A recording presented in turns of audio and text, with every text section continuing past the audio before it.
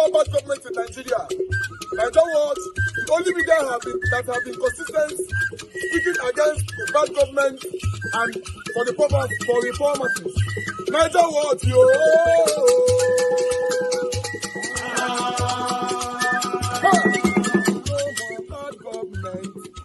No more bad government. Niger what? No more bad government. Niger what? No more bad government. The only media that have been speaking. No more bad government. The voice of the voiceless. No more bad government.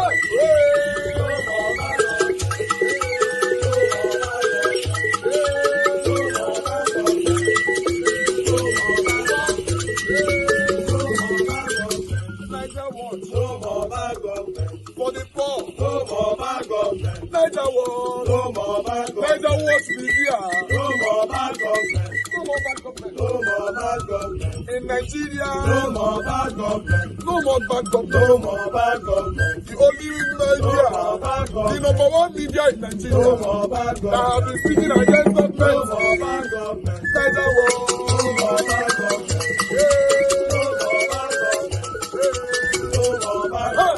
Niger what you? The voice of the voiceless. The voice of the voiceless.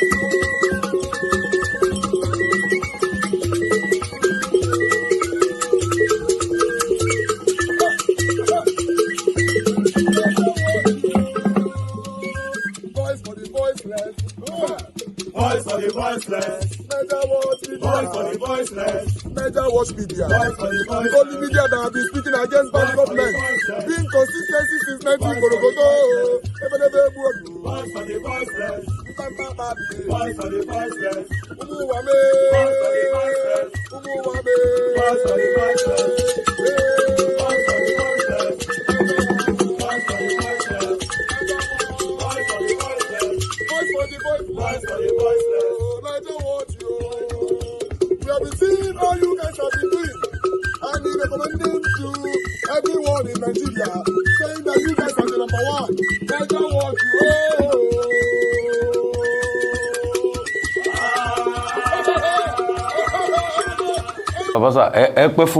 This is your son, Rufai. Amio. Yes, sir. Thank you so much, sir. But, sir, I will have to be firm. Thank you. I will have to be firm. Sir, this was the same President Tinubu. Yeah. That your famous question is, he should tell us his name, his primary school, who owns Alpha Beta, and all of that. So you've forgiven him for all of that. Yeah. Is it because the APC sent some people to come and meet you before inauguration there? Because we noticed is after that meeting, although you denied that there was no agreement to, you've better. After that meeting, you have turned the narrative have turned to Omowani Ejoshe. Is that it, my daddy? Is that the situation of things? Baba SMP. No, let me finish, daddy. Because all of a sudden, now you are saying really. 1 year is not a good scorecard. Is it when politicking starts in 2 years' time? Not yet. That would be a good scorecard when people are hungry, inflation. You are just saying that on the side. But I can see that you are stylishly still exonerating Tinubu and say, no, you know how many Is that the case, my daddy? No. People, no. You know, what I am saying is that let us be fair. Somebody ran this nation for 8 years. 8 years of absolute mismanagement. The former head of state was my guy in the military. We respect our seniors. But that what they caused this nation in the 8 years, you can't expect somebody, even if we had won the election, it would have been near impossible. Because first of all, you want to find out what did they do, how did they do it. That's why I said we must give our best of today so that tomorrow will be better. I am giving them open, that the opportunity to correct. We hadn't seen any impact of what they are doing. So I called it the learning curve. Because if he was part of that administration, he will have no excuse not to immediately start changing certain policies. But let's give him that time. I'm not begging for him. Let us be fair. Okay, all right? Chief they George. got through that. Yeah? We George. told them that the election, the way we went through, there are so many things that must be revisited. Our constitution is not the right type of constitution this nation will have. We have kept on saying that. It's not working. Number two, the economic indices are frightening. Look at the inflation rate. It's rising. Now, what exactly is our debt portfolio? How much money are we owing? And we are still borrowing. Chief. You know, so you see, yes, so, Chief. Mr. Abati, I want to be very fair. Yes, we had discussions. You said, give us time. We will see what we will do to assuage this and assuage that. We are all waiting. Okay. We are all waiting. I said before that I bring in Bola, and Abuja is not Lagos. Abuja, the experience he had in his life was Lagos. Lagos is not Abuja. Oh. Abuja is a different ball game. So let's see. By this time next year, you will hear from our party. Okay. I can bet you that, because we have given him enough time to have seen all the flaws and then try to make amends so that we can move forward. Okay, Chief George. But, Yeah, okay. But you, look, the Northern Elders Forum, they're saying something different. They're saying that, in fact, in 1 year, the Tinubu administration has not even shown that it's interested in running Nigeria. The people of the Southeast also have issues with how the Nnamdi Kanu matter has been handled. You said Abuja is not Lagos. When the APC and President Tinubu were campaigning, what we were told is that Tinubu has done it in Lagos. He will do it in Abuja. That's precisely what we were told.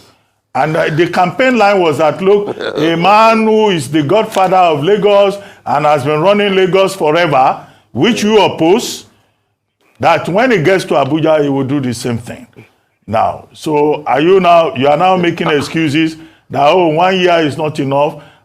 Is it because he's a Yoruba man? No. And is it because, hold on, you said, let's wait till the second year. The same Tinubu that people said, no, is a knowledge worker who knows to identify talents. Where are those talents? Whether from Lagos or from elsewhere. So that's a big question. It's not enough to just say, let's give him another 1 year. The second question is that, will you now be willing, look, hold on, sir, will you now be willing to maybe work for Tinubu or be an advisor to him? And if not, if you say, oh, at this age, you cannot do that, what are those priorities that you think he needs to worry about so that by 1 year's time, we will be able to say, oh, President Tinubu has done so well. Something like creating regional government, for example, and making Lagos State a part of the Western region.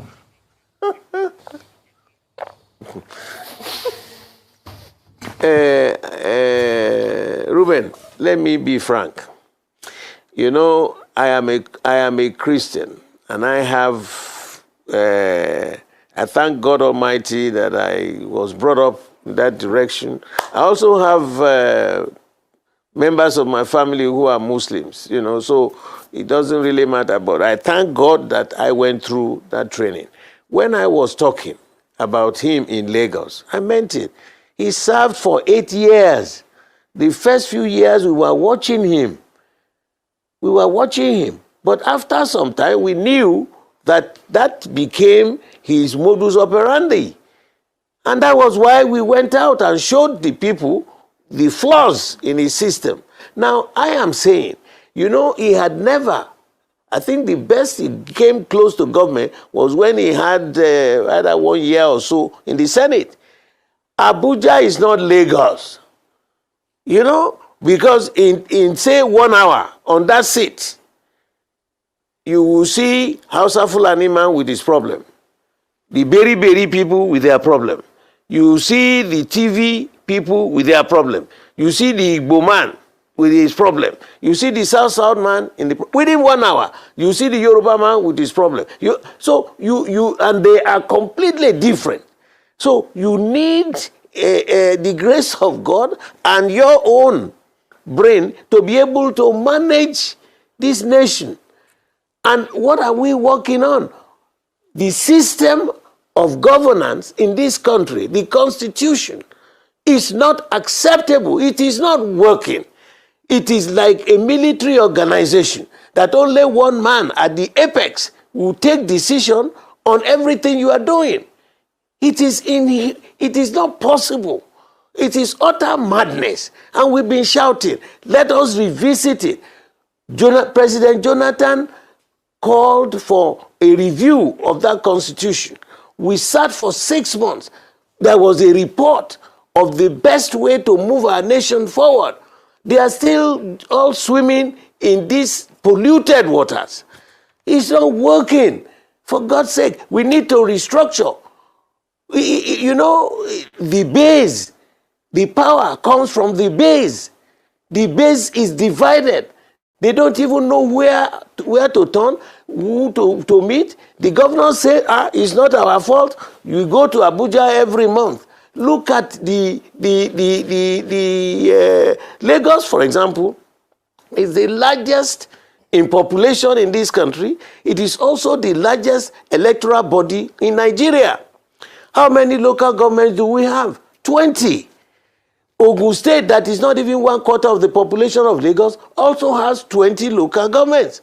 Kano, we are more populated than Kano. Kano has 44. Jigawa, that was carved out of Kano, has 26. The imbalance is so depressing. And the representation at the National Assembly is the same. So the need to revisit, and the report is there. President Jonathan presented the report of that committee to President Buhari. He is still in the archives. Let them get it out. Go and look for it. Go. The insecurity in the land. I'm not saying he has resolved it, but I expected that this first 1 year, all those areas, he would have brought out all the facts to know, so that he's prepared to start correcting from the second year.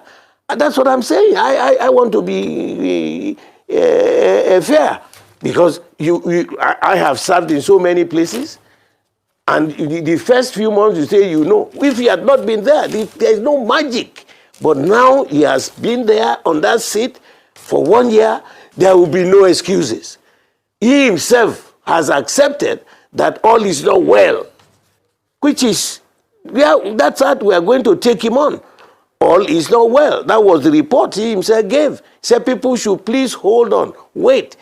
We, as politicians, we give him the second year, we will see. By this time next year, politics will start. He will have no excuse to cover up anything. Because you said, what about this is appointees? His appointees, what are they doing? He himself told them that they should go and start talking to the people. It's an admission that all is not well. I'm not pretending, and I can never. But I want to be fair. Well, Give him, that 1 year is gone. That's the learning curve. Well, Chief, everything has to be revisited. Chief, we get your point about fairness. That's what I'm saying. I try to check my phone. Some people are saying, well, they are happy that you are no longer planning to relocate to Ghana. At least you've given another 1 year.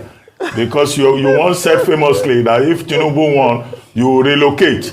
So people are now saying, we thank God, Chivola Bode will still be in Nigeria for at least the next 1 year. We don't know whether next year, if Tinubu does not perform, you will relocate.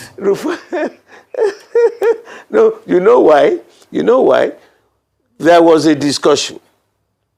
They came to me. The Almighty God himself forgives us.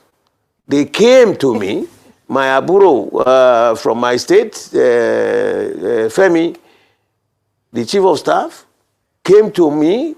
I said, Femi, any problem? He said, he wanted to see me, sir. I was like, okay, sit down. What is it? He said, political. My Oga sent me. I said, wait, if it's political, let me get some of our people to be seated. So he said, look, sir, let's cool down. Let's calm down. Because they knew, and he came for them to ask me to forgive that they knew they offended me. What was my crime in MPA? It's not only their party that created it. Even members of our party, out of pettiness, jealousy, innuendos, inhuman thinking, hatefulness, for what? They said we split contract. Which contract? The man who even wrote that judgment for to be read was my senior in secondary school. But I have seen the glory of the Almighty. Everybody, one by one. For example, Bode Judge and others versus federal government. How did that case come to Lagos judiciary?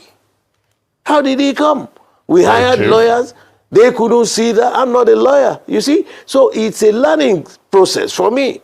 And if you have gone through that, to go through that tunnel of tribulation, and you still trust in your Almighty God, you will get out on the highway that is useful, that is peaceful. And so this question of trying to go to Ghana or go to honestly, I meant it. But I haven't done that. With Papa Lucy is from my local government. He also came with Justice Olorun Nimbe. So if elders waded into it, am I God? Even God forgives us, sir. God forgives us all. He said, okay. Well, thank you, Chief. Thank you, sir. Thank you very much. Absolutely. Eshe Baba. Absolutely. Now, wow.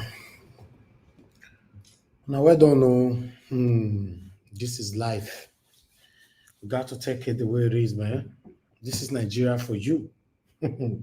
How people just change overnight. Now, wow. Good morning, good afternoon, good evening to every one of you, my people. How you guys doing today? Happy weekend to you all. It's another wonderful day. Today's Friday, 7th of June, 2024. We are still here talking about the things affecting you and I, affecting everyone. As long as you are a Nigerian, you lived abroad, or you live in Nigeria, or anywhere you live, anywhere you're hearing my voice for, anywhere at all, is affecting you directly or indirectly. It's very sad to see things happening like this, but we're going to talk more on this later on.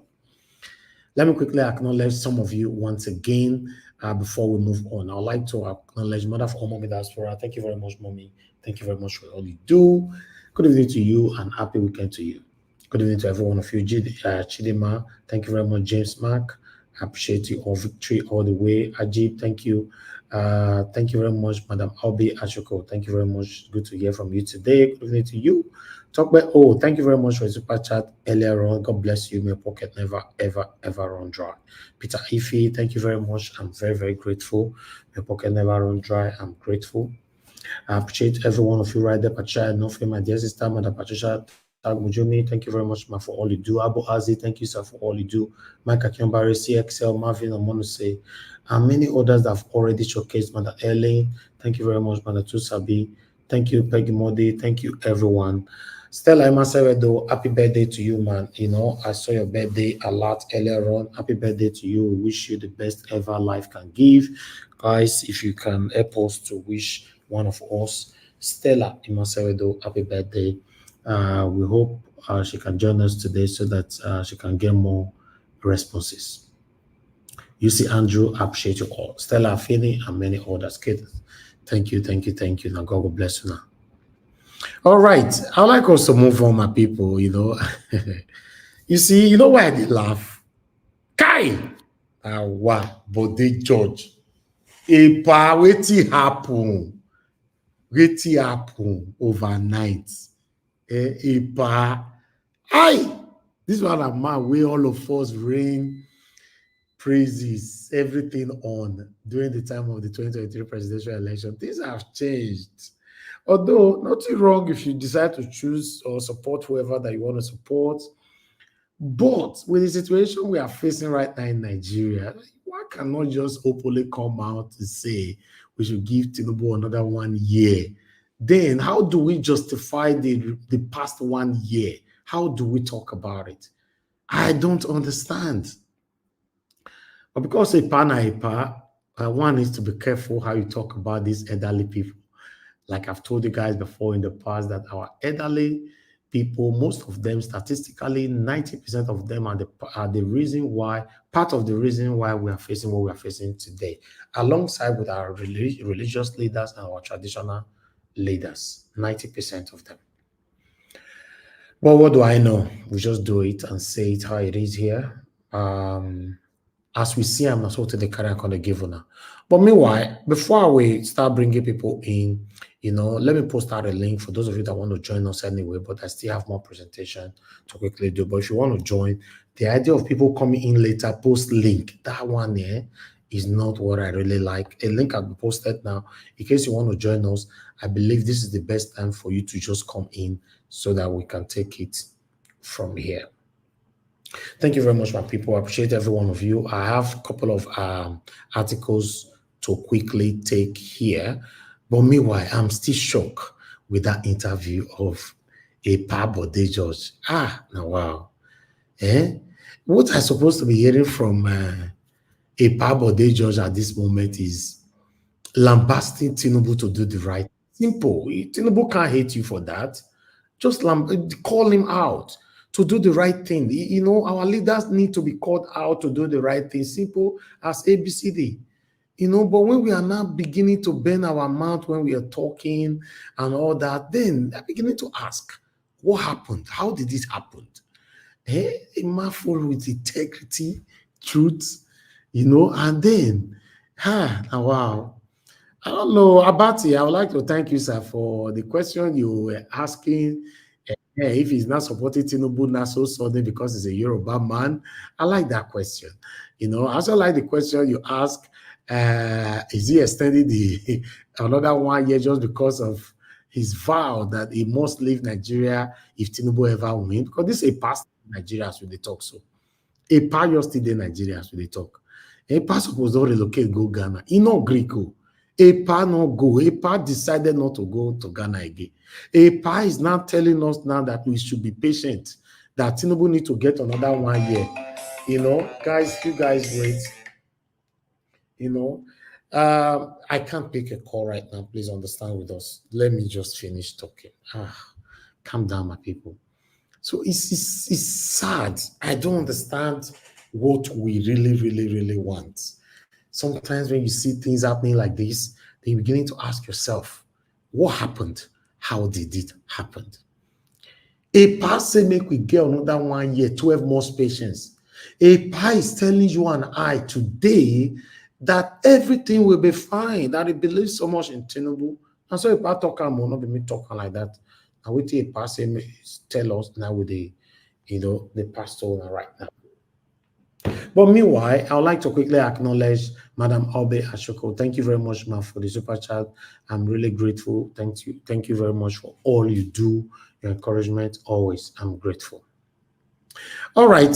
Thank you very much. The people that I can see their faces is the one I will allow in. The rest of you will just be there forever, probably, because I will never allow you in when I can't see your picture, because I can't continue saying this all the time. Guy F. Emmanuel, you suppose you're the backstage for like 2 years. To be honest, so you're the backstage. Anyway, thank you very much, my people. I appreciate you all. Let me take this article because I have some things to still talk about here. But I'd like to quickly take this article so that we don't get distracted, or rather, make I not go forget. Say, I have these articles here. IPOB does send sound warning to Nigerian government. If you're on the backstage and I can't see your camera, I'll come back to that. I'm reading. Call IPOB terrorist organization again and get sued. Nnamdi Kanu's lawyer tell Nigerian presidency, army, police, media houses. Sam, Una way they call hip-hop terrorists. Although for my platform, you can't do those rubbish here. Una fair no sign, they allow those kind of things. But anywhere when they talk, they don't want you now. Now you know. Continue. There's law. You don't talk. I say it will sue you. Then you will know your left and right. Now hip-hop send this one you, and then they send them now. They broadcast them. And you know, say now our job will they do for you. But meanwhile, I'd like us to move on. We have another article here for you. Governor Oti don't come and now can tell us, say, you know, they are already getting information for the people we by our soldiers. We have started getting information about killers of soldiers in Aba, Governor Oti. I talk this one so. So we hope they get the right people, they don't go carry innocent people, carry put for prison. But meanwhile, 2 more to go. Obedience is bigger than Labour Party. Exactly. God bless you, Tanko. They affiliate obedient to obedient Labour Party. Labour Party obedient. Listen, all this affiliation, one of your fed put on from one side. The affiliation was going well during the time of Peter Obi era 2023 presidential election. At the moment, obedience is bigger than Labour Party. Peter Obi stepped out of Labour Party to the Labour Party will be dead on arrival. Simple as ABCD. Gone. Should they cry, make you cry if you are listening to me right now? Labour Party that is full of corruption. You know, we say, okay, APC is satanic, full of corruption. PDP is satanic, full of corruption. Okay, maybe we rely on this one. We all can know say this one na bucket that they pack money for them. Anyway, if you want to know more, the video will plan tomorrow, not be today. You know, so they can hear more. But meanwhile, I would like us to move on. I have one more left on this one so that we can take it quickly. Guys, press on the like now, help us to share. What did they happen? Then, even the 60,000 naira where they say they want to give away with the source, say, he not rich. Breaking. 60,000 minimum wage proposed by Tinubu government too high. Can't fly. State governors. Even when Obaseki is paying 75,000 already. The same Obaseki where some of them they say in totality now the worst governor ever. For me, I don't tell you, I say all this una hatred for Obaseki, I not follow on a deal. Now, fact, meaning they criticize people. Anybody where they criticize anybody with hatred, I'm not part of it. In terms of road infrastructure, Obaseki failed in totality. I'll continue to say that. Road infrastructure. I can't say Obaseki failed in totality. What's that? Obaseki, Edo State was the first state that increased minimum wage from 30,000 naira to 40,000 naira. Edo State. Edo State remained the first state under Governor Obaseki's administration. Edo State still remained the first state that increased it from 40,000 naira to 75,000 naira as we speak. Why federal government are struggling? They say they cannot pay even the 60,000 naira that they've originally proposed. Now, state governor out of other state governors from the 36 states of Nigeria, of the Federation, they are saying now that even the 60,000 naira can't fly. You don't go fly. Say now 32,100 naira now they go pay. They'll put 2,100 naira on top of the 30,000 we fed there before. So, if you are a hater of Obaseki today, what can you say now? You see, it's good. Let me tell you how you criticize people. As you all see me so, I fight Tinubu for 2023 general election. You know. Yes, we fight too. But the day when Tinubu will start to do what is right. Now, this is my broadcast, I'll still talk about. Yes. And I first tell you the other day, some of the way they on our house, they pray. Say, Tinubu must fail. Tinubu must fail. I'm not part of it. Because me, I want my country to work. I don't want anybody in government to fail. Because if they fail, now you and I, now you go suffer them. Obaseki is paying 75,000 naira as we speak. Other states say never. Now 32,100 naira they go pay. Simple as ABCD. When are we going to hear it from people that hate Obaseki? You just hate them. Any other thing you are not interested. Una not come for me, oh, una know me. If you come for me, I'll come for you. Thank you, ma'am. Thank you, Madam Rita. I can see you. Destiny wants to, you're not going to enter broadcast today, or just the backstage for there. Okay, okay. I think say now 7 years I want to leave you for backstage. Now make I put you in a car off it. Now, thank you. I'm telling you guys, make we see truth more the talking. The only state in the whole country as we speak paying 75,000 naira.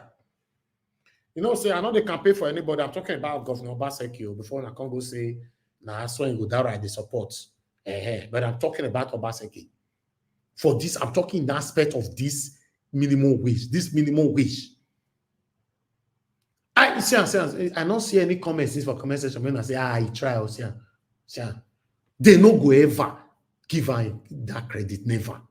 You say, listen, it's a normal thing for even all of us within this world. Though. If person don't hate you, no matter what you do, they don't go ever like him again. No matter what, or maybe good. Maybe somebody don't go talk your matter for person. The person you're carrying, they hate you. Listen, let's call out our government when they are doing wrong and when they are doing right.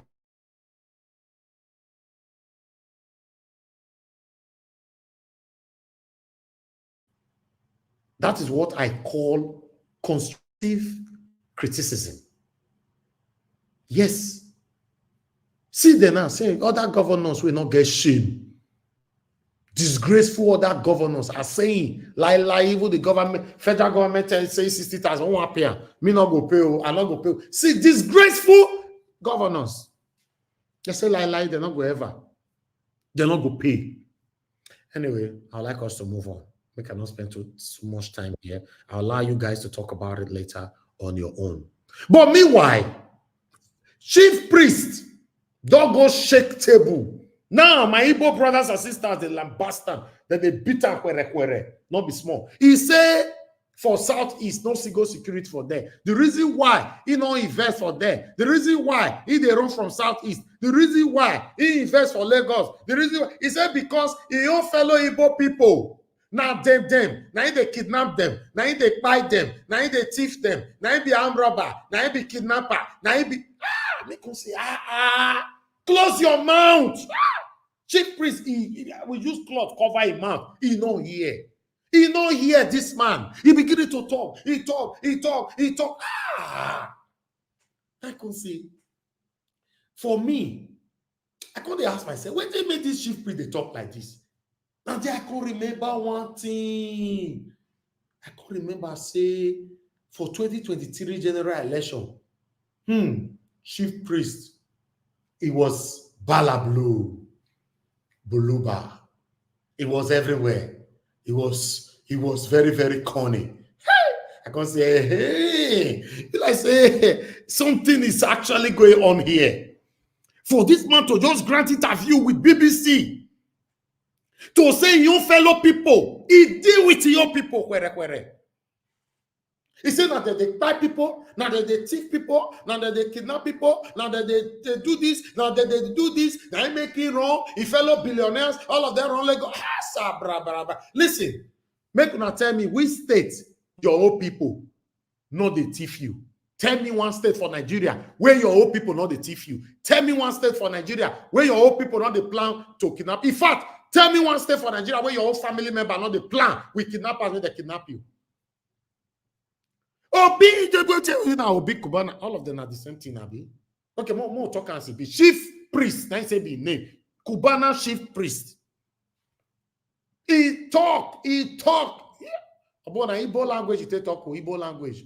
Make I put out for those who now where they understand Igbo. Make una for here. Make I play just 2 minutes of this video. Don't worry, I go interpret it even though they don't want to tell us. I don't already know what he talk for the video. No just worry, no fear. I go interpret it for una. He talk. Although not be all of them are interpret na smile. No worry. Listen. Like a government. He get one negi. Like a government. He get mewo. He chere. He aka kesi atop government. Time election oro. Ge bia ponya. ọ wee bịa gị were nwanne gị bere ya isi si na ịlaiki ya na ọ na-asọpọtụ gọọmenti ga-esi na ọ na-asọpọtụ polisi ka ezi ka ị ga-esi egbu nwanne gị wee onye polisi ka ezi ka ị ga-egbu nwanne gị wee onye amị obodo na-enwe polisi na onye amị ka onye ga-achịkọta ha. ihe m ji bịawa Lagos ime biznes ọ na ụfọdụ ụmụnne anyị ndị Igbo na-atụzi ụjọ ịlọta ụlọ maka ọha lọtabu ụlọ ma eme biznes maka ndị nọ n'Owerri ihe a na-aṅụchara nwa biya ha na obere mmanya ọkụ na obere mmanya champagne mana ndị a bi Lagos na Abuja ha bata weekend ota ha akpọsa everywhere ego abata na sistem m like agba Krismas kịta ọwụrụ mgbe Krismas na-azụchi ike mzụcha ahịa Krismas mgbagote ọ bụrụ moto ọfụrụ ngoro ọ bụrụ biznes ọhụrụ ngoro mana ọ bịaziri dị slow and dịka ndị Igbo shikwuo mbugharị ka eji ere mbe onye mere m ji kore akpa m palie si ka m bịakwa make sure na mbụ nri ma ha na-abịa eri n'Owerri bịakwutekwe ha na Lagos na-akọwakwara ha si na enwekwa ihe mebiri emebi n'ụlọ na ụlọ adịkwala mma ndị omekome kwanụ na ndị ọjọọ na-eme ka ha wụrụ na ha ga-emebi Igbo ọ ndị iberibe ka ha wụ maka ile anya Igbo alaala azụ bifo ihe insecurity ebido ndị dịka Dr. Ned Okonkwo imoni ha ị ga-ahụcha ụdịrị mansion ndị ha rụrụ n'obodo ha so abịa nwee competition among ourselves onye ọbụla na-achọ ịla ụlọ gaa rụọ maka Igbo na like ịma aka we are inspirations to ourselves so ihe ndị omekome meziri wụ ha bịaziri bịa mee ka a ghara ịhụ ọgaranya ahụ ọgaranya egbuo ya asị ọwa onye ọjọọ asụsụ ome ndị ọgaranya agbalaga na o mere agụrụ dị n'obodo anyị nnukwu agụrụ dị n'obodo so ihe m na-eme apil wụ ụmụnne anyị echefukwela ụlọ anyị aga agbara ndị ọjọọ ọsọ ndị ọjọọ wụ ndị ga-agbara anyị ọsọ na-azọ ịga ụkwụ ụmụnne anyị nọkwanụ n'ụlọ kwesịrị ilekọta ụlọ anya maka ọwa oke nọ n'ụlọ na-agwa nke nọ n'ama na azụ dị na ngịga so ọwụ ndị nọ n'ụlọ ụfọdụ ụmụnne wu ndị na-agba ụlọ nwanne ha ọkụ maka anya ukwu anyị ma na ụfọdụ ndị adịkwa mma dịka o sikwa dị ma n'ala bekee mana ihe anyị ga-eji akọ na uche wee mee ọwụ ihe egbe na mma ndị ọjọọ unu sere aka na unu na-emebi obodo anyị ụmụ anyị ndị pere mpe ka ihe anyị nwere idewere ha ụmụ mụ na ha etolitele mụ na ha na-alụ ụlọ n'anya ha dịzi ka ha wụ ndị Lagos ha marazi ebe ha si ihe anyị na-emebi anyị nwere our own culture and heritage and we cannot project it from afar before n'obodo m onwe ihe a na-akpọ Ofeke Day on 1st of January onwe ihe na-atọ ụtọ ka ya mana ihe ndị a adịzi anyị niile ịgbakọta ọnụ si mba na ka anyị wetakwe South East back because ihe ọma dị na South. Okay, make I stop out there, my people. You know, see the way they beat your people, kwere. He beat them, kwere. He say, now them, they do everything where they make all the billionaires, they run, they go. They don't stay for Southeast. See? Me, myself, although I know whether that's true, whether not be true, I never visit Southeast. Yeah, I don't know what they happen for there, I know they there. But people have responded. Yes. I don't say if people respond, and they bring out, they come here, for now, they say, Naija Wash, that video was doctored. I make the clear for now. Meanwhile, waiting in talk for that, you see, I think real Igbo men should just boycott. No, this one, I'll come back to that one. My friend put this one. Some Igbos will come for the head of Cubana chief priest for saying the truth. There is a lot of hunger in Southeast. It is our brothers at home that give criminals information. Our people started killing the rich, so the rich stopped coming back home during festivities. That's why I ran to Lagos to do my business. And many more, he said on this interview. Unadoyaran, okay. Now, this one can come. This one can say, I think real Igbo men should just boycott Cubana chief priest and his business so he feels the pain of his action. The people can respond this one, boza. See there, Lord Henry first say, nobody is boycotting anything. You can't mask the truth. Those of us from Olu, Osu, Ijaba, Oru, East and West know what went through and still going through in the hands of IPOB, ESN, and ECPA. And so that one talk more for now. They say Nigeria will just start again. It does start again. Okay, let's go on. A voice of reason said, I can categorically say that he did that interview with BBC to save his head from the case he had with EFCC. Look at it very well. Just after the interview, his charge was dropped by the federal government. That one are true. I don't know. As we see him, that's what they carry on here. So you not go see anywhere whole us. Omotolani Adebanjo. He does say, people who speak the truth will always be an enemy of the people. Like you. By God, was that what you said? Do you even own a business? Why the last one for here can say Ijele? Now talk this one. No one is boycotting anything. You dislike hearing the truth. Please tell me one good thing the IPOB has done in the East. In the past 5 years, a region that was once very peaceful is now engulfed in chaos and violence. Your problem is to boycott. Boycott, oh, boycott. Okay, thank you very much, my people. And so we see that one, oh, as I see him, and so we carry on for here. So if you want to fight anybody, don't come for me, oh, go and look for Cubana chief priest. Make you fight them, and the people that responded. Although maybe you go see fight some of my panelists today because the day here.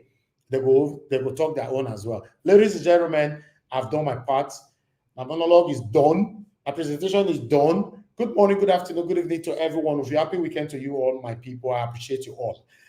Yes, today is Friday, 7th June 2024. Please press on the like button, help us to share, press on dollars and encourage our work here. We are here talking about the things that's affecting us every day in our country. Thank you very much, and God have a blessing now. Chukwuna, so you're on the backstage. I can't see your face. I would have prioritized you, bring you in. Since I can't see your face, there's every possibility you might not join this broadcast today. Because let's say, when I not get live for where you did so. But meanwhile, before you sort yourself out, let me pick one or two calls quickly. Oga Innocent, thanks for calling in, sir. Good evening to you. Please talk to us quickly. Okay. Yes, thank you, Mr. Elvis. Thank you, sir. For all your work. For all your work, all your presentations. And there's a lot of presentations that you made here with, some of them with venom. You showed, how deep you feel by those some comments. So the comment that I want to bring out, because this is something that I said one time, if I have time. Now, the only one that I wanted to say is, you were saying that those people that hate, they want, Tinubu to fail. If you can remember, you mentioned that. So that you said, what you want is a better Nigeria for your better country. Yes. Now, I want to take you back to what I said, the last time when I said, something like about P2B. I said, if he gets, aligned with some people that can help him work. You said if it will be mixed with people that are corrupt, even if he's going to bring this, that you will disown him.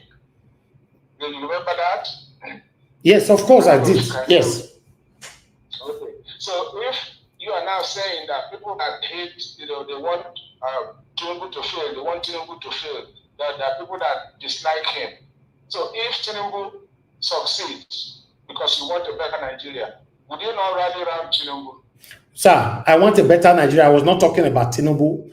And I'm telling you that I will never be part of the people praying for Tinubu to fail. So it doesn't have anything to do with Peter Obi associating with criminals. Peter Obi have integrity, have built name for himself. The day Peter Obi choose to affiliate or do anything with criminals, people that have caused you and I pains that we are facing today, his integrity will drop automatically. Simple as ABCD. But Tinubu is your president right now. Is my president, is our president, whether you like it or not. People are currently praying for him to fail, and I will not be part of that. So your comparison is not matching, sir. So can you give you have 20 seconds to go. Now 3 minutes I give you. Okay, I understand. What I'm saying is that the way that I see it, you might not see it the way that I see it. That you are calling this, the regime, satanic regime. Yes. Satanic people, satanic. So that's what I'm saying. That if these satanic people make the country, good. Yes, I'll talk about it because I want my country to be better. Yes. You will leave them calling them satanic, but you will embrace the good government. Exactly. Yes. Correct? Yes. Okay. That's what I want to say. That's what I want to put out. Thank you very much. Of course. Thank you. Thank you, sir. I would like to quickly address that one again. If Tinubu start doing what is right today, or all his cabinet, everybody in Nigeria that is ruling right now doing the right thing today, I will speak about it and I'll applaud it. Simple as ABCD. I don't have anything against any individualisms. I want my country to work. Tinubu is the president right now. Everybody should conk that in their head. He's the president of the Federal Republic of Nigeria. So any talk you talk for your corner, for your room, for your car, for your backyard, cannot change him now. He's your president. So if you are part of the people praying that he must fail, so that you can reference to it to tell people, I not tell you now, then I will not be part of it. And I'm not telling you how to support or do whatever you want to do. But at this moment, Tinubu is failing. His cabinet is failing. But the day they will start doing what is right, I will report it. Or are you going to tell me, for example, mainstream media start reporting every good thing Tinubu is doing, I will be bypassing it? I don't do that. So bringing Peter Obi in and all that is totally out of it. If Peter Obi wants to become the president of the Federal Republic of Nigeria and he become a vice president to anybody in any satanic party, I will not be part of it. Simple as ABCD. Okay, thank you very much, my people. God bless you all. Let me pick another call quickly. Oga Shimizu, thanks for calling in, sir. Good evening to you. You have 3 minutes. Thank you. Good evening, good afternoon. I appreciate you for all you do. We thank God for today is Friday. Right now, can you hear me, Nigerian? Yes, sir. Yes, sir. We can hear you. You have 3 minutes. Remain 2 minutes. Okay.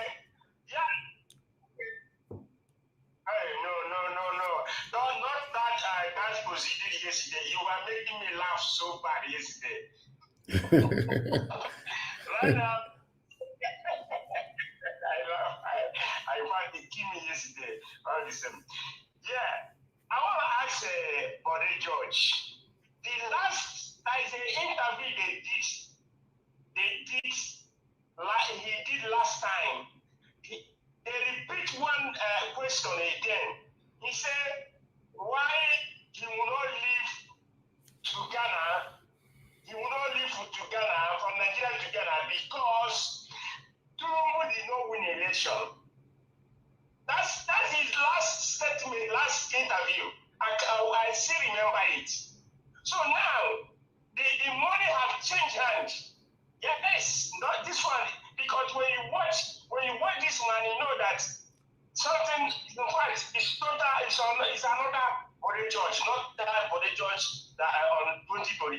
It's another Bode George I saw on this interview. Well, that one aside. You see one thing about the Cubana chief priest. He's a money misroad guy. When you see a money misroad, you know. So now, this guy, Cubana chief priest, is from Olo. From Olo. Now, you are supporting this government. When if you saw what happened after the election, he went with his entourage to go and do what? Congratulate and what he was saying on this Igbo, he said, he said, if you don't like person, listen, if you don't like person, on election day, you use your vote to put that person out. But what Odema did on that election day, last year or this year, I think last year, what Odema did he come out and say what they did in that election? It's not election. Okay, thank you. He will never say something Thank you. From government or from the person, they will never come out Thank you. and condemn what is evil. Thank you. Thank you, sir. Thank you. Thank you. No. We don't do that, sir. We don't do that. Please keep to your time. I'll come back to you. Hello, good evening to you. Your name and where you're calling us from? Hello, Mr. Nigerian. Good evening, sir. Good evening, sir. Thank you very much. Your name and where you're calling from? Yeah, good evening, everybody. Okay. From Italy. Mr. Ogogo, talk to us, sir. You have 3 minutes. Yeah. Okay. I don't have 2 things to talk about. First thing, you see, Chief Bode George. We Nigerians, anybody that have anything to do with politics, we don't need to take them serious because all of them are the same. If it is no their bank accounts, you see them like a hungry lion. We think maybe they are the best or they want the best. That lie, they're not the best. 2, you see, prayer, you pray for government to succeed or pray for government not to succeed. Single person prayer cannot make government to succeed. Even the full country prayer cannot make government to succeed or not to succeed. If they think to put the right in place, then we succeed. I don't think we pray for them or not pray for them to succeed or not to succeed. That one is just an excuse for nowhere. Thank you. Thank you. Thank you. Okay. Before I pick another call, or rather before I call on Oshukuno, so I'd like to say this quickly. One, my callers, like Shimeze, if you want to get more time to talk, it's only when we don't have a full screen. You should know that whenever we have a busy platform, I don't like to cross my 3 minutes with anybody. You know, right now the screen is full and the backstage is full. So I want you guys to understand that, look, the screen is already full. You understand? I only minimized it for a reason. So, you know, so 3 minutes is 3 minutes. Let's keep to that. Then I'd like to respond to Shena Otioba. I don't know whether I pronounced your name properly. You said, Elvis, your comparison is not matching. How can we be praying for criminals to succeed? So we'll not pray for devilish people to succeed. Shena, you are getting it all wrong. You're not praying for Tinubu to succeed for his personal life. Have you forgotten that any decision Tinubu make today, you will live with that decision? Any law he creates, you will live by that law. So the only reason why you cannot pray now for him to succeed, maybe you live abroad. Even though you live in abroad, it's still going to affect you, but then it's not going to be much like the people that live in Nigeria. So you praying for Tinubu to fail, right? Then automatically you are praying for Nigeria to fail. You are praying for people to die in starvation. You are praying for kidnappings to continue more. You are praying for many things, agony, chaos, or whatever that is going on to continue to happen. That's what it means. I don't know if I make sense. I might not make sense, but that is it. Thank you very much. Shukran, so talk to us. Good evening to you, sir. Unmute yourself. Talk to us. Yeah, thank you, Mr. Elvis. God will keep blessing you. I greet everyone on the panel, on the comment section, those on the backstage. Yeah, the 3 topics today: 1, Bode George, then Cubana Chief Priest. I wish I can get the full. I wish I've listened to the full interview. Though at least I listened to the one to the extent you played it, to the extent you let the video went, and praying for Tinubu or not praying for Nigeria or another. So quickly, let me even start with Bode George. Really, when I saw the news flash earlier this evening, I was now wondering, is it that everyone has cashed out? So I don't know, because Wole Soyinka has cashed out big time. Pastor Adeboye, he has cashed out big time. The top traditional rulers, they have cashed out big time. Top religious leaders, Muslim, Christian alike, they have cashed out very well.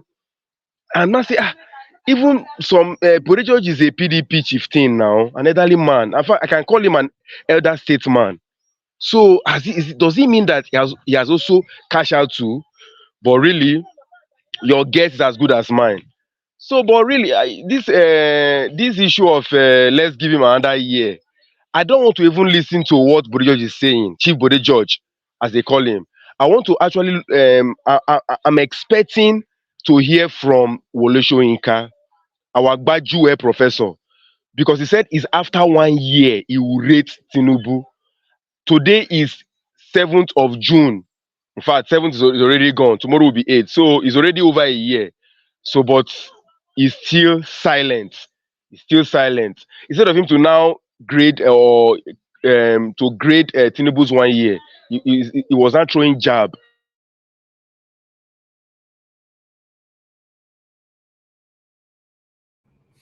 Okay, Chukuno, so we lost you there. Can anybody hear me? I need to be sure if it's my fault. Yes. Yes. Okay, thank you, sir. Chukuno, so I think your network, you're having issue right there. Yes, Tinubu's government is hacking your network. Since you are from It's really unfortunate. Can you hear me, Chukuno? So Chukuno, so if you just come out now, another person will take your spot because I have people on the backstage. Chukuno, so okay, we need to move on because like now we have full house. I need to work with time, please. Chukuno, so let's come back to you. Unfortunately, that we can't have you right now. I have to remove you for now so that I can bring someone else in. Mr. Oduwa, thank you. Please off your camera. Thank you. Yes, we're taking it one by one. Thank you very much, my people. I appreciate you all. I can see you guys are still debating on the fail or no fail and all that. Yes, now where my sense reach, now that they talk, which if you think, say you are praying for Tinubu to fail, continue praying. But I'm telling you my own stand. You are telling me your own stand, and let's respect each other's stand. It's very, very important. Meanwhile, I'd like to call on the next person to speak to us. The next person to speak to us right now, the first person on the panel is Amashola. Okay, Amashola, I'd like you to talk to us. Good evening to you. You have 8 minutes. Good evening, Nigeria Watch. I greet Mommy Diaspora, I greet my fellow panelists, and I greet our friends at the chat box. Like I said, I just sort of it this evening. I said, what Tinubu's government cannot do does not exist. And surprisingly, Bode George has just proven me right. What Tinubu's government cannot do does not exist. If he can bribe judges, who is it that he cannot bribe? All the elders, all his classmates, all his generation. Oga Amashola, I'm sorry that I have to come in here. I don't like this aspect of submission. When we jump the main issue, we are blaming Tinubu. Tinubu bribed this. Even though Tinubu bribed everybody, we've talked about it. Tinubu bribed INEC. Tinubu bribed the judiciary. Bro, what if Tinubu bribe you, will you take the money and fight against the people? Nigeria Watch, that's where I'm going to. But then George, where everybody relied on, so sudden. It's not a different man. Nigeria Watch. Integrity has traveled away from Nigeria. It's no more. It doesn't live. Mr. Integrity does not live in Nigeria. The only one that is still left is one they are battling with, Obi, and that's the reason why the country is the way it is. We should give a man that has spent 1 year in trying to fix a country that is senior brother spoiled. There is no sign anyway they're trying to fix it. You are destroying it more and more. So what are we expecting in the next 1 year? In the next 1 year, whether you give him a second chance or not, he has 4 years to stay. It is for Nigerians to tie their belt well and see how they can survive. Those that cannot survive, find a way of escaping, because as it is right now, most Nigerians are not ready to come out to protest because they are not suffering, they are still enjoying it. They are still enjoying it, so I can't blame them. Obedience moving is bigger than a Labour Party. It is obvious. Obi wants to rule the country. He wants to save his people. He went to a vehicle called PDP. PDP vehicle is not good. He decided to go to Labour Party, thinking Labour Party, the drivers of Labour Party are serious human beings. And Nigerians enter the same bus with him to enter Labour Party. If Obi leaves Labour Party today, every other passenger that went to that bus of Labour Party will live there.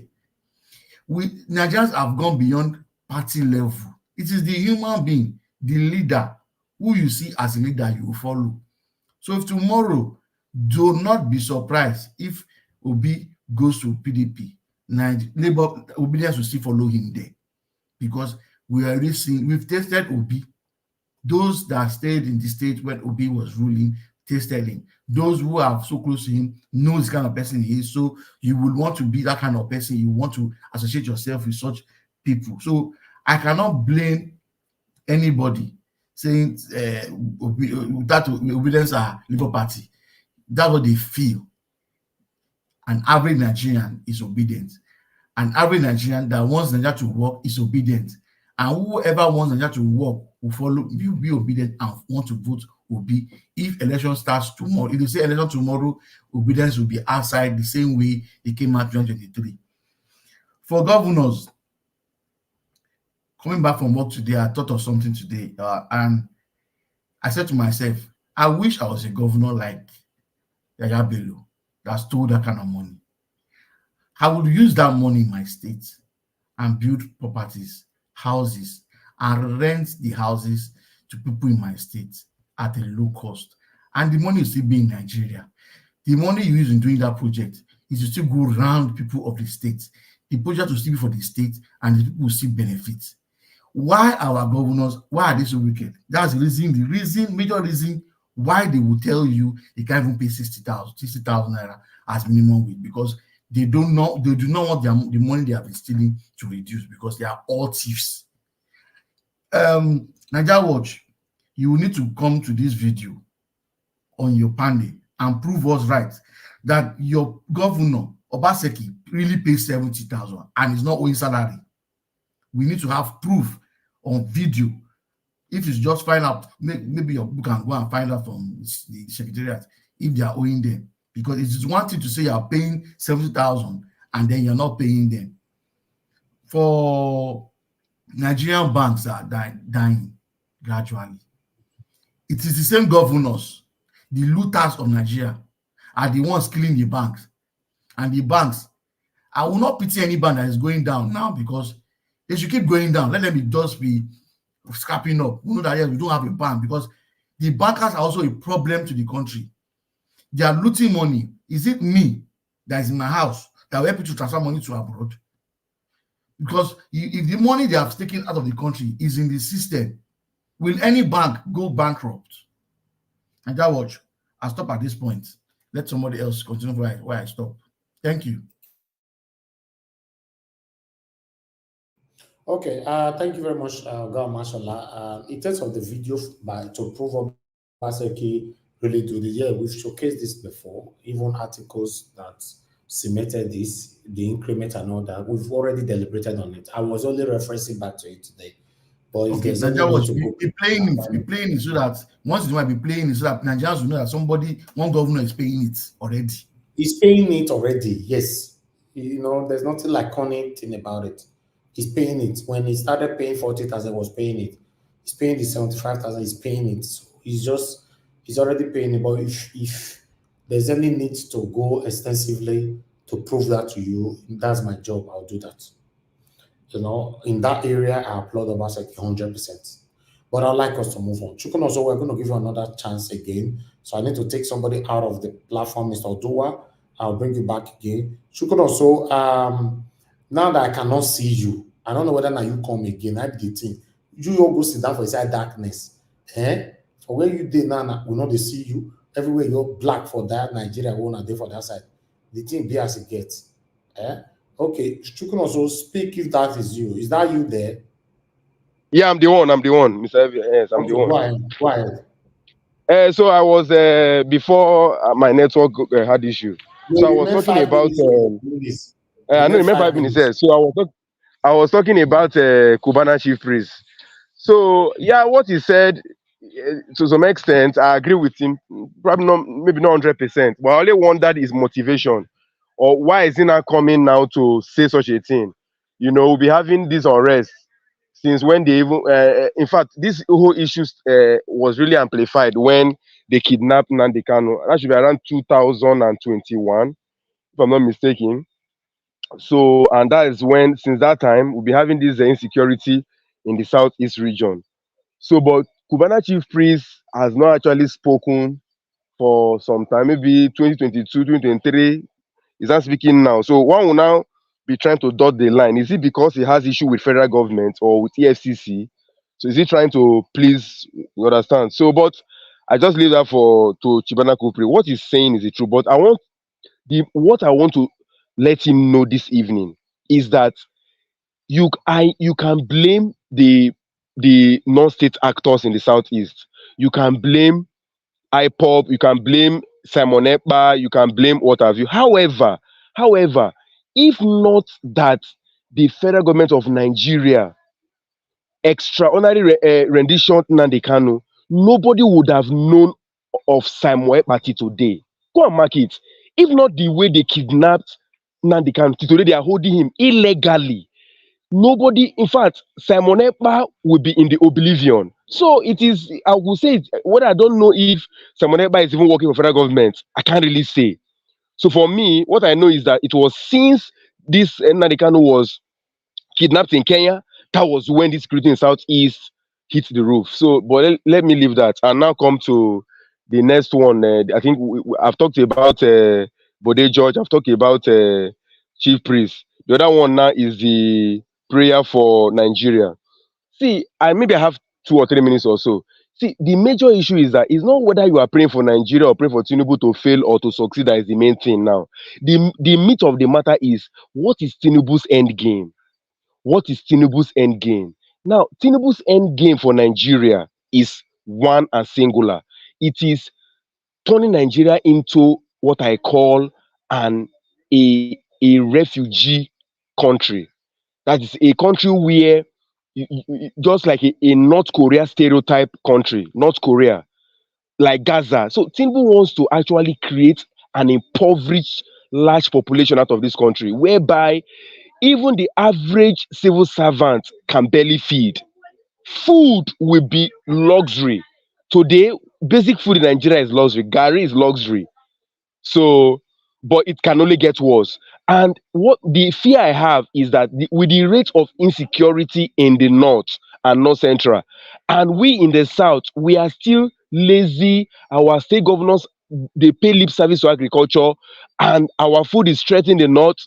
That is even why I'm afraid. So the end game is that you want to get Nigeria so impoverished, whereby during their useless wicked election, even Nigerian police officer will now be the ones snatching ballot box for them. So everyone can be bought, so everyone can be coerced. So that is his end game. So he really wants to impoverish Nigeria to the extent whereby people will not be able to even put a square meal on the table. It will be really bad. I think yesterday they added us, UN added us on a hunger nation. I think we are now among Somalia and I think Sudan. So Nigeria, and I think it is really painful. Whereby not that even the northerners they farm, but right now they can't farm anymore. The other day we were seeing video where herds of Thank you so cattle much. were grazing on a Thank maize field. So it's really sad. But that's the end game. So thank you for the you. time you gave me, Mr. Evans. Yeah, God bless you. Thank you. I appreciate you. Thank you. Thank you. Okay, let us move on now. Shukuna, so I'll put you on the backstage for now because I need to bring other people in. Oga Chris, I can see you on the backstage. No, I'll not forget you there. So when there's time, I'll bring you in as well. I want us to move on. The platform is busy right now. So I beg everybody work with your time so that I can get to everybody because when it's busy like this, it's more hectic for me. So I'll be multitasking at the same time. Okay, let me call on F. Emmanuel. Oga, you are the second person on the panel. I'd like you to talk to us, sir. If you are there, 8 minutes. Good evening to you, sir. Yeah, my brother, good afternoon, Mr. Evix. How are you today? I'm fine, sir. Thank you very much. Okay. All protocol observe. All the people in the panel, those at the comment section, those connected across the globe, I greet you all. First of all, I want to go straight to Bode George. One thing I have learned in life is not to trust man in toto. As a Christian, it's even a sin to trust a man because that's what the Bible told us. So trust no man. I'm not trying to sound religious, but I can remember a verse of scripture that said in 1 Corinthians 10:12, wherefore let him that thinketh he standeth take heed lest he fall. What does that mean? If you think you're strong, hey, I can't take this, I can't do that, I'm standing by my word, be careful. Don't walk with emotion. It can be high now, then the next few minutes you're down. Peter was very close to Jesus. Before the cock crew, he denied him 3 good times. Why am I bringing all these things, all these points? It's in the nature of human being to say A in the morning and B in the evening. But the judge has collected his own national cake for Femi Gbajabiamila to visit him. He has collected his own share. That is why he's speaking the other way around now, saying that Tinubu should be given additional 1 year. Then we will see what will be the outcome. By the time Tinubu is in 2 years in power, but the judge will be quiet. He won't say anything again. Or he will look for something else to say. So the bottom line here is people should be careful what they say per time or because of anything, because you'll be judged by your words. I presume that this guy should be in Ghana by now or in exile because Tinubu won. But he's still with us here and eventually has collected his own share in national cake. It's unfortunate that our elders are falling our hands. People will look up to. People will think will not shift goalposts in the middle of the game. But what are we saying now? They don't throw away the post, master. You can't even find the post. So that is the nature of man. God who created us understand that. That is why he was telling Peter, before this cock will crow, he go deny me. Did it happen? It happened. So let's try as much as possible to manage the way we have trust on people, because situation can come whereby that person has no choice than to go back to his word. After all, husband and wife stand on the altar holding the scripture, the Bible, in the court, swearing, I will love you for the rest of my life. I will care for you. I will do this, that, and that. After 1 or 2 years, what happened? The same people that swore an oath are now going back to the divorce court. So I need to do again. So that is nature of man. I pray God will help us. Anyway, 60,000 minimum wage proposed by Tinubu government. Too high, right? State government are saying it can't fly. Of course, why will it fly? When they all come to the office, came to the office to loot. Governors are not thinking outside the box. They're not thinking creative. They're only depending on national a share of 13%. What's it called, from Abuja? So if they are generating revenue from their own state alone, they will be able to pay even more than 60,000. it's unfortunate that our governors across the state, exception for Obaseki, Edo State, across the state, if they are really producing internally, at least they will have something enough to pay more than 60,000 or even 100,000. But unfortunately, that's not the case here, my brothers. Well, Nigeria, praying for Nigeria. Well, the only thing I can say, Nigeria does not like prayers. The greatest praying country on earth that I know so far has time to be corrected is Nigeria. Everywhere, churches are littered everywhere. So Nigeria don't like prayer. The only thing they lack is to do the right thing. To do the right thing. Doing is the major problem. You are not doing anything. You can spend 2-3 hours praying. That 3 hours, use 2-3 hours, use it to do something meaningful. You will get results.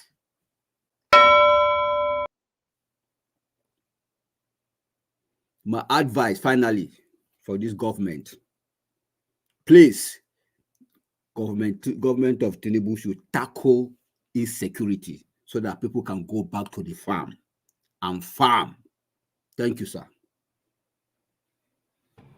All right. Thank you very much. I appreciate your guy, F. Emmanuel. Thank you for your wonderful submission. It's sad to see how people change easily. Although I still love the man, don't have anything against him. It's just the change that surprises me. He said we should give him 1 year, even though he didn't say that. What are we going to do? Give Tinubu 1 year, you did not give him 1 year, he's there already, right? So, but meanwhile, let's move on. I'd like to call on Mr. Jonathan. Mr. Jonathan, now your turn, Dorish. Please talk to us. Good evening to you. Thank you. Thank you very much, Mr. Elvis. I think it's 10 minutes. Now 8 minutes, Oga. I'm just pulling your legs. Thanks very much for the work you are doing. God bless you. I greet all the fellow panelists and those on the comment section, those that are listening. God bless you all and welcome. See, Mr. F. Emmanuel, thank you. You touched on one of the areas that I noted down, that is on the minimum wage. Thank you for touching that. On Mr. Bode George, I like Chief Bode George. I like him. I respect him. He's a man that I personally I hold in high esteem. He's a good man. However, he's a politician to the core. When you say politician, Chief Bode George is a politician to the core. The first thing he did today was comparing Obasanjo's first year in office, to Mr. Tinubu's first year in office. A difference of 24 years.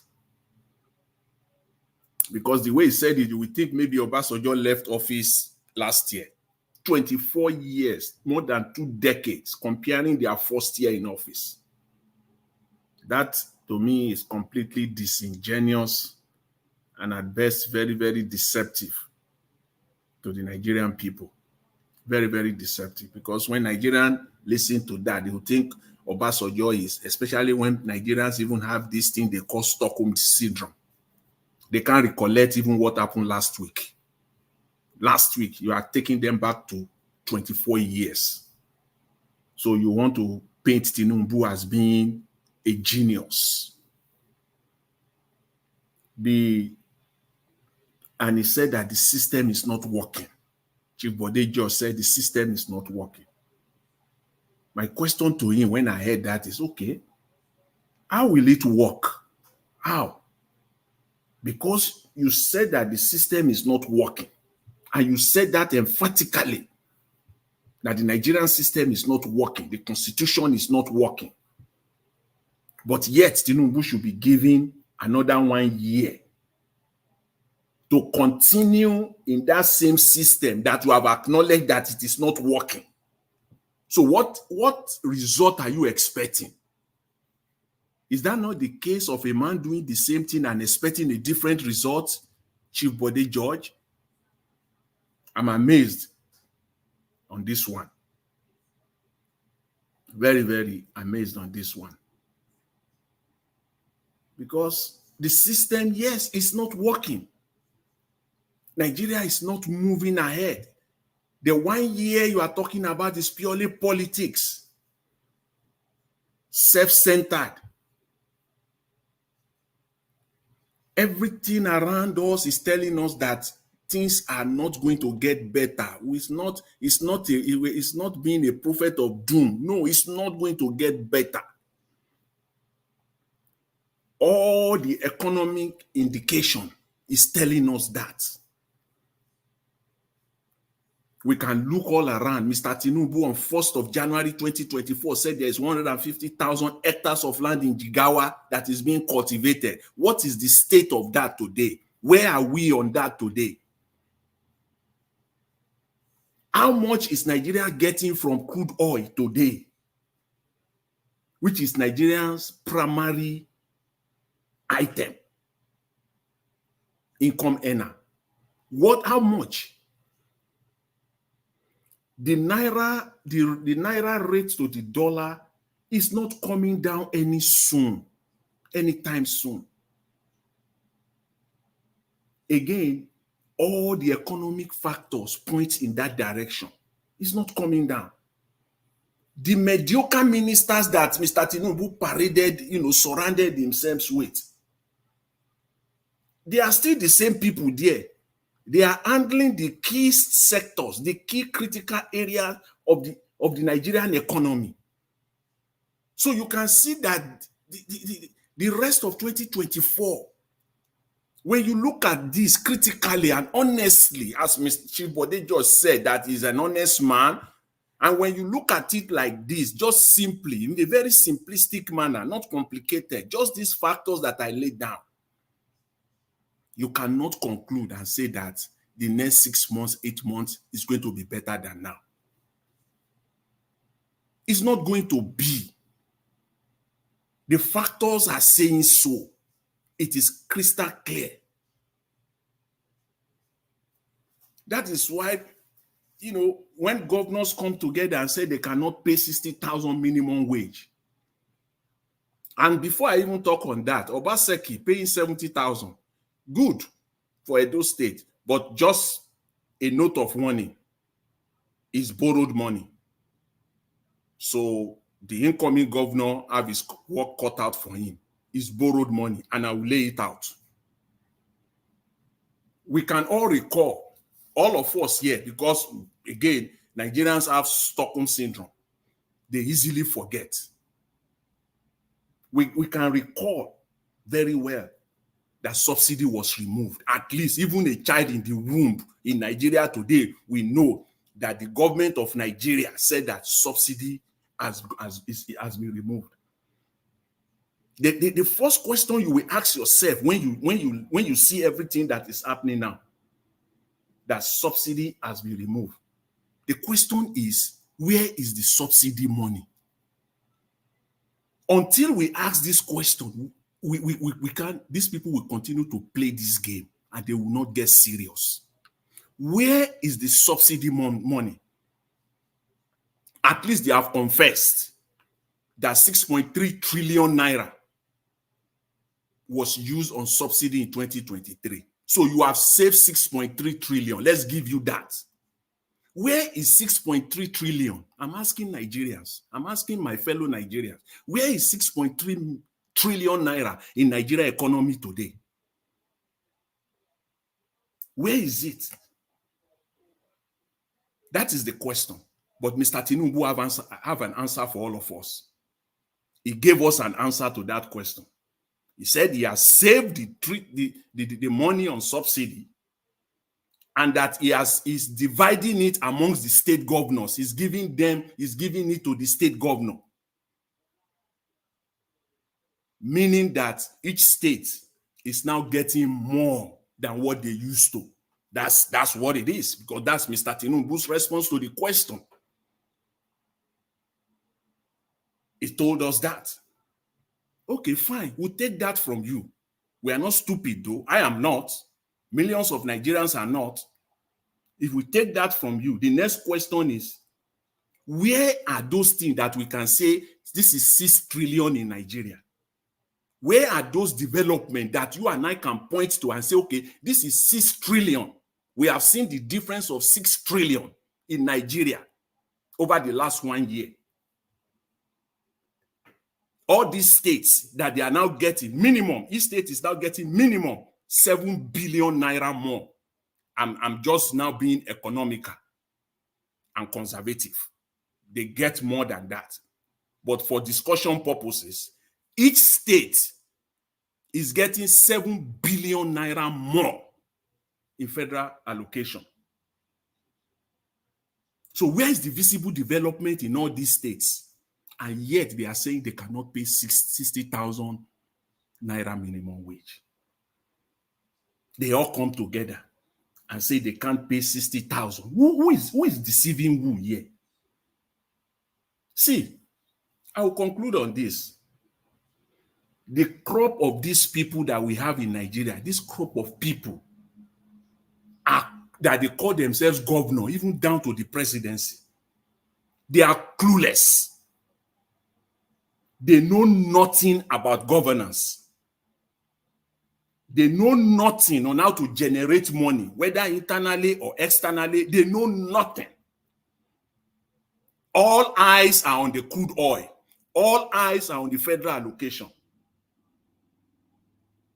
Their focus is only, I say it again, read my lips, is only on federal allocation.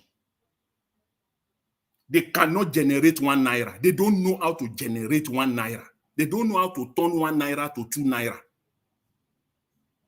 So as long it now comes back to us Nigerians, as long as Nigerians continue to place people, support people that has no clue whatsoever on how to turn 1 naira to 2 naira, as long as we continue to support this kind of people, to place them in government, people who cannot turn 1 naira to 2 naira legally, the country will continue to have governors who cannot pay 60,000 naira minimum wage. Period. Simple.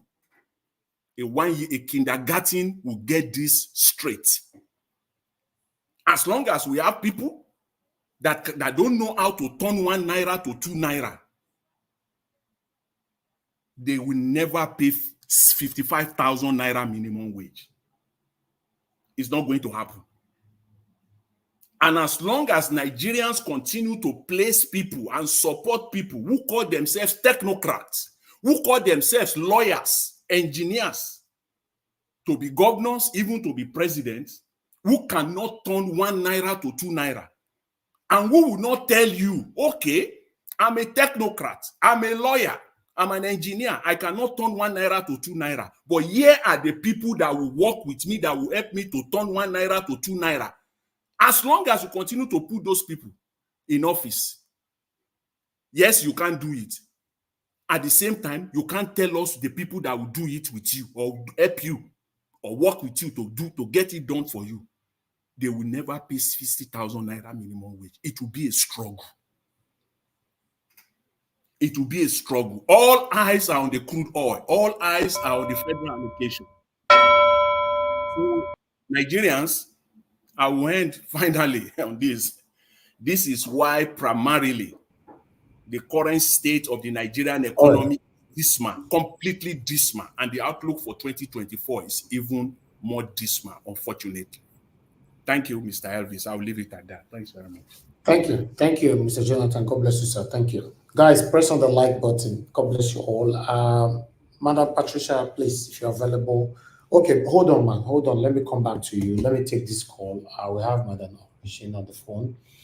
Thank you, Madam Origin, for calling in. I hope you're hearing me now. Please talk to us. Good evening to you. Hello. Thank you, Madam Origin. Thank you. Good evening to you. Please talk to us. Good evening to you and hello to everyone. All protocols observed. Since I have short minutes, let me see what I can push in into this few minutes. Mama Desperate, I'll never forget to greet you God bless you, Ma, for all you do. I'm sitting here shaking and have so much to say, but I'll concentrate on one. I title what I want to say, Cubana Chief Priest at BBC. Cubana Chief Priest at BBC. And I asked this question, who is gaining? Because I believe that this man, Cubana Chief Priest, he has an agenda, and the agenda is on trying to paint a picture because of what is going on in the Southeast. And I tell Nigeria people, please, Igbo people don't have 3 to 5 million people to sacrifice at the altar of this current and present Nigeria. That is why they are asking to be left alone. Chief Cubana at BBC. The question is, who is gaining from the present Nigeria? I want to know what Bafemi Awolowo said. Nigeria, this present Nigeria, is a piece of geographical expression, a mere geographical expression. Tafawa Balewa said, Nigeria, this present Nigeria, is a historical mistake. Nnamdi Azikiwe and Ahmad Bello said they, in different terms, said that there is so much stark difference with what is going on. Even Mr. SAN of Zakobe said a few days ago that pushing and looking for, they have been looking for this nationhood for 63 years. And here we are. The reason why between Chief Cubana and all the people that are proscribing IPOP is because they want to, because these people want to be left alone. And I say the only people that are gaining from this current present day Nigeria are number one, criminals. Sorry to say that. And number two, the people that Chief Cubana is speaking for, BBC. I rest it there. God bless you. Thank you, ma'am. Thank you. All right. I'd like us to move on. Madam Patricia, please, you have your floor. Good evening, Mr. Elvis. Thank you, ma'am. Thank you. Can you speak now? Because you sound very low. Yeah, I sound very low. Yes, that's true. You want us to come back to you? I can speak briefly, if that's fine. Can you hear me? Go ahead. Yes, we can hear you. Raise your voice, please. Thank you. Okay. Yes. Good evening to Mommy Diaspora and all the people on the comment section. Thank you for your enthusiasm and also for always there to patronize this the platform. Thank you for sharing and liking the channel. Thank you. Of course, the panelists that come here every day. Good evening to you people, and thank you for all that you do. You know, Mr. Elvis, this is what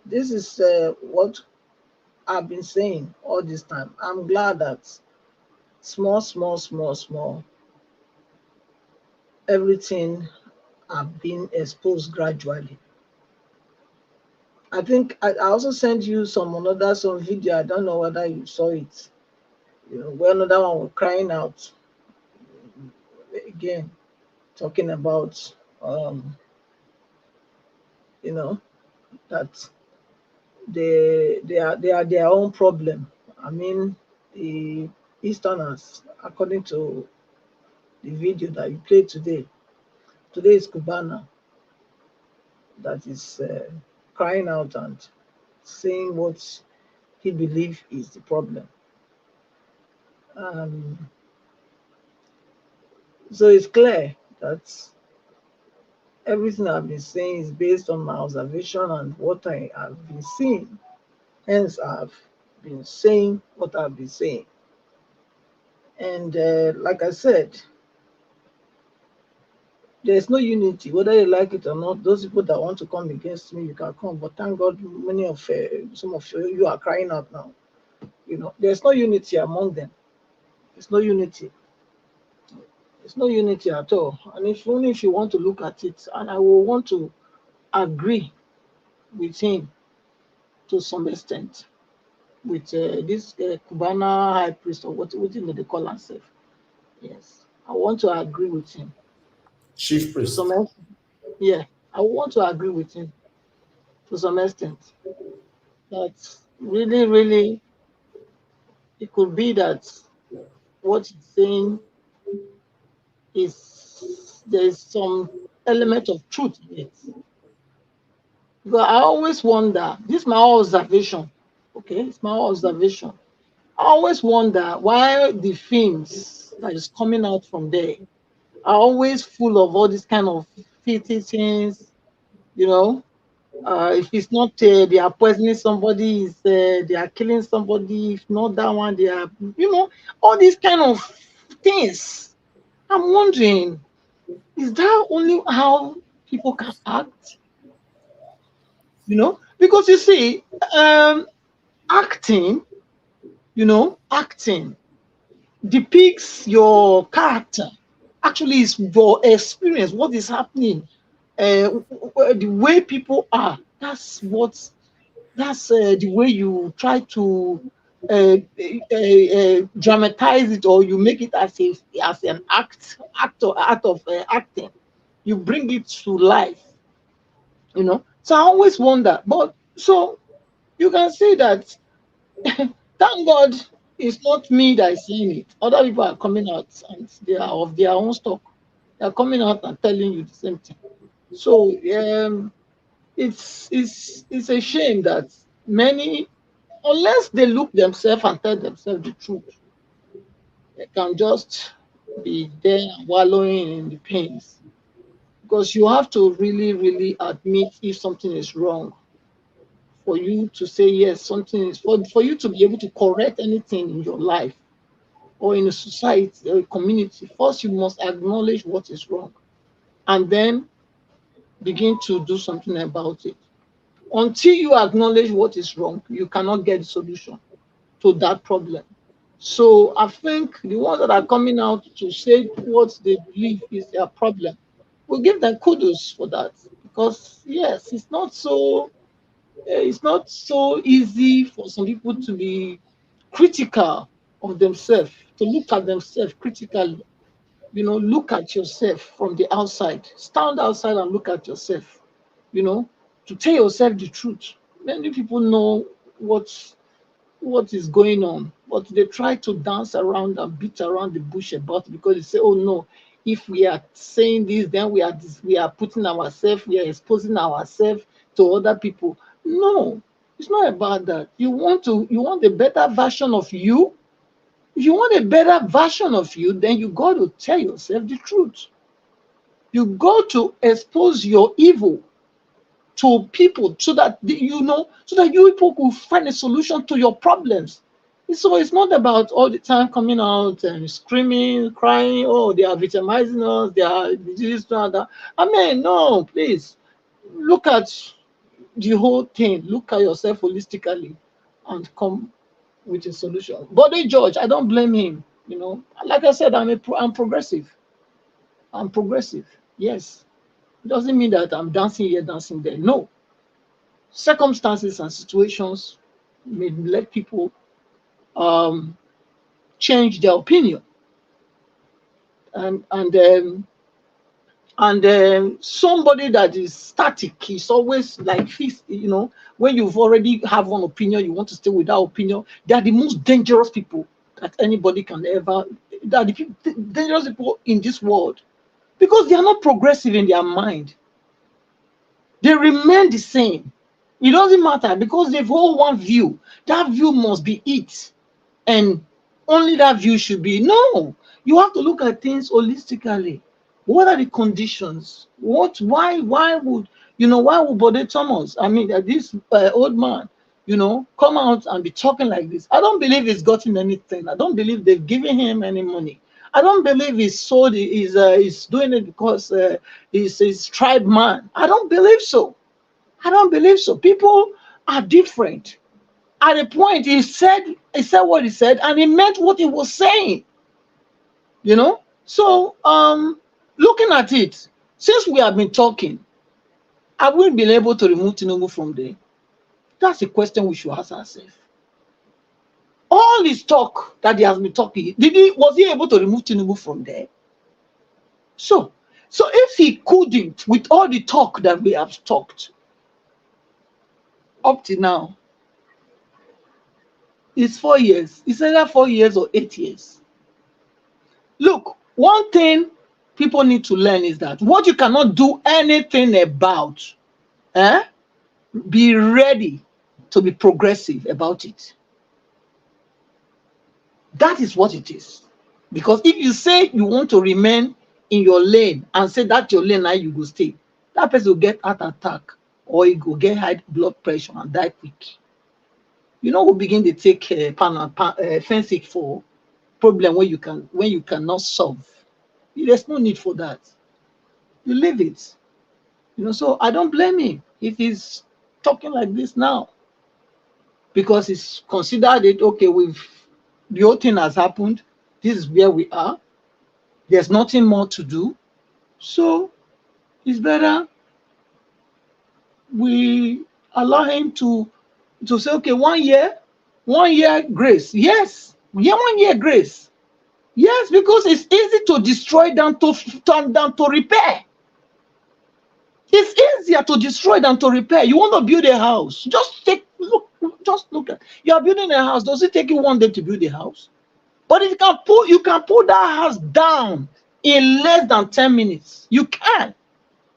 So look at the building of Nigeria. Look at it from that angle as well. Look at it. It says, yes, they are putting policies in place. They are doing this. They are doing that. Let's see. Let's see. He met a chambo. He met a nation that has already been, battered with so many, Is it in the economy side? Is it in security side? Many things has gone wrong. We know this. We know he said he will fix Nigeria. He will hit the ground running. Yes, he said so. It's easy to speak when you are not wearing the shoes. It's easy to say, oh, I could have done it like this. I could have done it like this, because you are not sitting there. Look, Mr. Elvis, now you're there for this platform. Nigeria is very easy to control. I think Bode Thomas told us. I mean, the old man told us. He said, "Look, with the complex, very complex nation that we are, the people who come every day. So it's not that easy. I still say it, and I can still beat my chest and say that even if it was Peter Obi that entered that place, I don't think he could have been able to fix it in 1 year. I don't think so. Because it's not going to be working alone. It's not. As he's fixing, some are also, even some in his team are still sabotaging. You cannot think that it's everybody that's clapping for him that is really, really clapping for him. So, it takes wisdom, actually, to be able to understand certain things. So if this man is talking the way he's talking, I don't blame him. I don't. He's progressive. He's progressive, and he's looking at things from the whole picture. He's looking at it holistically. And based on that, he had to amend. He had to, to kind of change his mind on certain things. Has to change his mind. So I think he's right. Yeah, he's right to have decided to do that. And he's not leaving. They begged him. He said they came to, and he openly said it, that they came to beg him. And If God can forgive, who is he not to move on?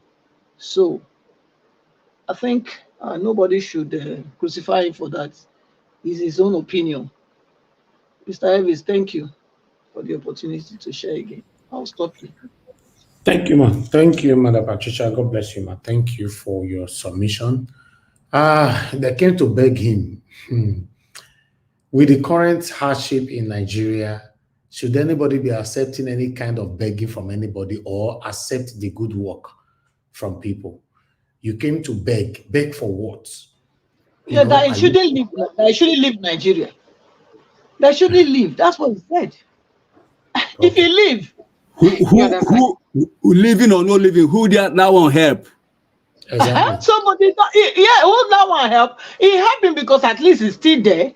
He's still there. Do you know his address? So even if you leave, but they judge ever impacted your life positively in the so whether he live or he didn't live is his business. He said it, and if he said he's not living again, I don't think we have any, so it's his choice. Okay. Madam Patricia, Mr. Elvis, a second, I beg. Please, Patricia, when this man made decision pertaining living when Tinubu wins the election, nobody forced it on him. It's on his own volition. Nobody even tell him that, oh, if you leave, the whole world will go. It's a personal decision. So if he decided to stay or he decided to leave, it did not add anything to Nigeria, neither did it remove anything. Okay, thank you. Let's move on. Okay, I'd like to move on to moderator. Moderator, it's good to have you on the show. Good evening to you, ma'am. Please talk to us. You have 8 minutes. Mr. Elvis, good afternoon. My loving mommy diaspora, Koye, and my brothers and sisters in the panel. I think the only lady here is Madam Patricia. I especially greet you. I mean, all the men are special too, but it's just me and her as far as I know. And my brothers and sisters in the comment section. We know you. How you fight for yourself, for your gender. We know you. Go ahead. I'm just respecting Mr. Elvis. I'm just respecting. Anyway, Mr. Elvis, I'm coming for you today. You don't have to talk about a bit. You can't beat me now. No wala. And I'm going to start this with this minimum wage issue that you talked about, Mr. Elvis. I want to say, Mr. Jonathan, thank you very much for that little education that you gave us. I really appreciated it. Mr. Elvis, you said Governor Obaseki is the only governor, or rather, as the first governor, whether it's in the state or Nigeria, I can't remember in exact word, verbatim, to have increased minimum wage. I would like to correct you. In 2016, May 1st, Workers' Day, former governor of Edo State, Governor Shomole, increased minimum wage from 18,000 naira to 25,000 naira. Please listen very carefully, people. No, I was not going back, man. I was not saying the history. No, you made a statement. Listen to yourself, Mr. Elvis. He said he's the only governor that's increased the minimum wage. Mr. Elvis, let him talk now. No, hold on. No, I have to correct something. Now you tell me my let him talk. No, I didn't say in the history of Nigeria, because I can't go to the history of Nigeria. Okay, let's just say you said the history of Edo State. Yes, he's the only governor. Governor Obaseki was the first that increased from 30,000 to 40,000. That's what I said. I was not going to history. I didn't mention history. You are going back. So I'm talking when we're on 30,000. The first governor that moved it out of 30,000 to 40,000 was Governor Obaseki. Okay, so I'm going to go back to history so that people will understand the pattern. Okay, so going back to history, that is fine, but that is not my statement. Yeah, but it's still part of the argument of what you were saying, Mr. Elvis. It is still part of the argument. No, sir. It is still part of the argument. No, then don't bring me in. Just reference. I have to bring you in. I have to bring you in because of the statement that you made. I have to bring you in, even if it was not verbatim. A lot of people listening now, we have to get my statement right. And today is not the first time I've mentioned it. I mentioned it a couple of Mr. Elvis, I said, let me reiterate on quote, that Governor Obaseki is the first governor that increased minimum wage from 30,000 to 40,000 naira. And he still remained the first governor that increased it from 40,000 naira to 75,000 naira. Simple as ABC. Okay, whatever you say, I agree. However, I am here to educate the people so that people will understand the pattern of what is going on. And I will tell you guys things that would probably make you start to unlearn things that you unconsciously learn over the years. Going back to what I was saying, May 1st, 2016, former governor of Edo State, Governor Adams Oshomole, increased the minimum wage from 18,000 naira to 25,000 naira, and everybody was shouting Kumbaya, and they were shouting. That same year, 2016, was the same year that he was going to give his poster boy, Governor Obaseki, as at that time, to be governor of Edo State. Now, in 2020, Governor Obaseki, oh my goodness, Governor Obaseki increased the minimum wage from, I think it's 25,000 to 40,000. I think so. Somebody can correct me with the statistics. Now, in 2024, he has increased it. 30,000 to 40,000, madam. Okay, so 30,000 to 40,000 naira. Now, 2024, Governor Obaseki has increased it from 30,000 to 70,000. Mr. Elvis, you said 75,000. So, 70,000. Sorry? 70,000. Okay, 7, because I heard you say 75 at some point. So 70,000 naira. Now, I'm saying this for people to get the different patterns. Now, the question I have to ask Edo people, you may not even need to answer, but just do your research for yourself. This increase, is it for the entire 4.7 million people as of 2022? It was said that the population density of Edo State was, I think, 4.7 million people. Now, is this 70,000 naira for 4.7 million people? Or is this 70,000 naira for the employees of the state public service? I repeat, it's only for the employees of the state public servants, or the entire 4.7 million Edo people? And my answer is for, well, the minimum wage that's been increased now is for the employees of the state public servants only. What is the population of the public servants in Edo State? Is it 20%, 50%, 10%, 5% of the 4.7 million people? That's why people like me will always come out and speak up and say, listen, people, our minds have been so psyched terribly over the years when we see somebody who is supposed to serve us oppresses us and make us feel that they're giving us the best quality of bread. As long as the quality of life of Edo people is not better, that 70,000 naira is an insult. I'm not even going to Nigeria as a whole. I am focusing on Edo State because that was the topic Mr. Elvis kind of brought into this issue. It is BS as far as I'm concerned. It is BS. It is not even worthy to shout. Yes, do you know why people are shouting? Oh my God, he has done something fantastical, something, incredible, beautiful, more than EMC square, more than Robert Einstein. What the Governor Obaseki has done is because of the poverty mentality, because of the poverty. So because you're so used to getting crumbs, somebody has just given you half slice of bread, you are shouting hallelujah. Meanwhile, they are milking you dry, milking you badly dry. And I get so upset that some of us even live in diaspora. We know how the minimum wage system works. We know the population of people that even get these benefits, not even government workers as it is in Nigeria. No governmental organization, they comply. They give people the minimum wage. But we just hear something, we assume it's for the 4.7 million people. It is not, my people. Educate yourself, go and study, understand the system, not just take what you just put, the media gives you, or what the so-called governor gives you, and you take it like, oh, it's everybody. How many people in your household, those of you in Edo State now, are working for the government? How many? How many people? I don't know if it's owing salaries for people, people who have retired. I don't know about that. But now the topic of today is the increase of the minimum wage to 70,000. That people are thinking that Governor Obaseki is doing them a freaking big deal. He's not doing a big deal. I tell you guys, he's not. And I'm talking not out of hate of any form. I have no energy to hate anybody. But I have the energy to tell people the truth and educate the people that, listen, we are better than this. We are better than this. We deserve more. Do you know the luxury of governance, Nigeria? Do you know the luxury of governance? Peter Obi kind of explain it to the minimum level about the luxury of being a governor. And they're giving you 70,000 naira. How many people are public servants? How many? I ask you, do your calculation. Is it 20% of 4.7 million people? Is it 10%? So what's the big deal about the 70,000 naira? Is it really for the entire state? Many of you here, please, if you want to criticize me, go and study. Come back to me, then we will talk. Go and study very well. Come back to me and we talk. And even when you're studying, go and ask people like Mr. Jonathan about how budgets are dispersed, about the calculations. And that 70,000 naira, I don't even know if it's before tax or after tax. I don't even know.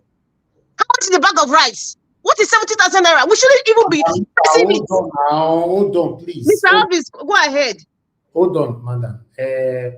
Now, you've tried to demarcate it by saying maybe Governor Obaseki is paying the government workers and all that. Let's assume it's the government workers. It is the government workers, Mr. Elvis. I'm not assuming. Hold on. Okay, that's what I'm saying. Because I can't confirm it, I have to use the word assume. Let's assume it's the government worker. Then let's scrap everything about the 70,000 in totality. Now let's go back to the previous amount, which is 40,000. So do you think Obaseki deserves credit for, at least at the moment in the whole Nigeria, if I'm not mistaken, is any other state pay 40,000 apart from 30,000? Even now, Mr. Elvis, Edo State is the topic now. If you want to go to the okay, I am not going to praise because I'm not. No, I will answer your question. Okay, I am not going to praise him. Credit. It does not deserve any. Oh my goodness, Mr. Elvis, this is why we are here, Mr. Elvis. Get something straight. Our psyche as Nigerians has been so stemmed to the way that we look at public constituted authority as our God, or they are doing us a favor. No, if you are not part of it, but I need to. We need to cycle, Mr. Elvis. Mr. Elvis, we need to break that cycle. No, I'm we not need part to of break that. that cycle, Mr. Elvis. Hold on, madam, please. This is not about emotions. You know, I'm not part of those people that see government as their God. I will never be part of that. I rebuke that on earth and heaven. The facts remain facts. In comparison, Governor Obaseki is the first governor that increased minimum wage from 30,000 to 40,000. As we speak, I cannot remember any state in 36 states of the federation that is paying 40,000 naira. Talk less of the 70,000 we are talking about. So that's why I say I scrap the whole 70,000 out now. Let's focus on the 40,000. So it's not about praising any government. It's about doing comparison with the rest that refused to do the same thing. So what can you say about that? Mr. Elvis, where my mentality is going is like trying to extract a wisdom tooth. Very difficult for people to get it. I pray some people get what I'm saying. I pray. That question you asked me about the 40,000, what I have to say about it is that it's nothing to write home about. Knowing how much they are getting as governors, knowing the luxury of governance. If Governor Obaseki at this time, even if I know, you know, a lot of people know, he's using it to score political point because of his poster boy that he wants to bring. But it's the same pattern. It's the same kind of things he learned from Adam Soshomole is what Obaseki is doing. And everybody knows. So let us not even play. And so that's why I get kind of irritated when it seemed like you're praising. He's doing something, even if it seems like he's doing it differently than his other counterparts. That is where you're coming from. Like he's doing something different from his other counterparts. So therefore, he deserves some accolades. That is what I understand what you're saying, Mr. Elvis. Because he's doing something from his other counterparts who are also getting money from Abuja, even with the IGR they're getting combined with the security votes and all that. You're making it seem like he's the only one from that bunch doing something different because every other person is also a governor. And that's what makes him special. Mr. Elvis, like I said, the way I'm thinking My thoughts and my expression is like extracting a wisdom tooth from somebody. Without no anesthesia, it's difficult because some people will never get it. And the reason why they would never get what I'm saying is because we are saddled. Our psyche for decades, in fact, since we were born, would make it seem like people in constituted authority are some demigods or they're doing us a favor, but they are because the system has already been designed that way. That's why you see people call Baba Chair is a chairman. They look up to them like, oh my God, they reverence them. What you're respecting is the office, not the individual, my people. So therefore, I'm trying to say, this thought about Governor Obaseki has increased the minimum wage in 70,000. Oh my God, that's a good way, that's so good compared to his counterparts. And then these governors coming to tell us now that it will not fly. They cannot even increase it to what the federal government is saying. What is the cost of governance? How many vehicles do they have? How many guest houses do they have? What are they feeding in government house? The governors flying a private jet per second, as if they're going from their washroom to their bedroom. Private jets. Do you know how much it is to fly one way? Private jets all over the place, or let's just say first class, but most of them go with private jets. Do you know how much it is? Do you know how much it is to park a private jet in a foreign country per day? Who is paying for it? The taxpayers' money. Why do they have to do that? Why did they have to do that? Do you know the exchange rate right now of a governor traveling minus the Estaco? I'm not even adding the Estaco or even the staff that they carry along. Do you know how much it costs, Edo people? Those wastages. Every 4 years, the National Assembly gets vehicles. Those wastages. Every other administration, the governors get brand new cars. Some of them are even their own private cars. They are even bulletproof. They have all the trimmings and all the extra add-ons that they add. Do you know how much that is? And there's somebody, a governor, will now increase it to minus. I'm not even talking about what they get from the federal government or the IGR, or even now, we even talk about solid minerals. Somebody said, I don't know if Mr. Jonathan or I don't know that's or Mr. F. Emmanuel, that they're focusing on oil. No, Mr. Jonathan. No, Mr. Jonathan. Do you know what's going on right now behind the scenes? Do you know who is the Minister of Solid Minerals? It's Dele Alake. What is happening right now? What is happening right now? State governors going into solid minerals. Please, Google is your friend. What are the solid minerals Edo State have? What are the solid minerals Jos Plateau State has? And you wonder why there's so much fight. Do you know, Mr. Elvis, this is a public place. My point, let me just go back to this salary thing. My point right now is they have done nothing. There's nothing to applaud. None of them deserve any accolade. Thank you very much. All right, Madam Rita, thank you very much for your submission.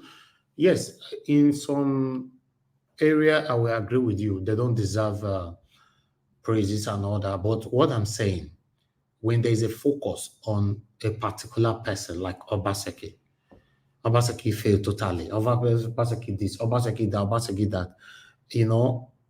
I think it's also good. I'm not urging anybody to do that. It's also good if we are calling me out in areas that he failed, in the area where he have done well. Don't you guys think it's also good we talk about it? The reason why I'm talking about, if you want to talk about person that have criticized Obaseki more, although I criticize him constructively, everybody constructively, I don't criticize anybody based on, facts. I've criticized Governor Obaseki tomorrow, but the fact still remains. Edo State is my state. My governor is better than you in terms of increment of salary. Simple, is better than your governor. That's what I'm saying. That's my stand. That Governor Obaseki did it. 40,000 lasted, even when the 40,000 naira was increased then, a lot of people were saying just temporarily, he's not going to keep to it, blah, blah, blah, and all that. That's the same thing some people are saying now. He's leaving office, he went to increase it to 70,000, he cannot do it. Whoever that will come in cannot continue from there, blah, blah, blah, and all that. That is what we always say. Let us first say, at least he have done it. Acknowledge it first. Then when they fail, we also come back and criticize them on that area. That is my stand, but you don't have to listen to me. I'm just telling you that is me. Maybe that's why some people already don't like me when I say that the day Tinubu will do well, I will talk about it here. Obviously, I will. Because you are expecting me, if he do well, I will still come here to criticize him. I will never. But at the moment, he's failing, and he's failing every day. But the day this failure will stop, I will still talk about it. That is me. So everybody is different. That is how I do my things. I don't have any friendship with any affiliation with none of them. I just want my country to be better. That's all I want. In terms of we praising our government for what they are doing, if we have to look in that aspect, holistically, they have failed woefully. Or everybody, the one that ruled in the past, the one that is ruling now, probably the one that will rule tomorrow. If we have to go there, the area you guys are going, in the perception of where we live, where we grow up, in where we currently reside, like abroad, if that's the area we are going, obviously they have failed. But when it comes to comparison within Nigeria, Governor Obaseki still remains the only governor, that as we speak, that's still at least on 40,000 skyrocketed to 70,000. If it's only for the workers and all that, that's the only thing I don't know. I need to do research on that. But in whatever way, even though for the workers, for the government workers or whatever, it's still better than other states. That's it. Mr. Nigerian, yes, sir. You cannot give an accolade to failures. Neither can you use a failure to give an example to an achievement. Yeah, but I know. They do well. Say it, Oga. Don't bring all those. You not do any well. You are just being politically right. Tell me another governor that is paying 40 or 70,000 right now. That is paying 70,000 to their workers. Salary increment is not it's not supposed to be. It's a right. It's a right. Yes, it's a right. It's not an achievement. It's a right. Which other governor? But our politicians on May 1st made the workers they use that to score political point. That is the blindness that I said is like extracting a wisdom tooth. That is the blindness most people have, but because they feel that anybody talking against that or trying to educate the people is that, oh, you hate this person. The way I'm talking, you on the receiving end, you think I hate Governor Obaseki. I don't hate him. Even if you believe me or not, I really don't give a rat's behind. But no, Mr. Elvis, no, because I'm really getting upset because our people are, listen, the worst people in this world are the supporters of the oppressors. I don't know which philosopher said, the people you should be scared of and the worst in a society are the ones who support the oppressors. And there are so many of them like that. Even in this panel, even some of them are even watching, but they will never come to this panel to talk. They're the worst people in the society. It is not only Governor Obaseki. We have people supporting him and lying to people.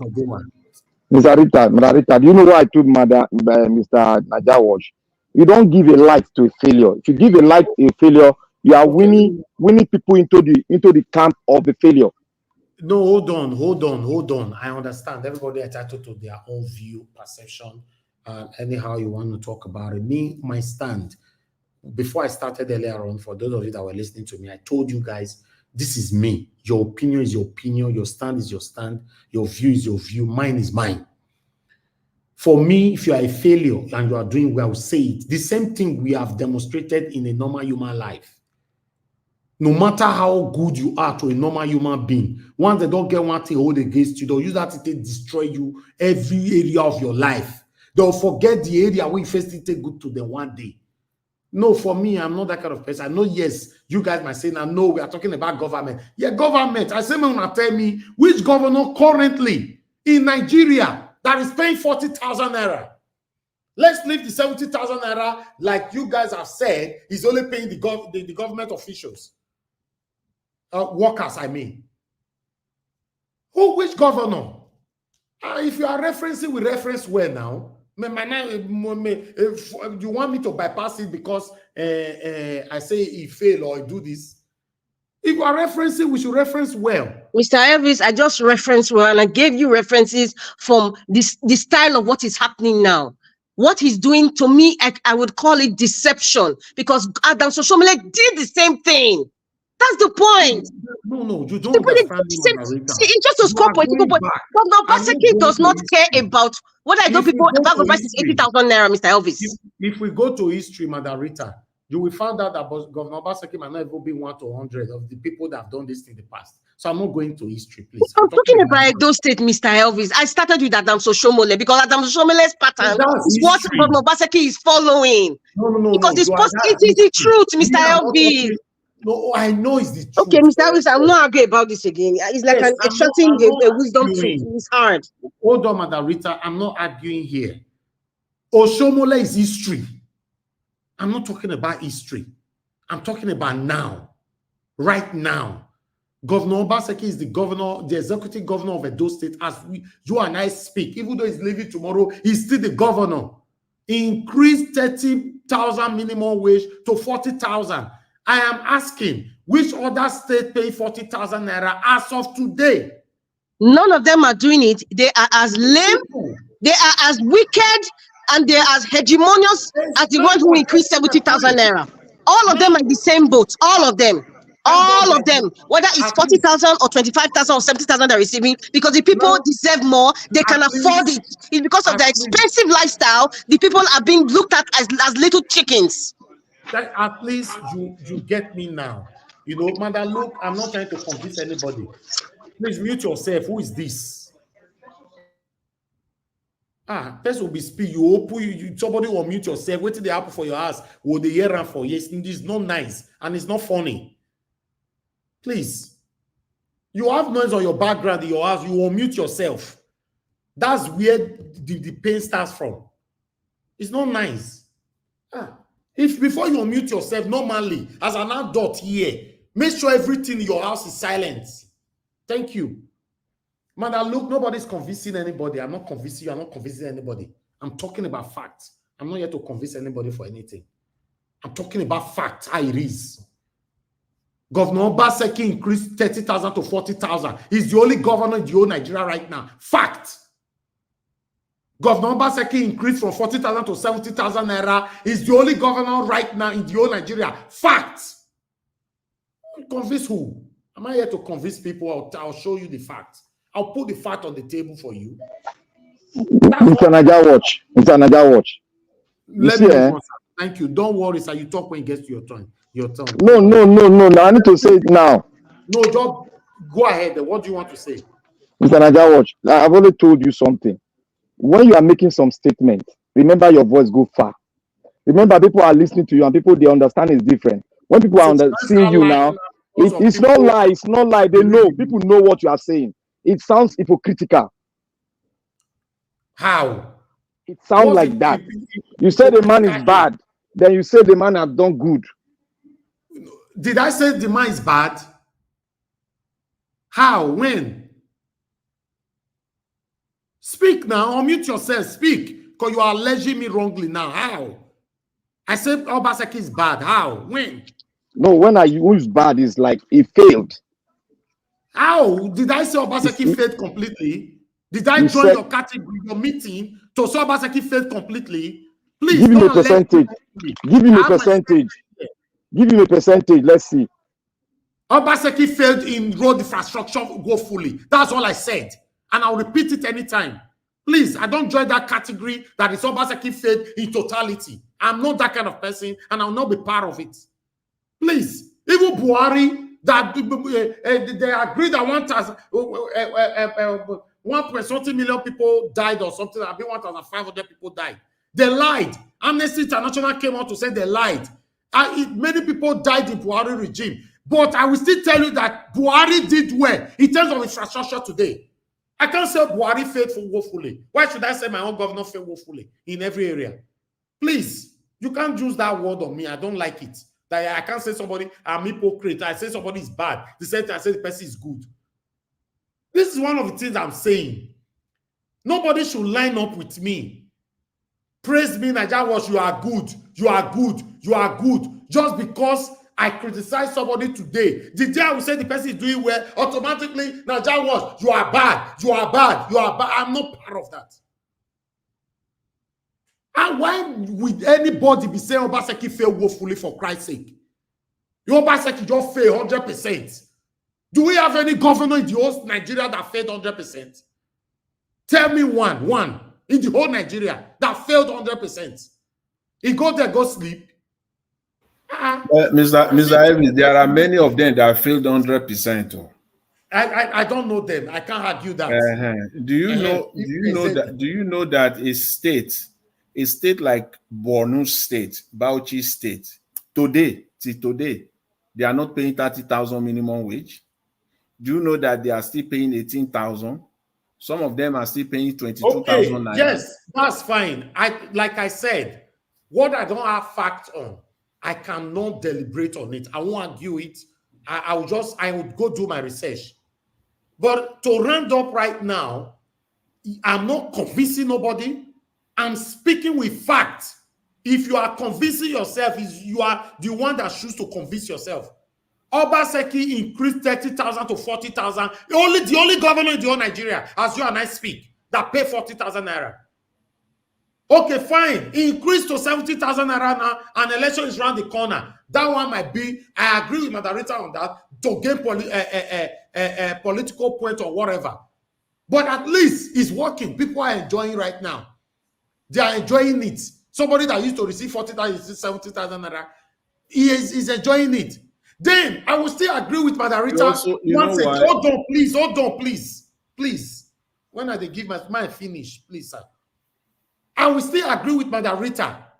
In the area, even though they are paying 100,000, it's still not enough. Of course, I agree 100% compared to what we receive in abroad.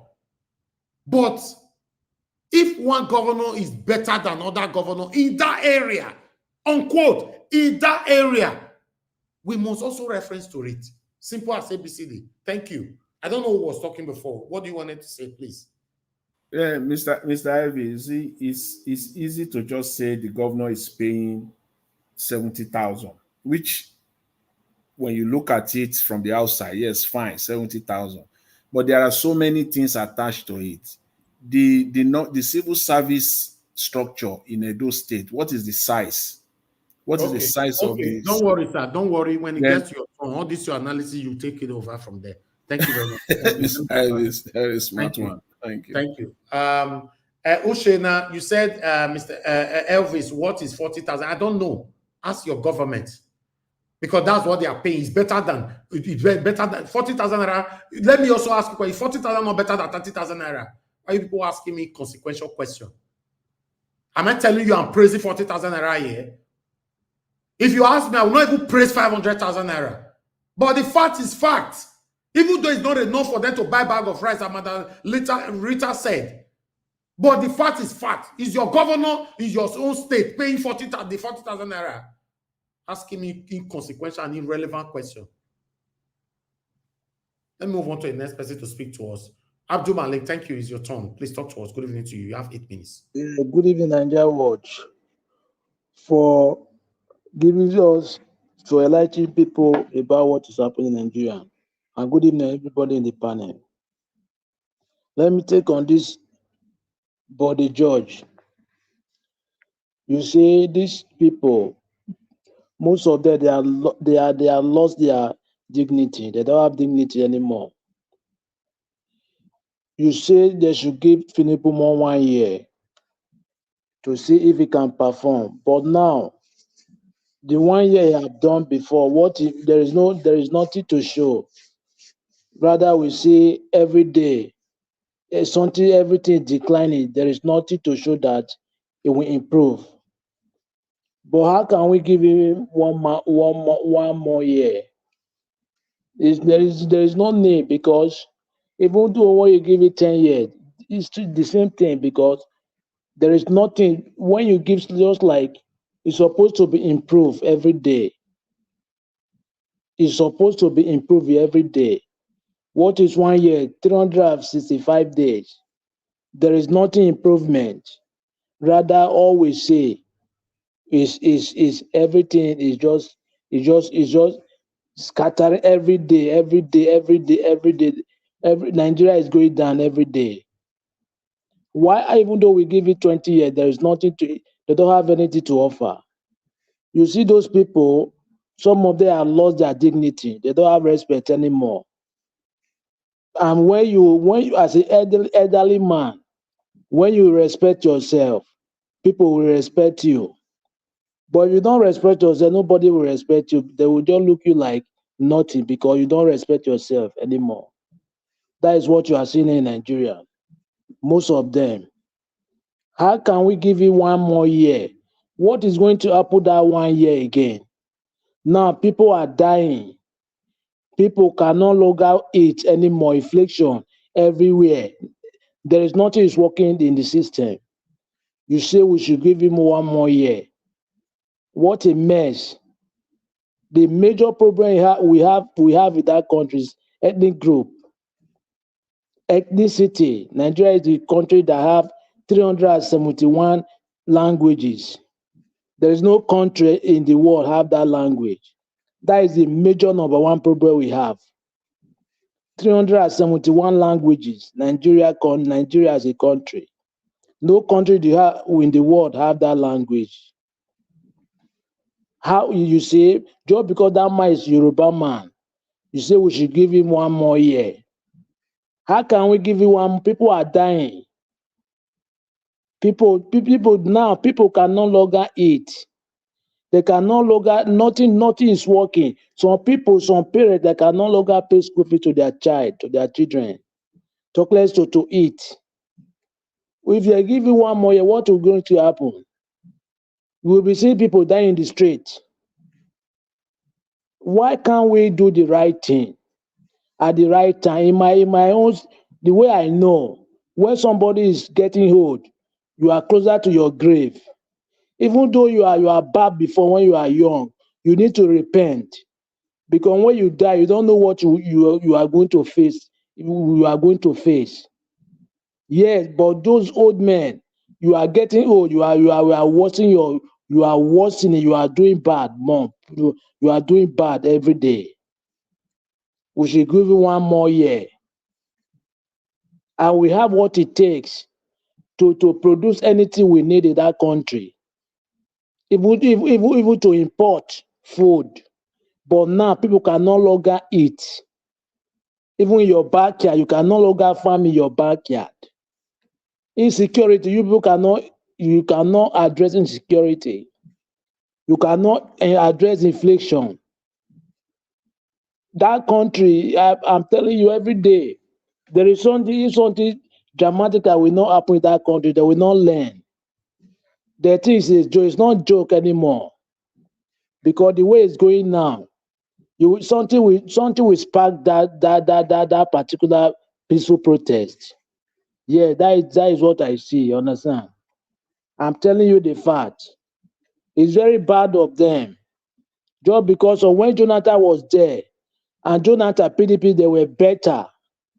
Yes, I told you, because Jonathan 2014, dollar rate was 155 to 190 official rate. But take a look official rate today, how much is it? 1,000 something. But they are the people that were protesting against Jonathan just because the man was in South. You see, after we say Nigeria, one country, how can we be one? Why would we don't do the right thing? We are not one. Yes, we are not one. Jonathan was very good. PDP was better than APC by far. When PDP was in charge, the economy was good. We know they are not good 100%, but they were better, very far. Look at today now, Nigeria today. Nigeria today, country that have what it takes to be the best country in the world. Today they are begging for food. They can no longer eat anymore. Those senators, they are dead debating how open grazing and a national item.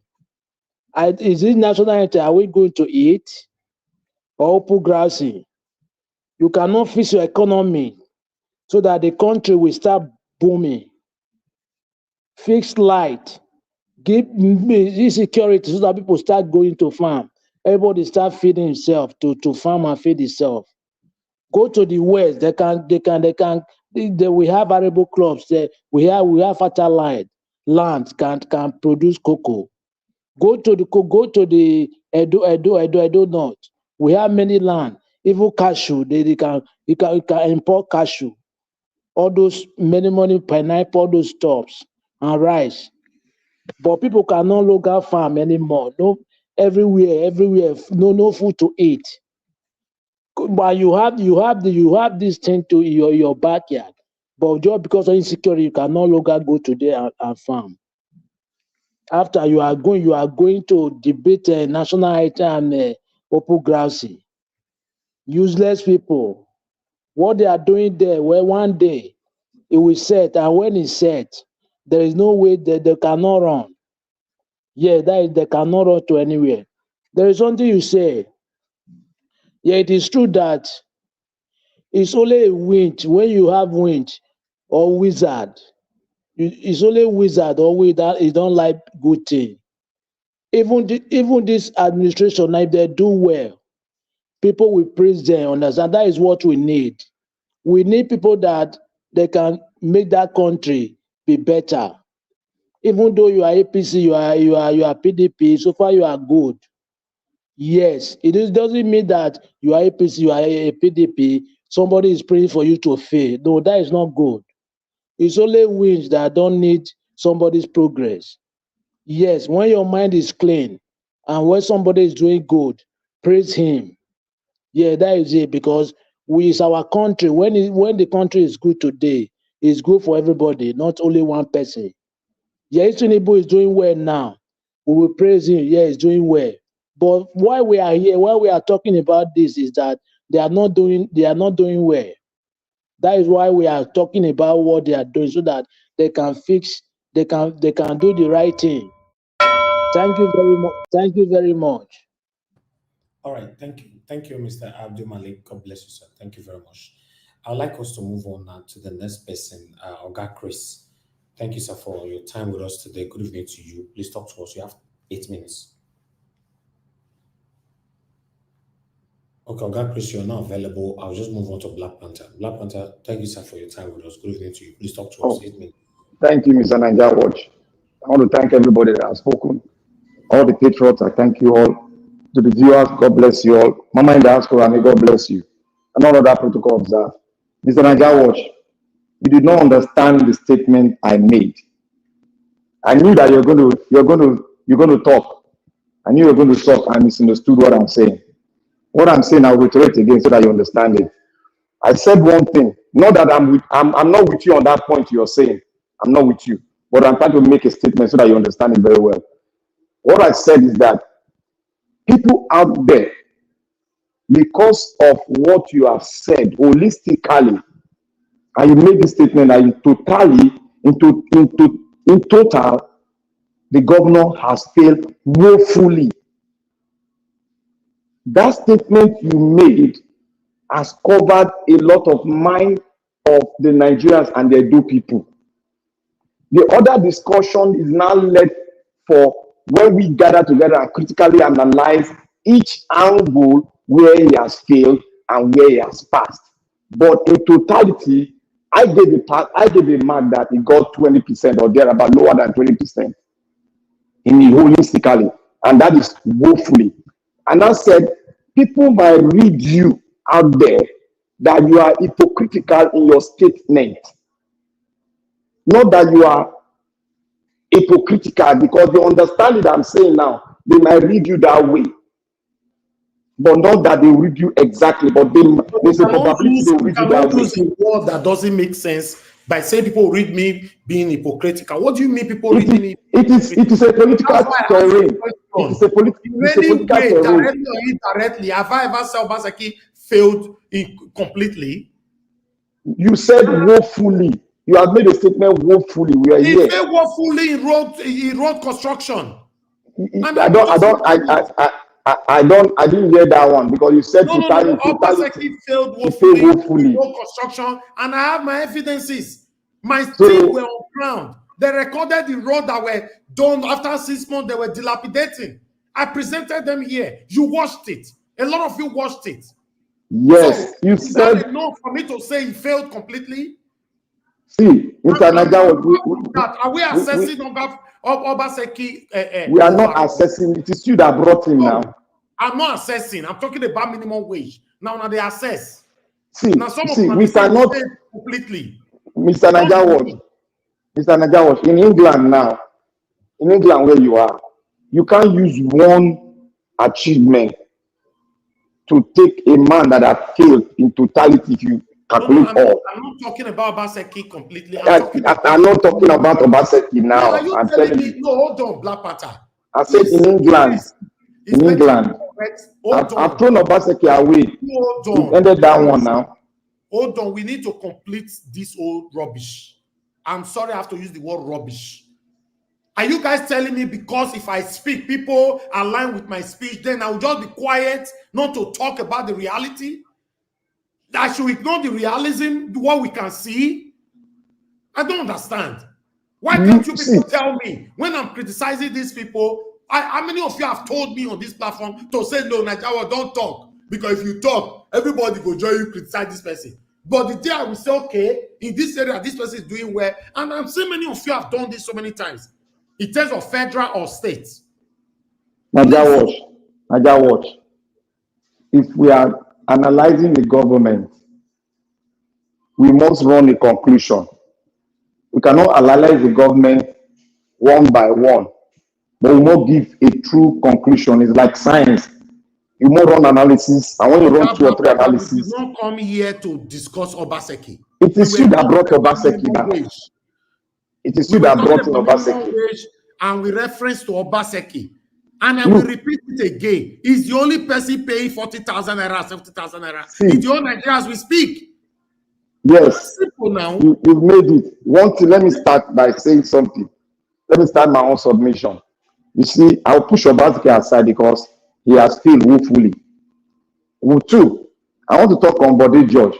You see, Bode George is a father. I know him through a friend who's a politician in Lagos State. He's the top leader of PDP in Lagos State. And he's a very nice person.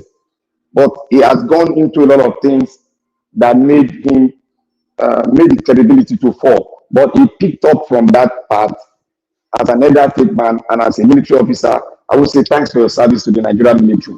He picked it up and he stood on the side of the people. But in this statement, I would disagree with him. And I would say there is element, maybe I hear my statement too, there is element of compromise. Yeah, but I would not say he has been paid. Because on his statement, he said he came out, he said, I heard him saying that the government from the 1 year, he has failed.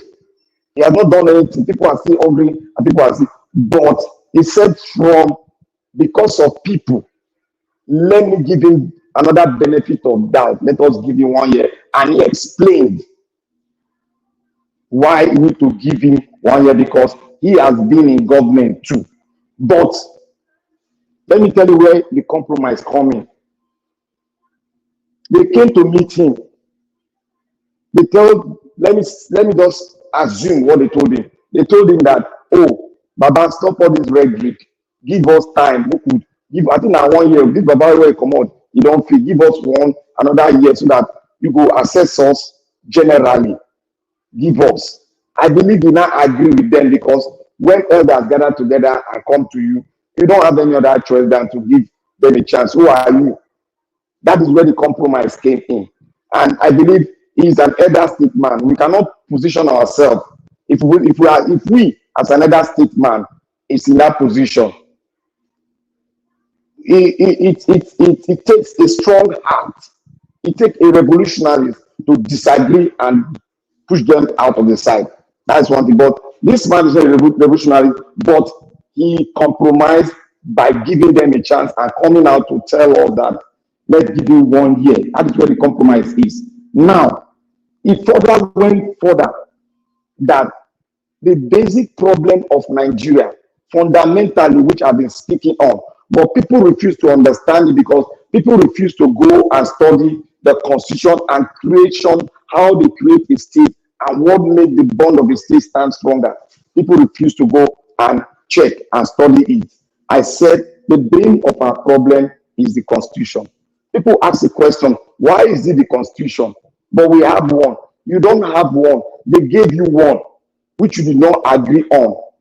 And they lied in the first paragraph of the constitution. Now, I can disobey that constitution if I am a bourgeois, because I know that constitution was not binding. and I can use the political way to now force myself out. And you see me that and you look at me that I'm above the law. Yes, because I don't have an agreement which is binding within you and within the constituency around Nigeria. That is why that Nigeria needs a constitution. And people that refuse to take that are people that are saying, oh, one Nigeria. You cannot have a nation without an agreement that bonds every tribe, every race in a country. You cannot have that. That I agree on him. He went further to say other things concerning Nigerians are hungry and other things. So I would like to say here, it's compromise. We should bring out this compromise. And on the minimum wage or whatever, let me see. Obaseki has a right, but he has not done what is needful that will affect individual, not affecting 40,000 people in the civil service, because presently no private sector can pay 75,000 or 70,000. So economically is wrong because he has fed only a portion of the people and used as a political gain to campaign. And the question is, why is it that did he add money when he's about to leave? That's a question mark and that's a red flag. That is why I will not support the fact that he has tried. He has failed because he wanted to use as a political gain. If you look at the whole country, they've all failed, all the governors, with the exception of one who has performed within 1 year, 2 months, and that is the Abia State governor. He is moving forward, and you are seeing the picture, and what he's doing is affecting an average individual in a constituent, and that's the Abia people. That is, we are going to give him, that is what it takes to be a governor when you are affecting individual, an average person in a state. Thank you. I will conclude with any other thing that I have. Thank you, my brother. Thank you very much. All right. I would like to quickly say this. Madam Ame Bright, you still come say, Madam Ame Bright, let me greet you first. Good evening to you, ma. Thank you for joining. Happy weekend. You said Obaseki only increased salaries to 40K because of the coming election. No, I disagree with you, ma. If you say Obaseki only increased the 70K because of the election that is coming, yeah, I might say, okay, you might be right. But 40K, the 40,000 naira was increased like tele ago. So I don't understand. You'll be like, everybody, let me show you this. We work with fact here. In 2022, May 27th, now Obaseki increased, 40,000 naira minimum wage to EDO workers. 2022. Now, don't say now. 2 years plus, almost 3 years. Now, because the election is still do that one. So, and the last time they capped 30,000 naira for our workers is 2019. Since 2019, and they cap them. See, we'll come for there again, pata. Now we fight put so. So I'm not here to praise Obaseki for this, but when something is referenced to, we got to say it how it is. That is my stand. So that one, say if I talk, people might align or whatever, because of my voice, forget my voice. My voice is solely to say the truth. I just want to say it how it is. And I saw somebody commenting rubbish just now say that I've said Obaseki failed woefully in every area, 100%. I wish you can bring that video now. I'll give you £1,000. I'm saying this on air.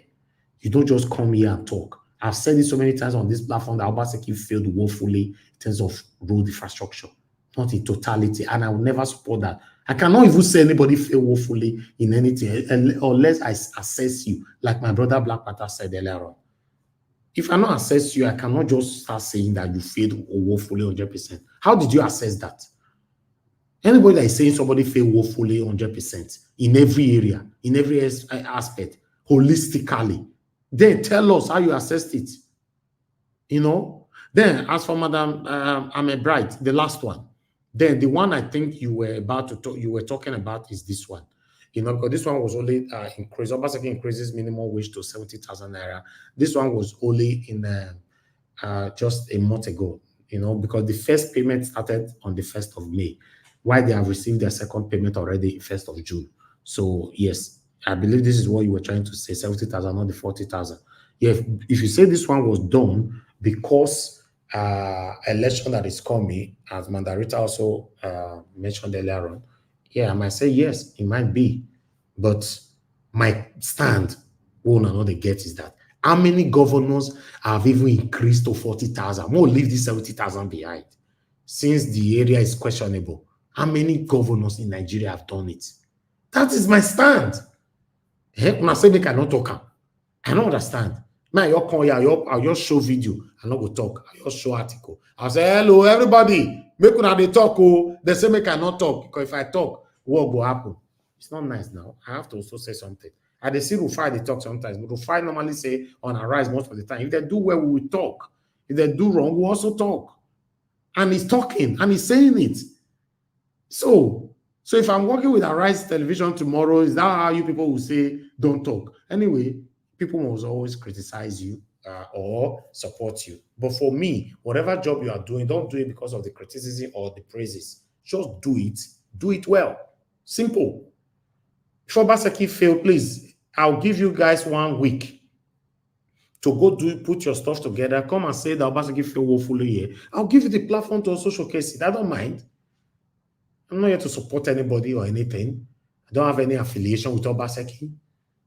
You know, so that satanic person commenting just now, what is the turnaround? Anybody that comment turnaround on my platform, I'll block you. Because yes, you know why I will do that? Some of you don't like me on my platform.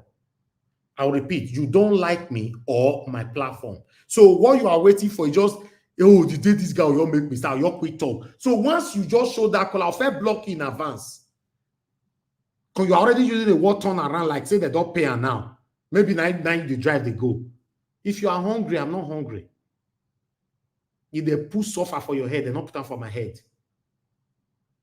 So if you comment that rubbish, I'll block you on earth and heaven.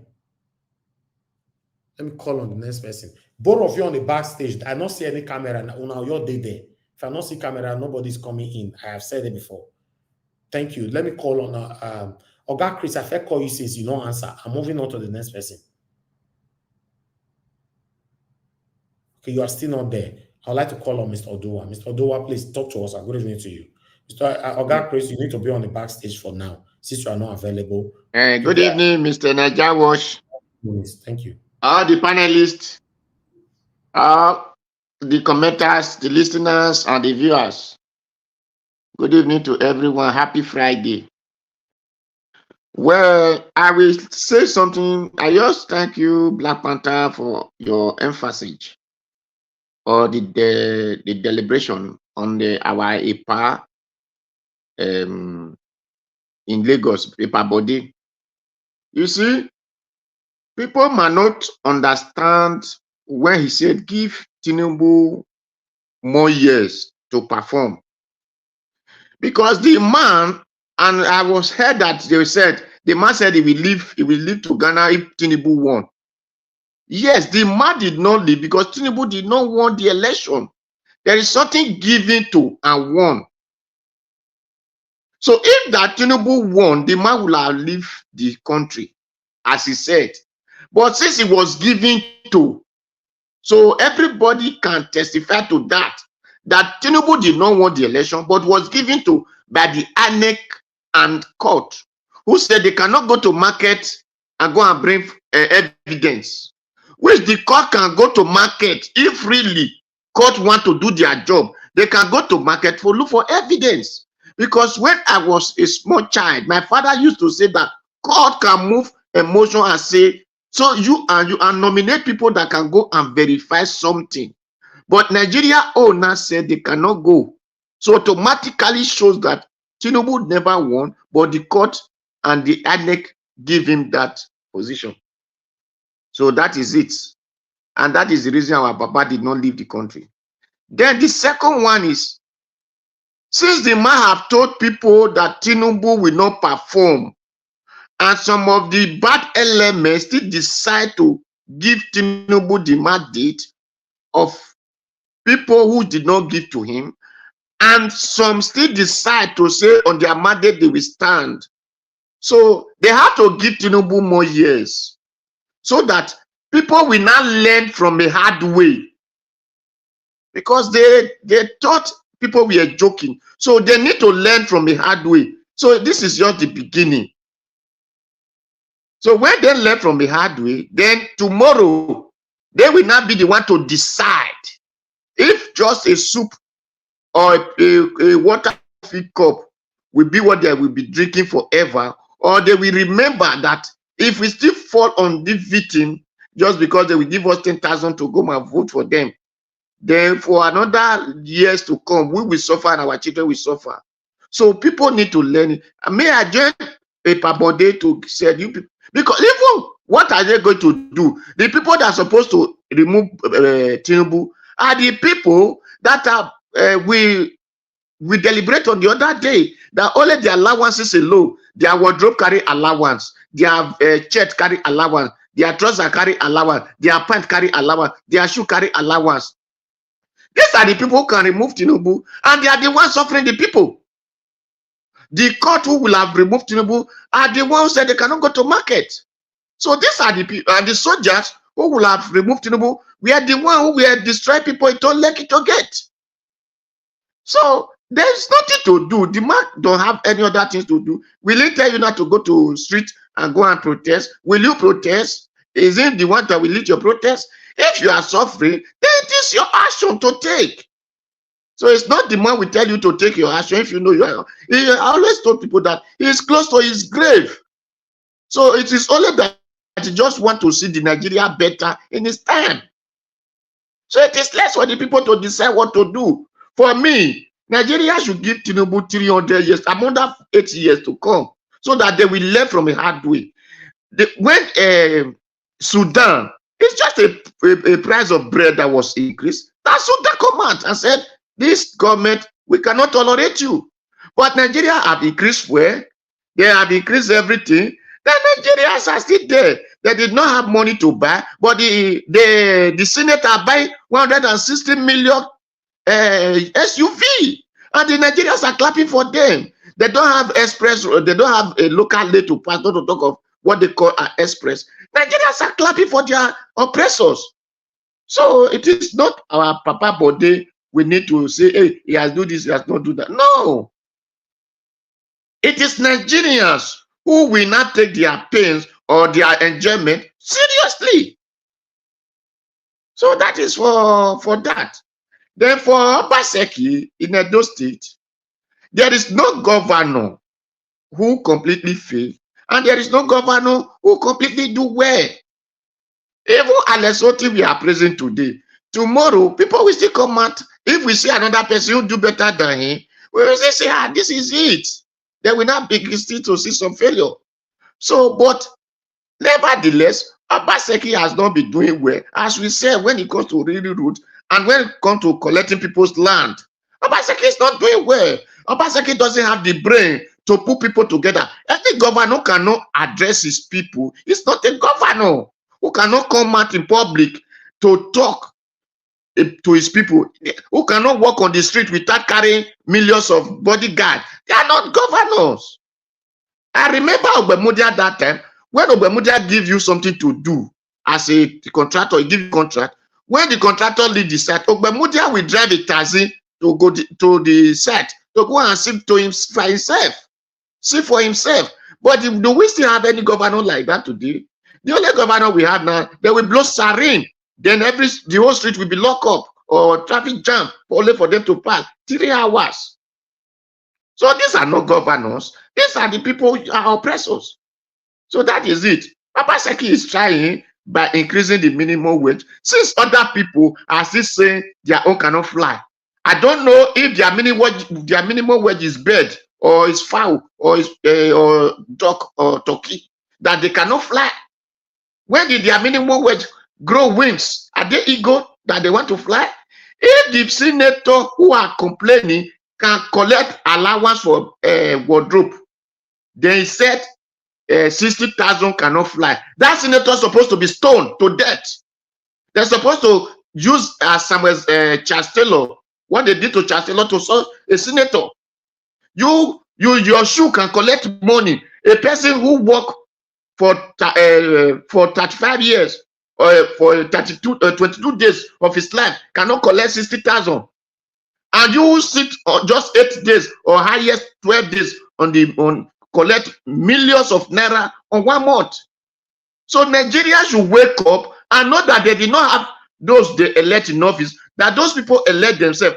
This is the reason I said people should take that old national anthem serious, who said, in brotherhood we stand, where peace and unity will be among us, where we will not quarrel over what where we'll be sharing, but where the Nigerian people, where the people who hold the land, we hate us. He said, Nigeria, we hate thee. The people who hold the land, we hate us. That is we, the common man, our father native land. So people should begin to dwell in that old national anthem and wake up from their slumber to fight for their right in the name of this colonialism. Because these people colonize us, the white people, they make a society between the black people and led them to start colonizing us again. So we should begin to dwell on that national anthem and know that we are under colonization by black people who are in the secret society of the white man. In brotherhood, they stand to divide, to share, and to suffer the people who hold their land. So this is what I have to say. Thank you.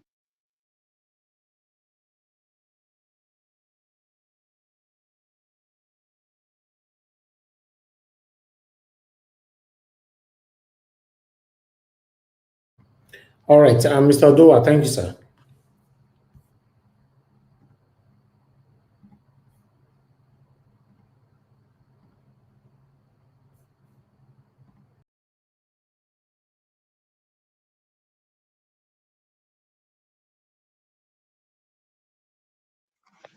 Dr. Sien, take over. The Nigeria Watch is not there. Okay, who is the next person to speak? And I think it's Chris. Is he back? Okay. Can you hear me? Chris? Yeah, I think can Chris, I speak? Yes, you are the next person. I think it's 8 minutes, Okay, isn't it? that's 8 minutes. Thank you, sir. Thank you for Yeah. taking over that. You can Thank start. I'll just leave it for you for now. Thank you, sir. Okay. Sorry, Mr. Ninjawaj. I have been trying to join when you called me, but each time I click, I'll just be logged out of the system.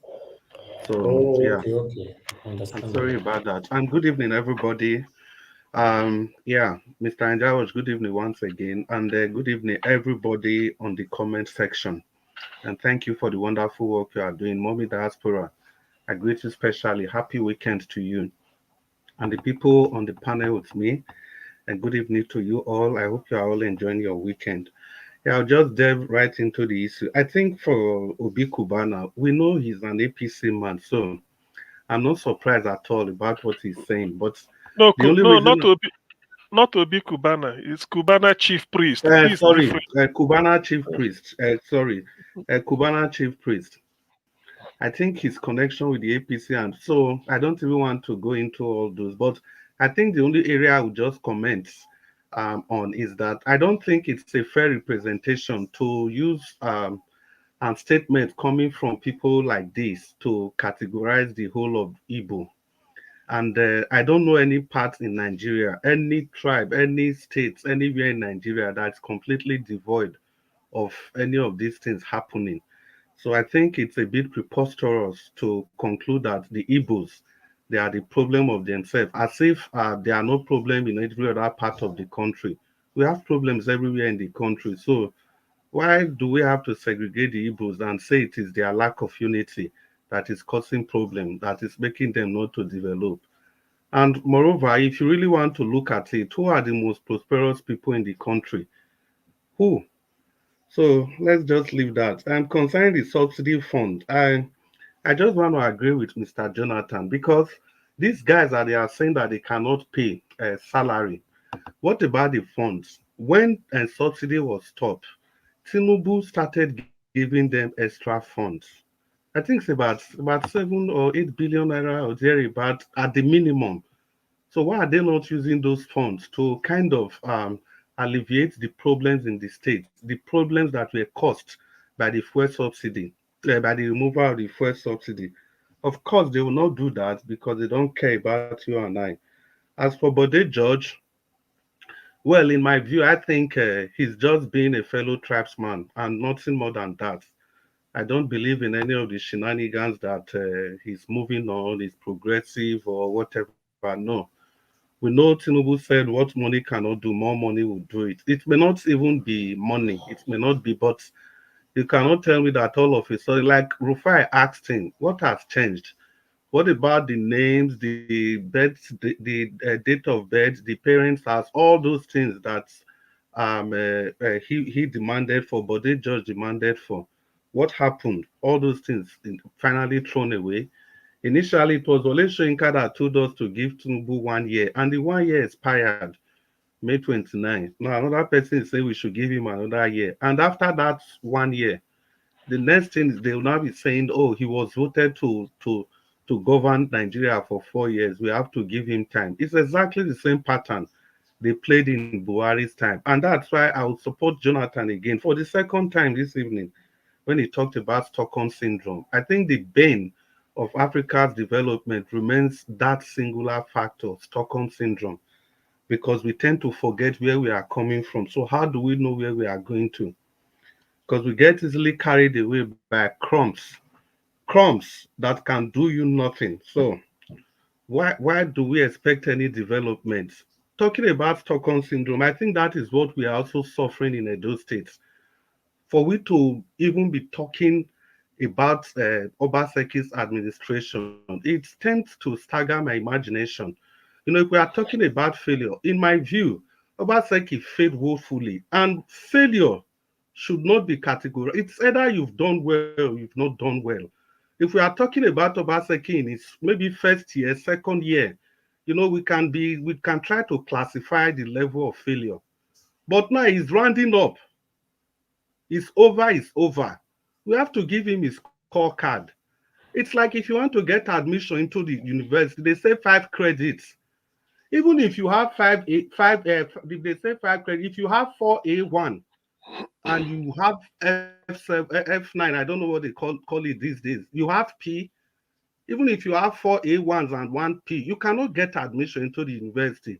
But somebody else that have just 5 simple credits, 6, C6, just 5, simple, that is able to achieve that minimum level in all the credits, that person will get admission ahead of you. That is how these things work. We can't cherry pick. We cannot cherry pick. I think for explanation, Stockholm Syndrome, we have to understand the origin of that. Sometime in 1973, a bank robber in Sweden, Stockholm, actually kidnapped 4 people. And after holding these people hostage for like 6 days, at the time they wanted to prosecute the bank robber, it is the people that he held hostage that were not defending him, because they've become so used to their oppressors. And that is exactly what's happening in Edo State. Talking about the 70,000, has Obaseki given 70,000? Yes, he has. But does that make any economic sense? Completely no. What is the percentage of workers in Edo State? Okay, you gave 70,000 to state workers. What about the others? I'm talking from this angle because I live in the West. And in the West, if you are talking about minimum wage, it means everybody in the society. You cannot just increase the wage of one set of people that is not even up to the 5% of the workforce in the state. And you want me to clap for you for that? That is economic sabotage. That is economic sabotage. As long as we are in the West, we should know the import of minimum wage.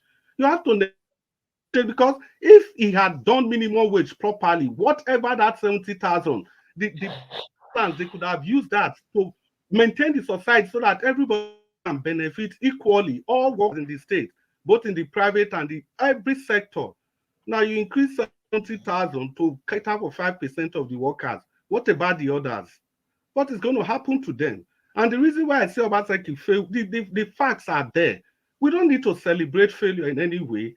It is either you have failed or you have passed. That is how it should be. For 4 years, this man stopped local government election for 4 whole years.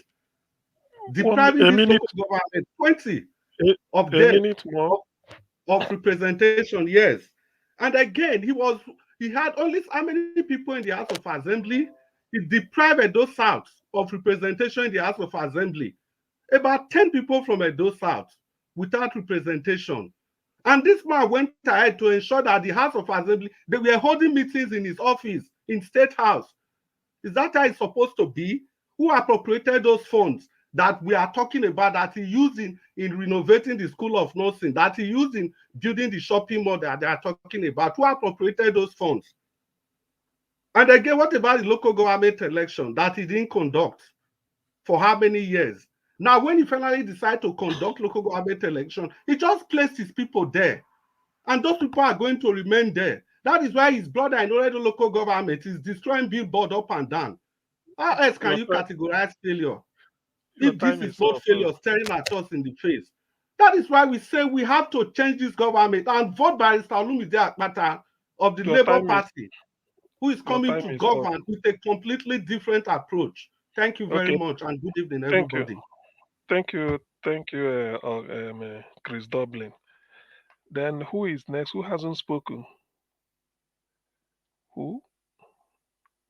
Okay, give us a mandate. I don't know. Have you spoken before? No. After give us a mandate, it's you, sir. You know, we have people on the backstage, but I don't know how they can. Oh, okay. Me, actually, what after give us give us a mandate speak, then you can take over.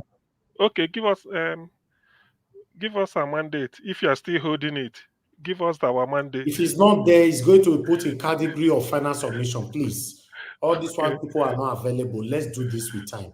Go ahead, Oga Chris. CM, talk to us. Okay. Actually, thank you. Good evening, everybody. All protocols. I'll come after CM. Let's see. Okay. Good evening, everybody. Please, all protocols duly observed. Let me have to be fast. Why I came in was, people cash it. What I think they say is cash out. The way people say this Cubana chief priest, Asare Dokubo's twin brother. The thing is, when such people talk, Nigerians they don't always like to interrogate anything. The question should have been, what business do you do? It's a fair business, fair thing to ask. It's not bad. Oh, what line of business? What business do you do that you couldn't cope with what is happening in the southeast? You have to run away. See, if not for time, I can comfortably give you more than 100 consigns, industries, but different categories. Not all of them are up to the level of Innocent. In the southeast, Innocent want to expand into Abia. Innocent, there's another car manufacturing plant. There will now be 2 in Anambra State. That one started last year. There's a man that want to go. Everybody's now going towards Aba because of power supply. And this one is telling me he's going to Lagos. They are running away. What business does the chief priest do? These are people that have a shallow tendency. This is what they do. Their business is not this, what they call glorified hookup. They will tell you they are doing this, doing that. These are the people confusing the youths of the southeast. You can't see Innocent spray money. It's impossible. Kocharis, these are people we know. You can't see them spray money. But these are billionaire over and over.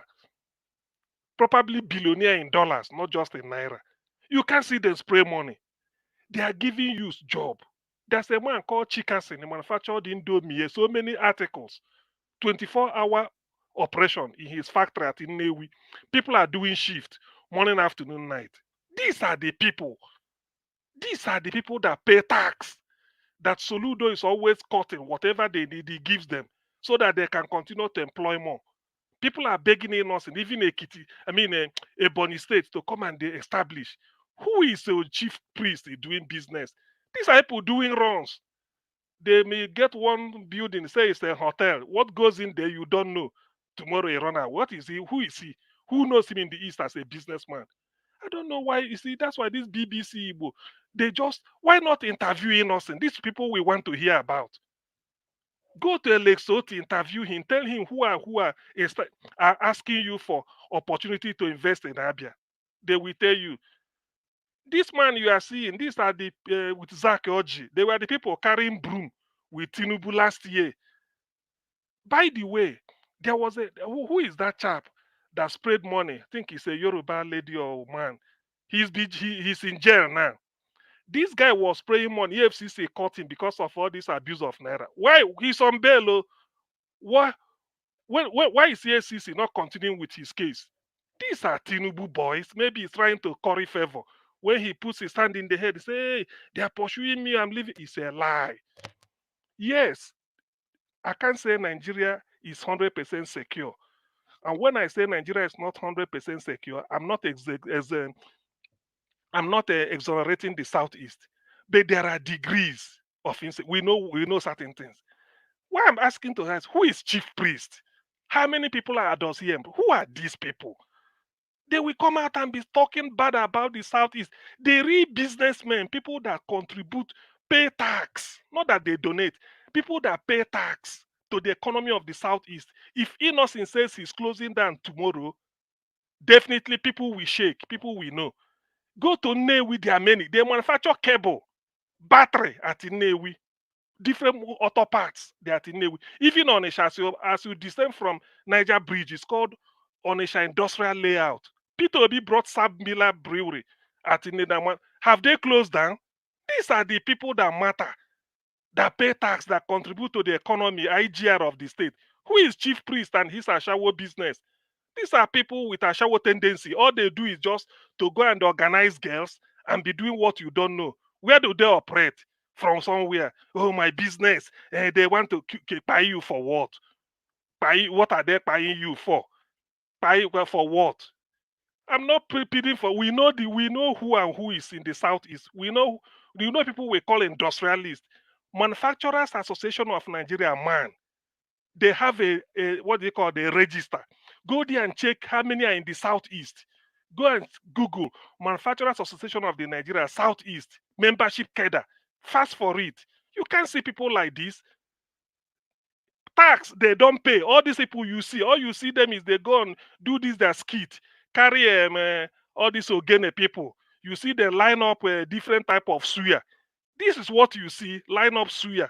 And there's so many almost semi-nude ladies will be milling around them. They are eating suya and they are chatting. Go and look for money.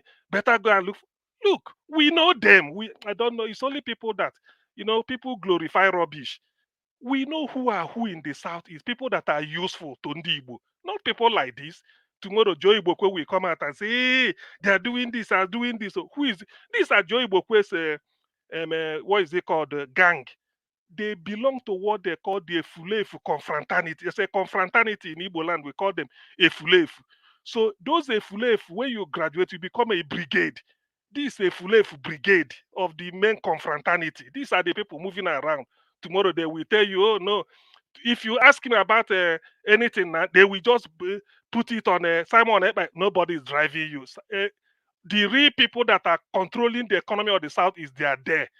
With this thing that happened at Abia, people are now trooping there. I can tell you 3 people that I knew that already trying to establish between the end of this year, they've acquired land. Let him go there and put his business. He says he's going to Lagos. And these are a fulef that will be in Lagos doing one type of rubbish. They may buy land without a C of O. Tomorrow he will say, they are destroying. What is he going to Lagos to do? What is he going to Lagos? The business is in Lagos. Which business? Koschari is invested 1.something billion naira at Awoyaya in a Lekki area, or what is it called? Old Morocco, by where they have Lagos Business School, displaying different types of automobile. He's an agent of so many automobile companies in America and Europe. He's bringing his business down to the east. There's a man called Emeka Agbanare from Nnobi. Open the rice mill for people to come. If you see his rice, he's even asking people come and distribute.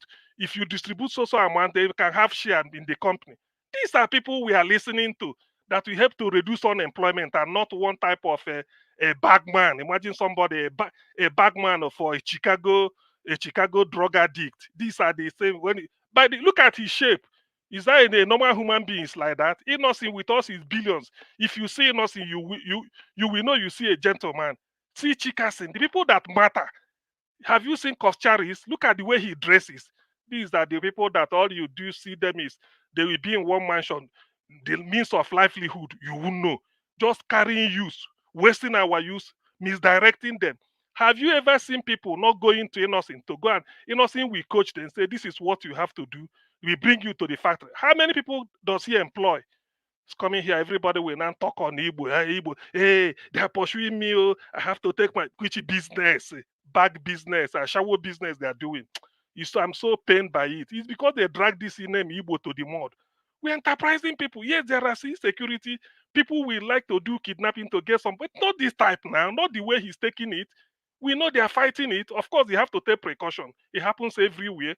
But you cannot use it to just talk down on an enterprising people that we can grind water out of stone, out of our own making. If he knows what he's doing, Aba is now open. So no Igbo man can say nothing is possible. Go to Aba. The electricity is there. They are building a seaport by the in Abia State. They are going to start a rail.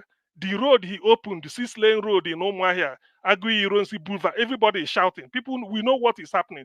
Julius Berger is there 24 hours doing project. So let him go to Aba. Why is he going to Lagos? Tomorrow he tell you, I opened the one caretaker something, and the Tinubu destroyed it or Sanwo-Olu gave order. These are nonsense. Imagine him, somebody who looks like a twin, a siamesial twin to Sare Dokubo. Is that who you take serious? I beg you, let all these things just rest. We don't want. These are distractions. These are the Efulefu brigade, of the highest grade. These are them. When you see them, these are why is he spreading money? A sensible person doesn't throw money around. A sensible can you see us in throwing money around? Chikasin, Kocharis, do you see them destroying money around? This one, all they do is just organize house party. Nothing, you don't know what they are doing. They just be showing you meat. Have you ever seen Innocent advertising where Innocent is having dinner or in his house? Have you ever seen it on YouTube? These are serious people. These are the people we are looking up to. Not somebody you kill one type of dog meat. You come and show it and then remove your shirt and be doing nonsense. Ogasien, don't forget Oyema. Oyema of peace. Yeah. Thank you. God bless Adafin Jare. God, see this. Okay, look at Onyema. Onyema is even giving student rebate. If you're a Nigerian student coming to Europe to study, one more time. You can use part of my time. Thank you. You didn't talk about slot phones.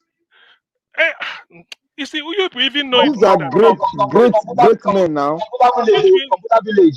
He has a headquarter in Anambra State, glass out of our 10-story building. That's his headquarter. Which means I'm not telling a lie. You people even I've forgotten about Onyema. Exactly. These are the people that pay tax. Because the only thing we need from why the people say investment should come, not to dash money. Nobody's interested whether you donate, but that your monthly pay as you go tax that workers will pay. Pay as you earn, and then you pay company tax. Or if you want CSR, corporate social responsibility, you can decide to paint the nearest primary school. That is what people gain. Like if you go in Lupeju Industrial Estate and Ikeja, that's what people around there gain. Where is this man and his business is coming to Lagos? Ashawo business, so he's bringing to Lagos. In the night, they say club, hook up, talk this. These are the nonsense. And he's come making noise. Who knows him in Igbo land? It's a very big shame. And he's bringing shame to the lives of Allen Onyema. These are people that are champions. You see them employing people, telling people what to do. How many people has he mentored? Have you ever seen him speaking in a gathering? Who will ever invite him than to come and just shout, go to BBC, pay the money because they carrying bag for some drug addicts, then come and say, hey, they pursue me, my business, talk no, all those things. It makes no sense. I don't know why people even give him airtime. These are the real problem we have in the Southeast. They are grooming the real bad boys, as you see them. Because if you don't have a good means of livelihood, genuine, you will tend to attract people to tell them, come and say to you, what are you setting them up for? What are you saying? In that mansion where they are doing all this, their party, what goes on there? You will not know. Tomorrow they will tell you this is happening. What goes on there? Go to Newe and see nothing is expanding. Brand new factory. Brand new, if you see, just like what you see in Europe. He's building a new one. Paying tax, employing people. Others are manufacturing things. Even if you go into agriculture, you can put a rice mill. And this one is coming. Mr. Sien. He says he's chief priest of what? Because fella answer chief priest of. Yes, please. You know that he has Innocent Motors has finished his factory on producing big truck, and he has started producing his big truck like 911. As I'm talking now, he has started producing 911 trucks in Nigeria. These are the people we pray for. I'm not there, but I'm happy when people tell me that innocence is expanding, whether you like it or not. If you're a driver there, whether it's 1,000 or 100,000 they pay you monthly is something. It will reduce crime. But this type of people you see, when I'm not making it up, these are the people that misguide our, because these are why Obi said wealth without enterprise. What is he doing? Let him come and tell us his business so that we go into it. The way somebody can say, let me go into Innocent's business, or Allen Onyema's business, or Chikasin, or maybe there are many of them now, or Koscharis. People can go into their business and say, okay, I know how they started. What is he doing? In the pantheon of Igbo businessmen or industrialists, if they sit on high table, nobody will remember this. Even Charlie Boy is more valuable to Ndi Igbo than this type of people. Charlie Boy is more, yes, you see him, he's more valued than this twin brother of Asare Dokubo just to come and talk nonsense. Look at the shape. Somebody who is clinically obese, a candidate for hypertension, a candidate for stroke anytime, a candidate for atherosclerosis, and above all, a candidate for neuromuscular diseases. You can't tell him to run to run up the staircase. You don't finish this man, no. No, it's true, man. Let me just 2 minutes. I beg. No. These are the thank you. Okay, I will stop you. These are the people that misguide our youths. To be honest, when you have Jonathan, when you see wealth without enterprise, these are the type of people go to. People like Innocent Koscharis, Onyema. Onyema will tell you. People will say, Onyema, because he's flying. But why not go there and employ, something like a airport handler to be loading people's bag in one of the airports? You can go to Allen. People won't go. People won't like to go there. But they will follow this one, say, when they eat meat. Have you ever seen Onyema advertising meat that he's eating? Have you ever seen it? You cannot see it. Even Mike Adenoga, let me not concentrate on the Mike Adenoga. You can't, Femi Otedola, you can't see where they're advertising their YouTube, where they're eating meat. It's impossible. But this one, we kill dog meat. I don't know how they do it, whether it's human. They just put it there and they see him just bloated. Tomorrow he will talk, I'm Igbo man. Hey, they're pursuing me. Oh, I have to run to Lagos. Why not run to Aba? Let me stop here. Give us a Monday. Thank you. Thank you very much, Mr. Siem. I mean, well said. And only if you know that what is consuming also at some certain age, most of those things you don't even want to eat them anymore. But like you said, I think Nigerians, we need to be careful when it comes. But let me observe. All protocol observe. Mr. Elvis, greetings to you. Finalists, I greet you. Or comment section, greetings to everyone. Thank you very much for all that you do. It actually bothered my mind when people talk about the unity of the Igbos. It actually bothered my mind. Now, if you ask yourself, when an Igbo man shop is brought down, maybe in Lagos or in somewhere, maybe in Maltu, or maybe in Ajangbadi, or maybe somewhere in Mazamaza or in Oshodi, they quickly rally around themselves to see what they can do to help themselves. I don't think it's ideal to just use some elements or some character to define people and their heritage. It's actually a disrespect to them. For example, now you're using Tinubu to describe the Yorubas. To me, it makes no sense, because we know who we are as Yorubas. A true Yoruba person know who he is, not some Omalis or some I don't know. So saying that there's no unity among them, for me, I think it begs to be for an apology, because you can't just use some elements or some character, using like someone like Hope now, Hope Uzoduma, to define the Igbos. Someone like that literally by his own people. Hope Uzoduma told during the election that he was going to send people to Europe. Hope. How many people have gone to Europe in your states? How many people you don't send to Europe? These are liars. These are 419ers. And a true Igbo man knows himself. They have dignity in labor, in what they do. It's not some elements or some characters. And like you said, these are. It's not. I mean, there's nothing more to heart to what you said, to see. It's just. I would just say Nigeria should be careful, because even in our own ethnic groups, there are people that are sellouts. There are sellouts in our own ethnic groups. In Yoruba, for example, now, will you say Oluomo is an Omoluabi? All these touts, all these good for nothing people helping to destroy the country. In the election, nobody people we are part in the election. In 19 years ago, we fully pie himself because of some people. The Oro worshippers, they defy their own Oro in Lagos State because a criminal drug must be the president of the country. And you now copy such people as Omoluabi Yoruba. You cannot do that. And so if one character comes out and speak, all of a sudden you just want to malign the Igbos or bring them down or speak down on them. I think for me, that is not fair. It's not fair. It's just like using the guy in Edo State now, the one that says is APC talk, to malign the Edo lights. I think I forgot his name now. If somebody can remember. Eh? So I think for me, we should be careful as Nigerians to actually know what to say. Tony Kabaka. Thank you, sir. Kabaka. Thank you, sir. Using that kind of person to describe the Edo lights. Eh? I think we should be careful. When we talk about unity, I think they are even more. Okay, look at Yoruba, for example, now. Look at us, for example. Will you say Yorubas are united? When some people are saying, Emma, don't vote for this, don't vote this person, don't campaign for him, don't vote for him because we know him. They said, no, I'm on the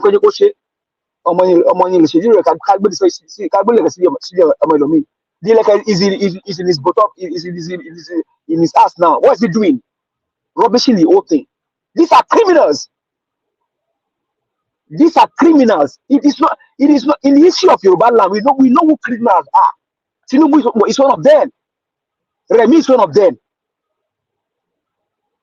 So using one person, one element to describe the Igbos, for me, I think is a disrespect. It's a disrespect, total disrespect for that heritage. And it should not be done. It should not be done. The Igbos, they have done well in their own right. I live with them. We eat in the same pot. We even sleep in the same house. With all due respect, they live with us.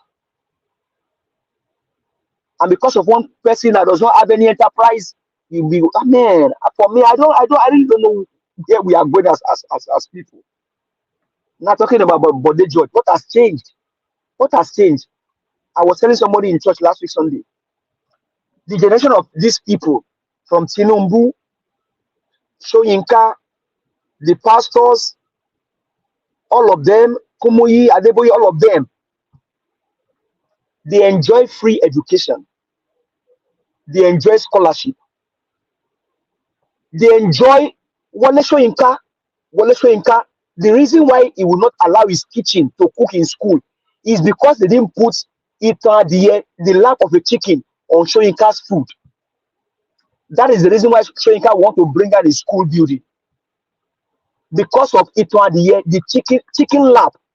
That is the reason why Wole Soyinka, when this guy finished school, they got free pojo from the government. They got pojo from the government. 504, 505. They got free from the government. Today, how many graduates in Nigeria get Kekemarua? These guys, they enjoy Nigeria, they milk Nigeria, and they are still making Nigeria. In 2 Corinthians, I think around chapter 11, thereabouts, he says a father leaves heritage for his own children. These fathers they ate their own heritage, they are even eating the heritage of their grandchildren. These men, they ate their own heritage and they are eating the heritage of their children and their grandchildren. Inheritance. Inheritance of their children. A father leaves the inheritance for their children. That is what America is doing today. The likes of Biden, for what you may call them, they are building the future for their coming generation. But what are we doing in our country? They are eating the seed of their children and their children's children. These men, they got pojo for free, 505, 504 when they finish school. For free. Free. Today, graduates, nothing get Kekemarua. Student loan, they cannot pay. Their problem is urge. For I honestly, I don't know if Nigeria I don't know how we get out of this whole thing. I really don't know. Because from pastor to imam to where it is in that generation, all of them for me, they are pain to the country called Nigeria. They are sadness to the country called Nigeria. They are pain to humanity. They are sadness to humanity. You enjoyed a country. Buhari, Obasanjo, they all became generals in their 40s. Sorry, in their 20s, in their 30s, in their early stage. Today, the country is mesmerized, destroyed by these same people. Destroyed. What are you guys leaving for the coming generation? What are you guys leaving for the unborn children? Rather, you are borrowing money on the unborn children. You are destroying the country on the unborn children. Eh? Where are we going, Nigerians? Integrity, like Mr. Osola, you said earlier, integrity is a scarce commodity in Nigeria. It's not perfect, sir. Because yesterday someone will tell you that they will do this. Today it has changed. And on the issue of Obaseki, see whether if he paid, even though he paid 20,000 naira as salary, is a failure. Because in the first instance, sir, that is the duty of the government, sir, to provide for the people. It is the duty of the government. Obaseki, if you like, pay 1 million. It's your duty. It's not. It is not a privilege. It's your duty. No one should celebrate you for it. Whether others do it or they don't do it, it's your duty, sir. But you all are failure, and you are not different from them, including my own governor, Seyi Makinde. You all are failures. But you all enjoy the benefit of Nigeria and putting pain on the coming generation. The 20 years old girl child or the 20 years old boy child have not taken anything called good governance. You guys destroy everything. Now, you should talk about loot. Bobby, I was in Bobby for almost 6 months, if not almost 1 year. Terrible accidents. That same hospital today, you cannot point to Bobby anymore. You cannot see Bobby anymore. Loot destroyed by these same people, these men that enjoy free health care. All our health center destroyed. And Nigerians are just everywhere. They don't know what to do to bring. Sri Lankans did it. They did it. Nigeria will not be an exception. These guys are evil. These guys are wicked. If a man would bring out a school because they didn't give him equal the year chicken lap, and today the man is speaking, he's speaking for evil. Man, Okay, Nigerians, arise. Your country is just for you to grab. But please, don't use one criminal element to malign Igbos, Yorubas, or Hausas. The Igbos, for me, are the most united and most industrious people in Nigeria. And I can say it anywhere. If you cannot use Kabaka to malign the Edolites, please stop it. Let it stop today. Please, I beg you. These guys, they've done everything in their own capacity. Costarics started in Mazimaza. I was almost in primary school, secondary school.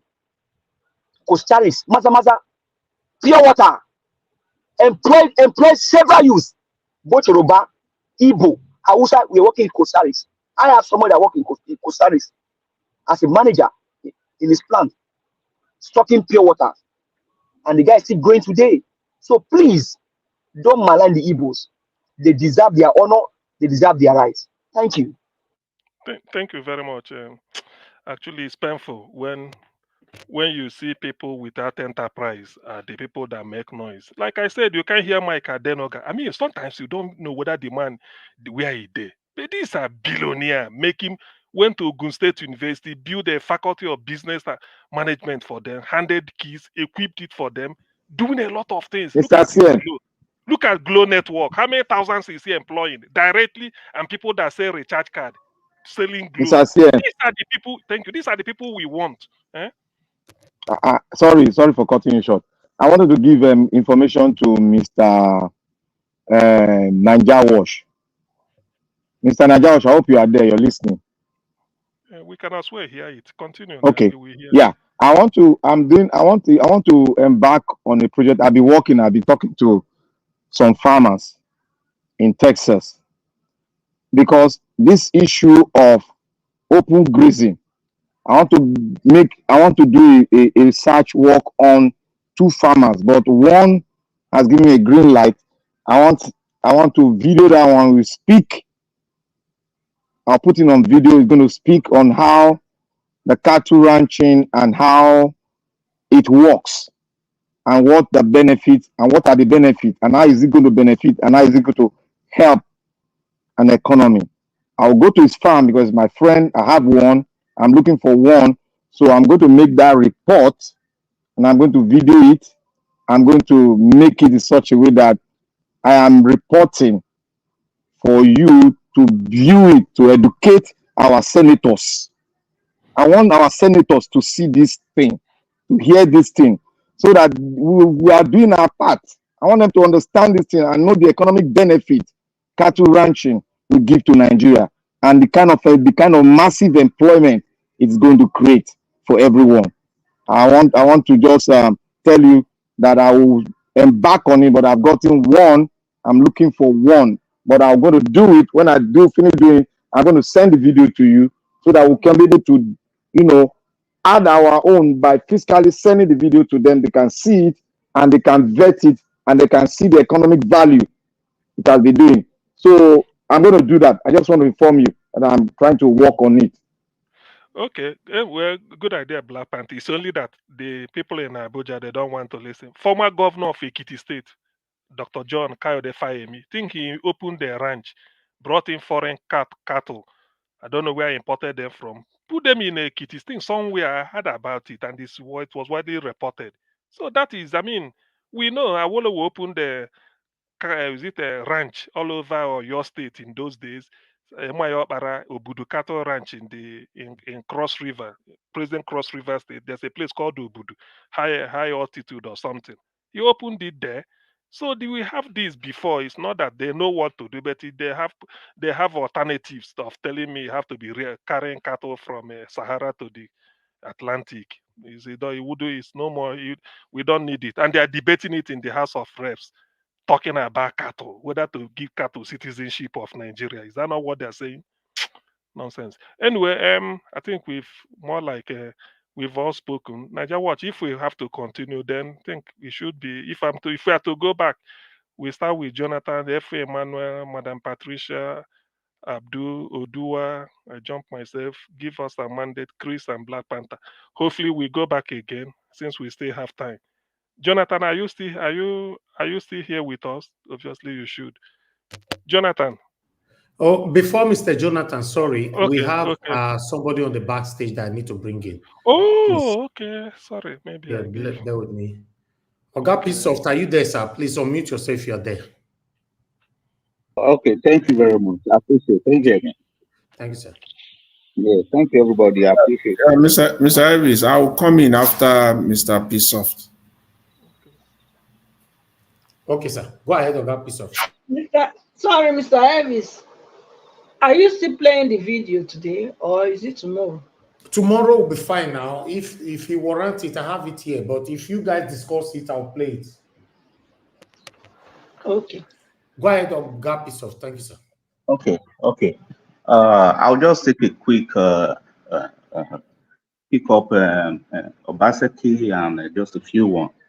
Now, I don't totally agree that Obaseki failed completely. No, most of his policies are good and some of his policies are bad.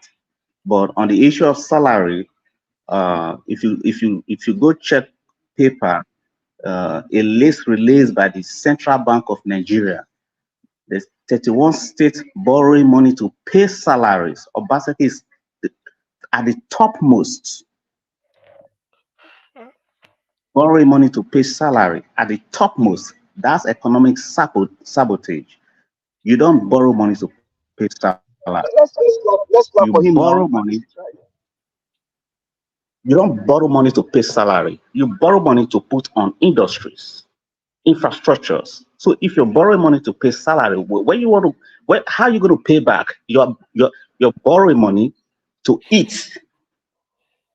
No companies borrow money to pay salary. Any company that borrows money to pay salary, that company has been bankrupt. No company does that. No country borrows money to pay salary around the world. You borrow money to put on infrastructure, on industries, like to the farmers and all of that stuff. So on that, Obaseki is a failure. Yes, he had good policies. He reformed the civil servant. Those are good things, but you don't borrow money to pay salary. I expected much from him because he was borrowing to pay salary. Go check the list. He's at the topmost, borrowing money to pay salary. So he's really out on that. Now, on Kanu's case, like the lawyers, what you say, the lawyers way. Mr. Peace. Yes.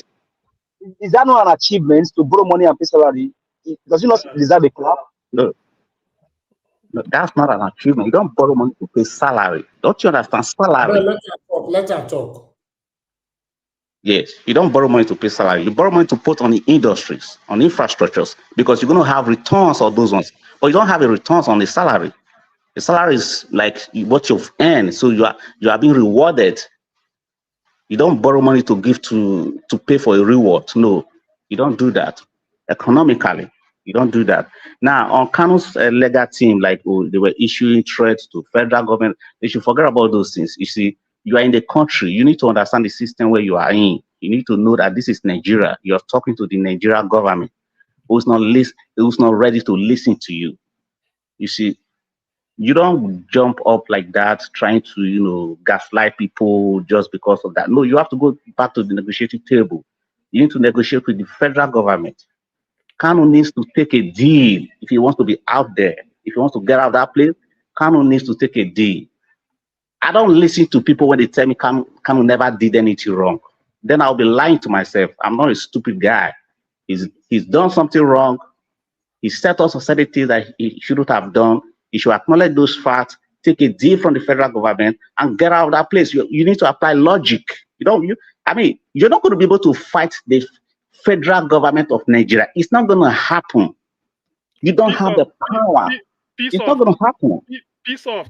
When somebody accuses you of stealing and takes you to court, and the court discharges you, are you still a thief? Because they asked them. I followed all his trial, all Kanu's trial. I followed all his trial. This current legal team took Kanu back to trial, to face trial. All right. Then Michael Zuckerman were able to take them out of trial. All right. But these guys, just because he needed to go answer some cases, some of the questions back from the lower court, Kanu decided to dismiss them. Michael Zuckerman. These guys, this new legal team took Kanu back to trial. So you can't take the case back to trial. You can't take the case back to trial and expect to get justice. When you hear the High Court and the Appeal Court say discharged, am I lying or anybody? No, when they say, listen, let me tell you, CM, I'm very knowledgeable. When Kanu was picked up, I was aware. 2 weeks before he was picked up, I was aware. That is not the issue. The issue is hold on. If Kanu faces trial in Nigeria, he'll be convicted. That's number one. Now, that's the reason. CM, just understand what I'm saying. That's the reason. That was one of the reasons that Mike Zuckerman decided not to allow Kanu to go to trial in Nigeria. That's the best they could do. See, listen, no. You are just. No, I don't understand you, Mr. Peaceoff. You are muddling things up. Peaceoff. The issue you are discussing is not a private matter between me and you or between you and anybody. This is a public. The whole world is aware. There's a man called. There is a former. I don't know whether you are in US. You should know. You must have heard about him. Bruce Fein. He's the deputy undersecretary of Justice under the Ronald Reagan administration, 1982. He's Kanu's lawyer. He came to Nigeria. He's a spokesman of Kanu in the US. He tells the American public they had a trial is going. The court to discharge Kanu is a fact. I'm not making it up, and you know that's not what I'm saying. Listen. That's why I'm asking you. don't bring Ozekome into it. Dr. Ozekome did not. You are dealing with Listen, because let me just finish so that you guys can debate it. Maybe later on. Let me just round up with mine. It's not debate. I'm particular about the word discharge. Discharge. The word is discharged. That is the. No, I want you do not understand what I'm saying. You do not. You need to understand. You were speaking English language. I understand English very well. Hold on. All the charges were dismissed through the Ozekome at the court. All right. The court said that Kanu cannot face trial in Nigeria because of what the Nigerian government did to him, legally rendering him to the country. That's the only reason Kanu is not supposed to face trial in Nigeria. Now, Kanu at the Supreme Court, they were referred back to the lower court for a particular charge that was not discharged.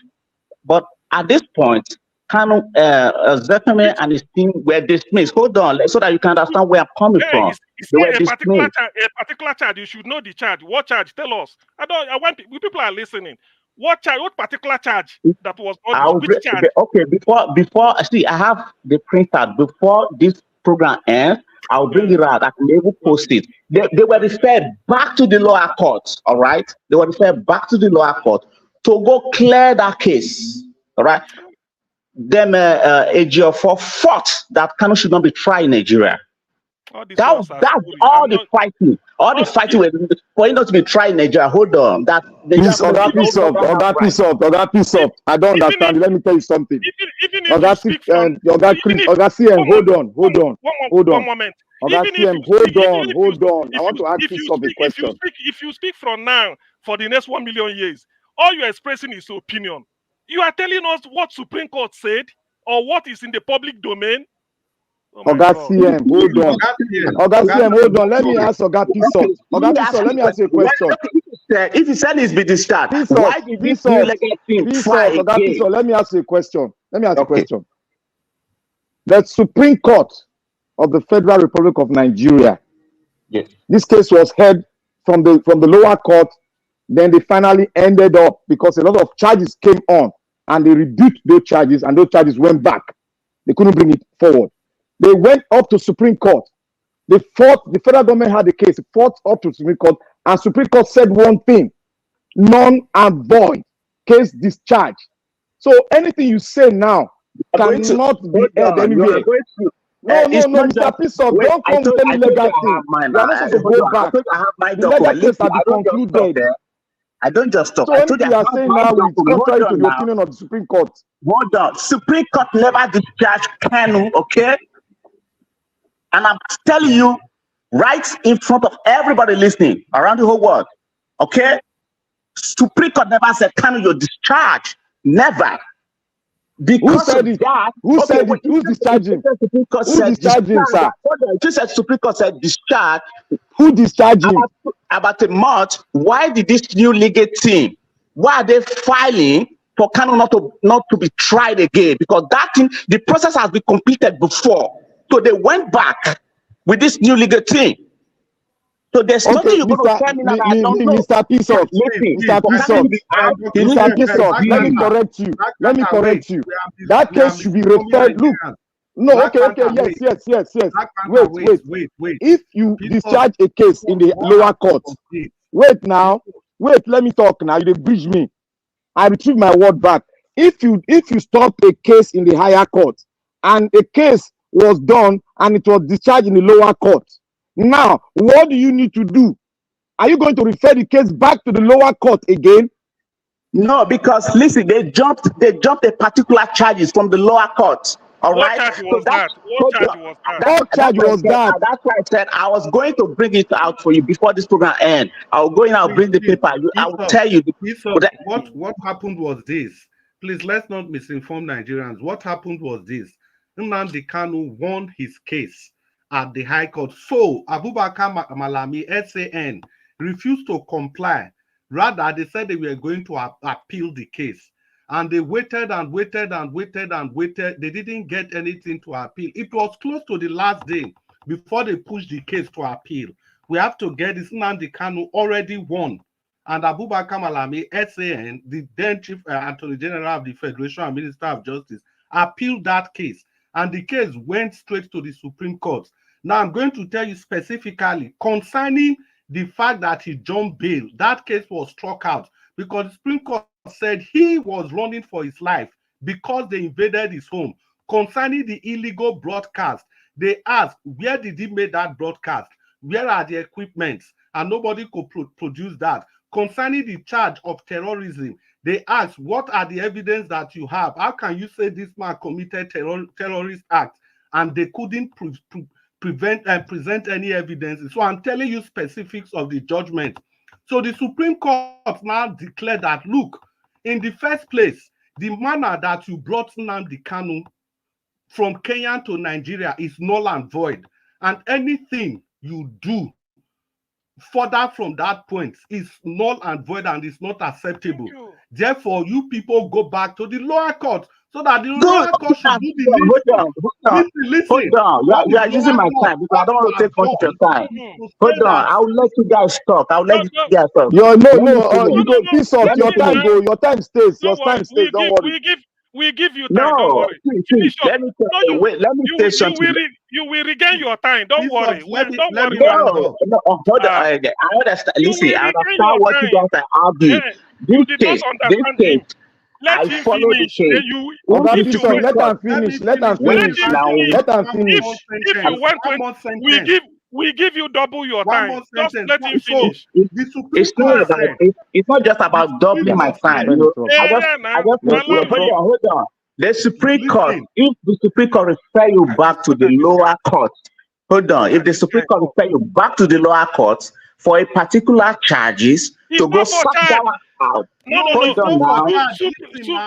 Court. Oga, peace off. Hold on. Let that man conclude now so that we'll blend it together. Supreme Court awarded him charges. Supreme Court was blaming them for a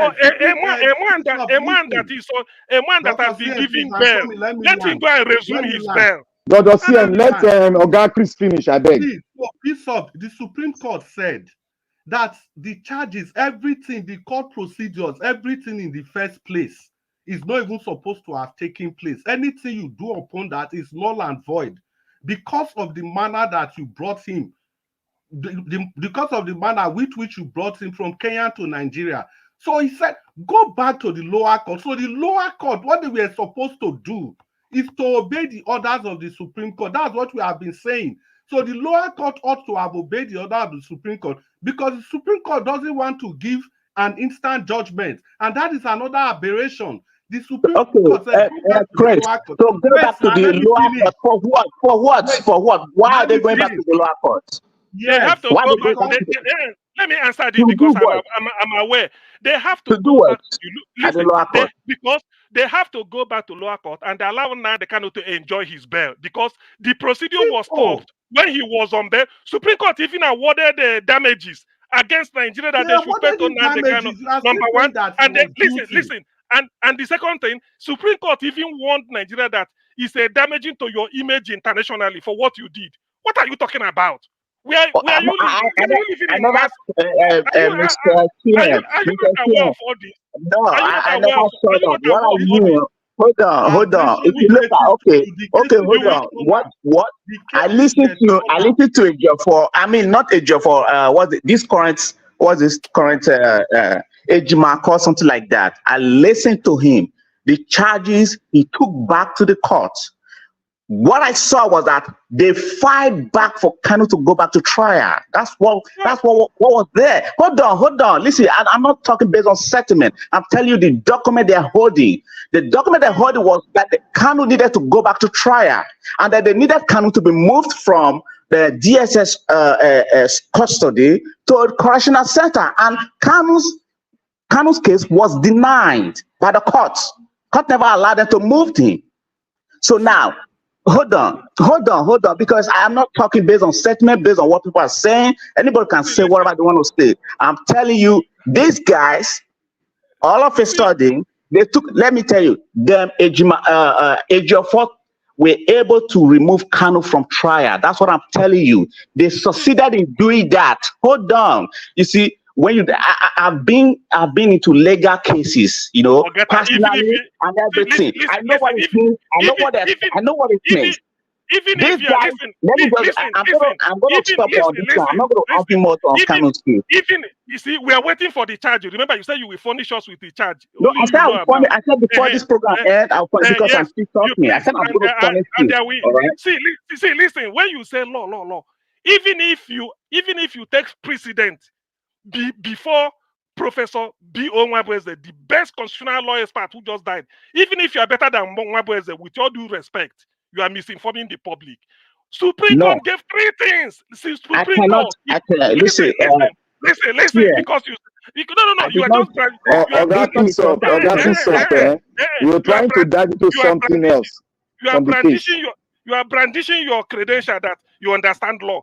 Supreme Court said 3 things. I'm not saying I'm a lawyer. I said I've been to legal. I understand legal cases. This guy took Kano back to trial. That's his problem right now. But people don't want to say this. All these things are lies. All these things are lies. Even if you are Professor Nwabweze, listen. Even if you are The Professor case has been discharged. Nothing you can talk again. Supreme Court gave 3 things. Number 1, it okay, told you people have Nigeria won. that You people have won. You people have won. No problem. You won. Let me tell you the argument you are making. I don't know who you are, but you can see my face. There's a channel somewhere, I don't want to mention the name. They start this type of Nande Kanu did something, not because when I ask you a question which you didn't answer, somebody accuse you because everything in Nigeria, everybody said guilty. I mean, innocent until proven guilty. You can accuse me of anything. I'm innocent. Who will prove me guilty? Not you, not everybody, but the court of law. So if I accuse you of stealing, say this, you stole this, and we go to court, the moment court discharge you of that crime of allegation, nobody can call you a thief again. That's why I ask you, if I accuse you of something, if the court has said Nnamdi Kanu is guilty and sentenced him to life imprisonment, we will be talking about this thing today. People would have said, okay, the court has decided. The court has decided. The court has decided. Do you know more than the court? But because the court, in the opinion of so many people, that they want to find Nnamdi Kanu guilty, and the court discharged him. And to compound the issue, Nigerian government, because of hatred of Buhari to Ndibo, they have to go and rendition him. Do you know that Abba Kyari in Nigeria, because of Hush Puppy's case, America wanted him. America, with all their military might, everything, they can come and bundle anybody they want in Nigeria. But they applied. They say, look, let Abba Kyari, the police officer, he has a case to answer in respect of Hush Puppy. Why didn't Nigeria do it? Buhari tried it with Umaru Diko. He collapsed on 5th July, not the date, 5th July 1983. 1984, the thing collapsed because Buhari came in to kidnap Umaru Diko. He collapsed. There's a book called Diplomatic Baggage by Kayode Soyinka. Go and read it. What I'm telling you is a fact. Google it on Amazon. Please. Go and read it. No, go and read it. I'm coming. So because of that, Supreme Court is telling Nigeria that your image, you soiled your image internationally by going to rendition somebody. Kenya is a Commonwealth country. Britain is the home of Commonwealth. Apply and whatever Nnamdi Kanu is, you come and answer. You go and bundle him. By the way, why should you give somebody leave? I mean, court grants you leave. Like I'm in my house now, soldier will invade my house, kill 28 people. Does that not make you? Do you have a make of human sympathy? Why should you continue such a case?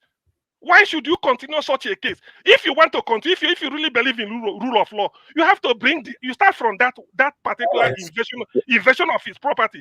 Meanwhile, I'm still waiting for the charge you're piece off. Anywhere I see you, I'm gonna bring Supreme Court don't discharge the case. Maybe you don't. Hold on. Let me go. Maybe you don't know. I said I'm going to give you the document. I'm telling you that me, P-Soft, is going to give you the document. Understand what I'm saying? You listen to the case. You won. I'm not saying that. P-Soft, bring that tape of bring the tape of a J4 speaking. Bring it so that we'll analyze it here. Just slow down. I said, don't worry. See, not too much talk on this. I'll bring you the documents, each ruling, papers, what they say, the context of those documents. I'll bring them out for you. So don't worry. I don't want to talk too much on this. But I believe what I'm saying that for Kanu to be free, Kanu needs to take a deal. That's simple because you're in a country. If your country is lawless, you need to take a deal. They offer you a deal, you need to take a deal. That's my point. What deal are you talking about? What deal? Hello, thank you, everybody, thank you. Oga Soft, thank you for your submission. Finally, before you leave, I would like you to tell us, because you need to be specific, what kind of deal you think that Nnamdi Kanu need to take to be out of the prison? Okay, now, in every country, if your country, let me use Asari Dokubo as an example. Don't go too far, please. No, because I need them to understand what it means. If a country is accusing you, let me finish. If your country accuses you of any kind of crime, even if a court gives judgment, the country may not, if they consider you a threat to the unity of the country may not, any country in the world, including the United States, if you are considered a threat to the country, it doesn't matter which court is going to give that judgment. The country has the power to still hold you. What deal? We already understand this one. What I'm saying is that I do know what I'm saying. I'm not telling you that Oga Chris, no, please. Let him speak. If you listen, I'm saying what I do understand is that they must have been offering him a deal. And he needs to take the deal. Let me tell you, the first time Kanu was arrested, he took a deal to be out. What did he take? So he didn't just, he took a deal to be out the first time. What deal? That he was not going to hold enmity within the territory of Nigeria to talk about Biafra. He took that deal. So when he came out, Oga Pisoff, please, to end this, what deal do you think Kanu needs to take right now from the federal government to be out of prison? Yeah, the deal Kanu needs to take from the federal government to be out of this is simple. Okay, I am not, because I do know myself that they must have been offering him a deal, even if it's not okay, including his lawyers, they must have known that. I do understand how it works. So they must have been offering him a deal. So whatever deal I think they are offering him, like they may ask him to abandon Biafra.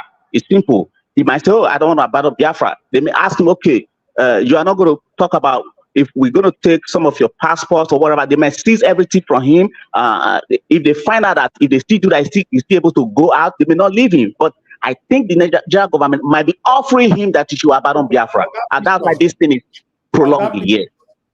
Please, can I ask a question? Hold on, please. Oga Pisoft, I agree with you on that 100%. Do you know why I agree with you? Because I've played video here where these satanic APC people were talking on Arise and channels, saying that he needs to accept a deal to be out of prison. Whenever he's ready to be out of prison, he needs to accept a deal. So for me, I'm not sure. That's why it's a common practice around the world. A common practice around the world. Hold on. I'm saying my fact here, what I've played here and what I've watched. You know, some of these satanic people from APC were talking on Arise and channels, saying that Kanu is not ready to be out of prison. Whenever he's ready, he should make a deal with the federal government and be out. And I brought it here and I asked questions. What kind of deal are they asking this man to take? Are they telling him to stop fighting for his people and all that? So with this that you are saying, I agree with you 100% because I don't hear them before. Simple as ABCD. So thank you for your submission on that. You know, in case anybody want to contribute to that, you don't have any problem, you can. But on that aspect, you know, at the lock him, while they lock him, I'm not arguing that with you people. But on the deal side, you know, Nnamdi Kanu is a very stubborn man. You know, he believes on what he believed on. So whatever they are doing today, and that is why his respect is still there till tomorrow.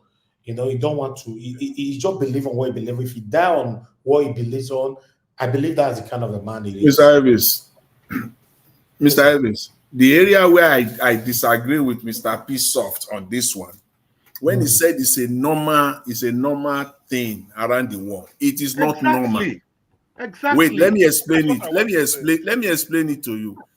I did not say anything there. I'm just talking my own. Yeah, I know. I'm with respect. When he said that is a norm, he's presenting it as if the fault is now Nnamdi Kanu's, that it is Nnamdi Kanu that is holding himself in prison. No, it is not so.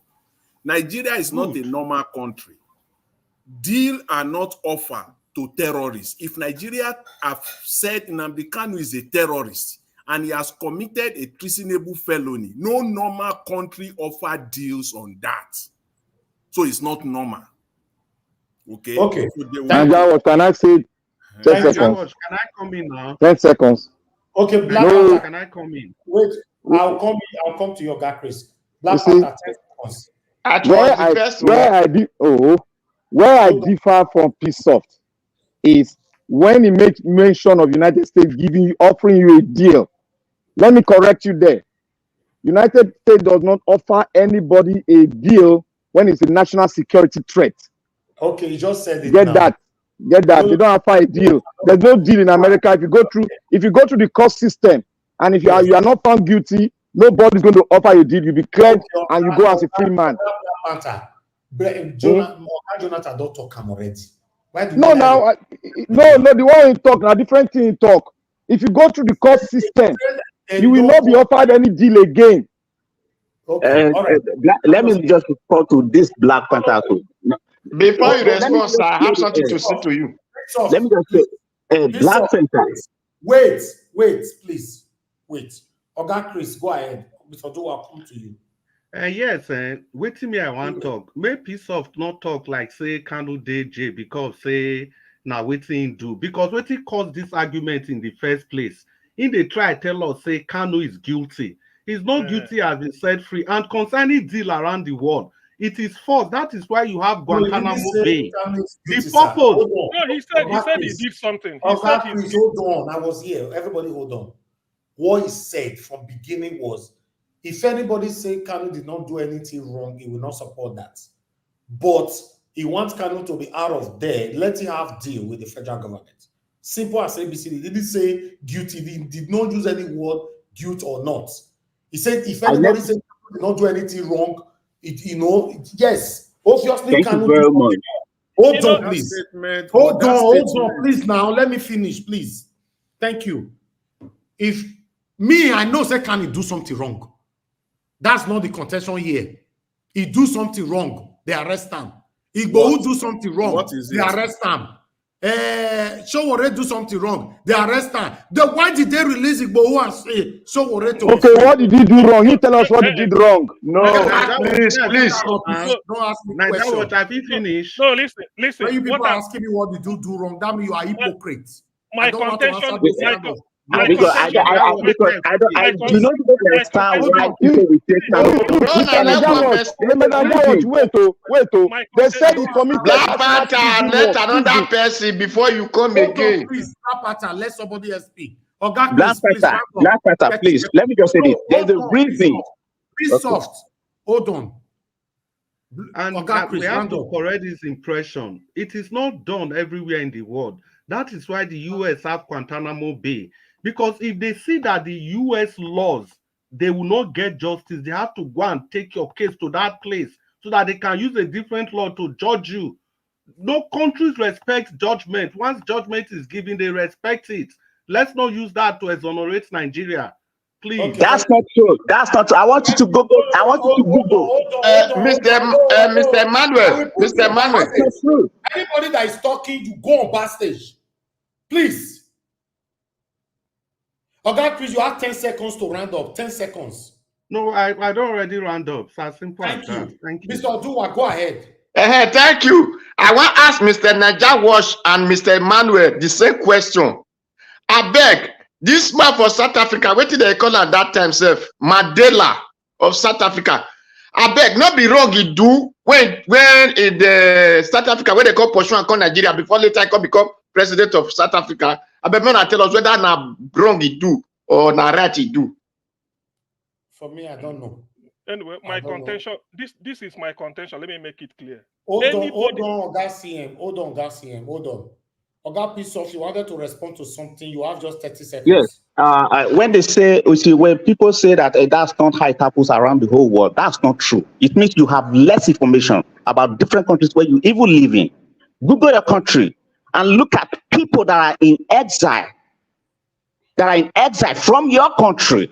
Just Google it. Because they are considered security threats to their country. It's simple. All right. Thank you. Okay, Mr. Najawash. Mr. Najawash, you did not answer it. You did not tell him to answer you. I asked you, two of you, the question. So if you answer is whether not about something now this man of South Africa did before the pursue and Nigeria later become president of South Africa. I don't. Oh, you say Emmanuel. Who is Emmanuel? No, the person that is talking now, that all of the black pattern and all. That's what you said. Do we have Emmanuel here? Okay, no, his name is. I thought it was Emmanuel Cohen. Sorry. His name is on the screen now, Mr. Dua. Can't you see the screen? No, I'm not seeing it. Well, I'm not seeing it. My phone cannot show those names. Oh, is it talking about me? Yes, I'm talking about you. Yes, I'm asking you this question. You're talking about Mandela, right? Yes. Is it not bad he did? Yes. No, because they were fighting for their rights. All right, they were fighting, and Mandela did not set up security outfits, so the people rose up themselves. It's completely different.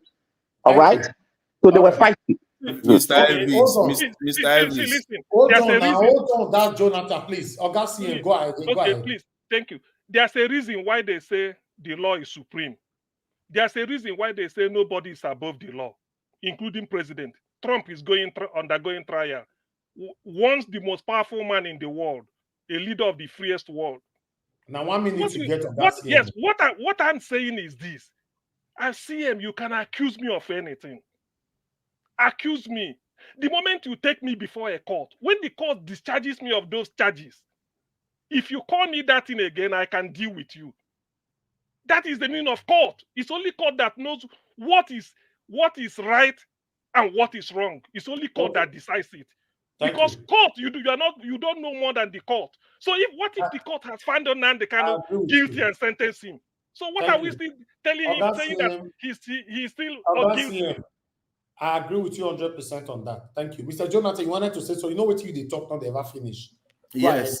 Thank you. Yeah, I just want to respond. You know that Mr. P. Soft, it's like you know less of what you are saying, but there is no time to respond to you on this platform. I will just deal with one. How could you come here in the whole telling people that Nelson Mandela was not in prison because he didn't fight? He fought for the emancipation of the black South Africans, number one, and he engaged in militancy. And struggle. Militancy and struggle. And that's very well. So this is serious. So this is you are talking of history here. And because when we are listening to you, it's like we don't go to school. Nelson Mandela, he fought for the emancipation and the liberation of the black South Africans. And at a point, all right. Thank you. Can I ask 10 seconds? No, you don't have to use your 10 seconds, sister. Thank you. For final submission. When we will give our final submission? Hold on. I'm doing that right away. Hold on. No, there's order right now. It must be respected. If not, I'm not going to put you about. I'll go throw away you for back of window. Because you lock me from outside. You are my director. Body they pay you. And I will do my back. Hold on. Let me tell you guys. For some of you, I see Adelaja Ogobi say Kanu did not do anything. Come on, guys. I'm not going to talk like this. You know, nobody sit down. Nobody should unmute you. Please, I'm not here for interjection. No, more say things I raise. The bottom line is that I agree with Augustine. The court have asked to set this man free, and they refuse. Even though Kanu do something now, let us you say yes. As I talk and say do something, the same thing we Kanu do. It's on the Igbo one, and I have all the evidence. I have them. If maybe I'm sorry to say this, some of you might not like what I want to say right now, but I have to say it. If na Igbo man, they talk revolution now, they follow every corner, inside market, every court, everywhere they go. he don't take prison by now. Till tomorrow, my friend, my very good friend. So in case you guys are not aware, so is my friend who outside media. We talk, we chat, we rub minds. So in case you don't know, but I have to say things I raise. If Sowore was an Igbo man for inside market everywhere he did, revolution now, anything he talk, if you write on Twitter, everything, hashtag revolution now. Inside court, he came all the way from court, America the other day to answer case in court. When he finished, revolution now. Make una dey talk through, my people. Now the truth where we know they talk, they carry us, they go where we don't know. So, oh God, we are not going anywhere in Nigeria. We are not going anywhere. We are not going anywhere because we are not united. We don't speak in one voice. We are hypocrites. We are satanic. And it's terrible. Ethnicism is playing a major role in everything that is happening in Nigeria today. That is what displayed today in Bode, George. And you saw that. Now, the same ethnicism is what I'm going to be discussing tomorrow. Coming from what is it called? The former Director General of Labour Party. What's his name again? Doing Okupe. We are beginning to see all of them coming out with their satanic garments of ethnicism, tribalism. I repeat, if it was an Igbo man that is speaking every corner of Nigeria today, when I talk finish, as I want this broker, I'll say revolution now. If you don't do prison now, talk truth. Tell yourself the truth. That's why I agree with Pastor. Say yes, can do something. But I will also let people know and remind people that Sunday Igbo will also do something. Where is he? That Sowore do something and he's still doing something. Where is he? So if we have to pass judgment based on what any of them do, then biasness is displayed. It's obvious. We can't continue like this. We all, I repeat, we all have just one life to live. You might fall tomorrow and die. There are things that you're supposed to rectify today, but you could not. You could not rectify it. Because God gave you the chance, the opportunity to rectify it. You failed, or rather, you deliberately ignored it. That is why I say that in most cases, I'll be standing alone because I've seen many people standing with me along the way, they'll come out because it's difficult to stand with someone like me. It's difficult to, I'm telling you. If you have access to my dad, go ask my dad. My dad will tell you my story. My father. For a politician right now, you're listening to me, you have access to my dad, meet my dad one-on-one, say, you're picking. I want to know one or two things about your picking. Get name where they give me, where they grow, they come. You go first tell you that name first before you could start telling you about my story. Ask my mom.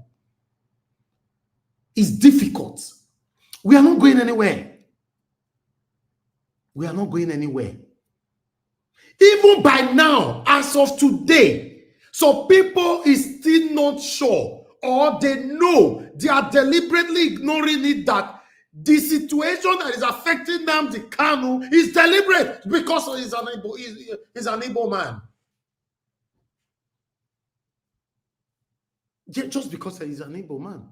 Okay, let me leave my Yoruba people for now. May I leave Sunday Igbo, may I leave Sowore. What happened to Abakari? Oh, you are shocked now, right? Abakari is working freely now. If you see the way he take fresh, although they told us it was in prison, but the way that man take fresh, even fresh past those of us that live abroad. We are not going anywhere until we start telling ourselves the truth, regardless of the consequences. Regardless of the consequences, say the truth. If you die in process of saying the truth, after all, you're still going to die anyway, somehow, someday. Anybody listening to me right now, nobody will live forever. Nobody. What is wrong, my people. Now, I beg, now.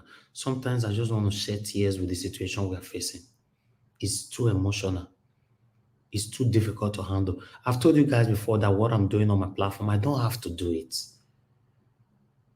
Someone that have about 1 million followers across social media, I don't need to do this, in case you're not aware.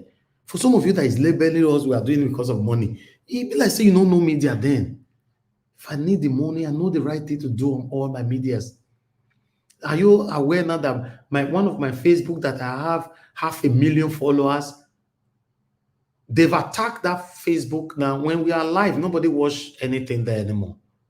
We have problem there just because of what I'm doing. Do you know what I face doing what I'm doing today? Just for standing for the truth.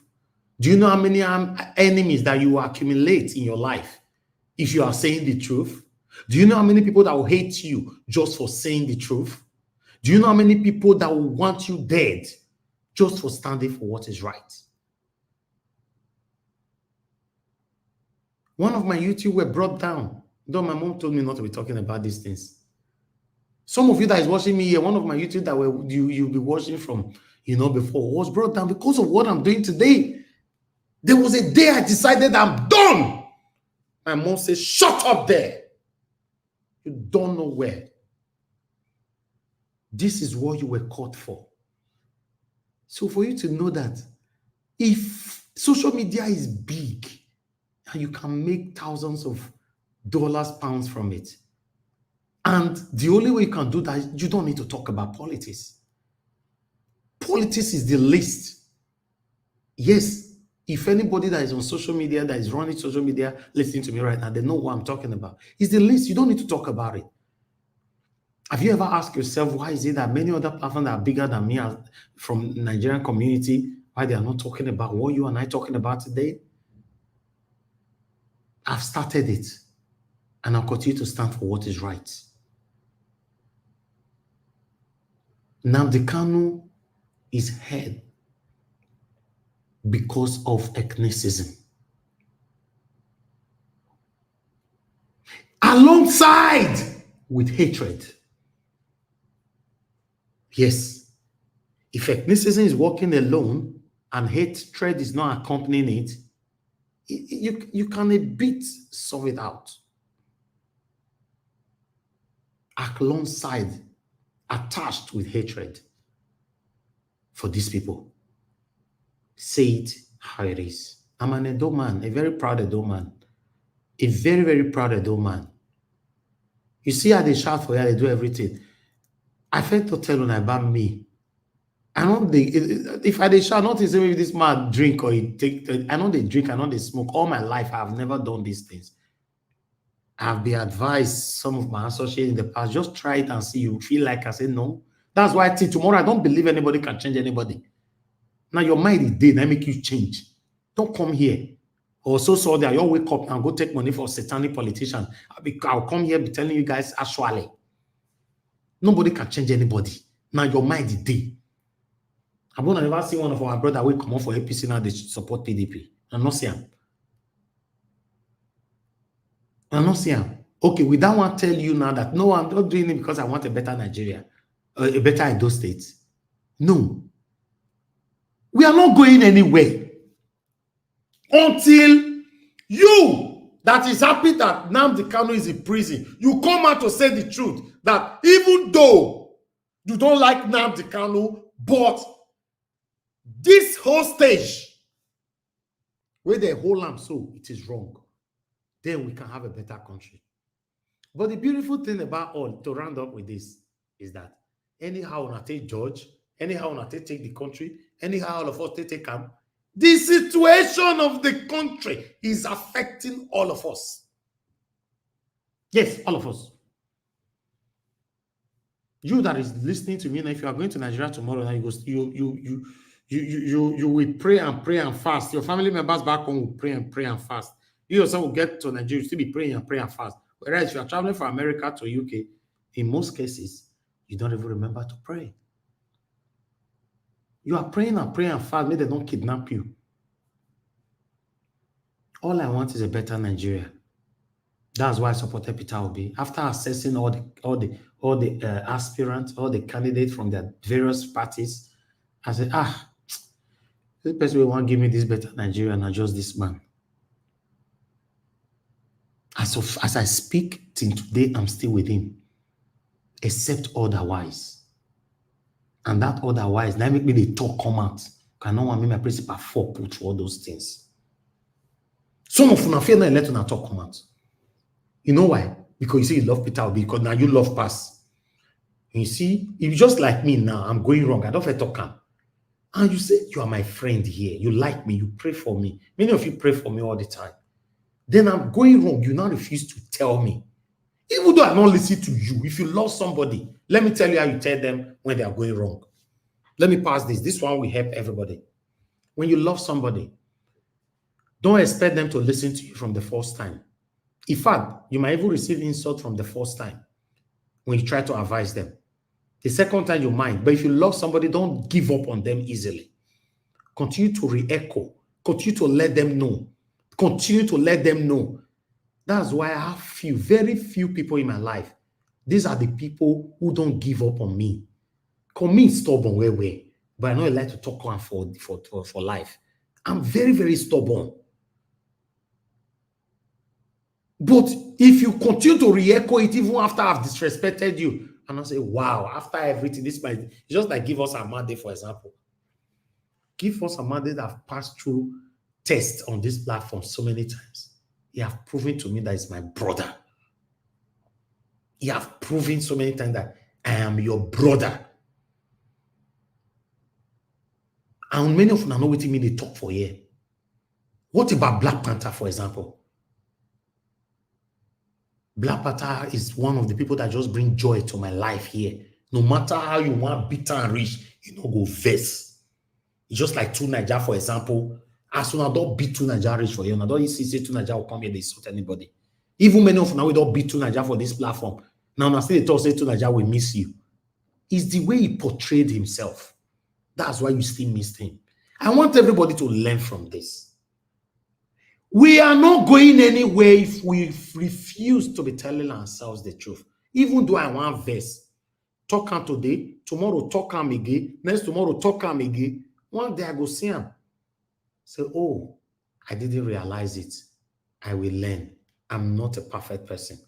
Who is perfect for this world anyway? Federal government. Now beg at the beg. I'm gonna not let this man die for prison. Because this is not looking good anymore. Don't allow Nnamdi Kanu to die in prison. Regardless of what. This is not nice. In any angle, any of you want to look at this. Except you are satanic. Even though the angle flashes to your eyes, you refused it. You are not interested. Allow this man to go. Just let him go.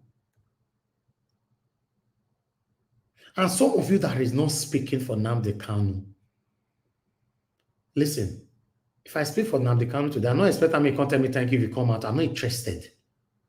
Just stand for what is right. If you know the truth and you are not speaking,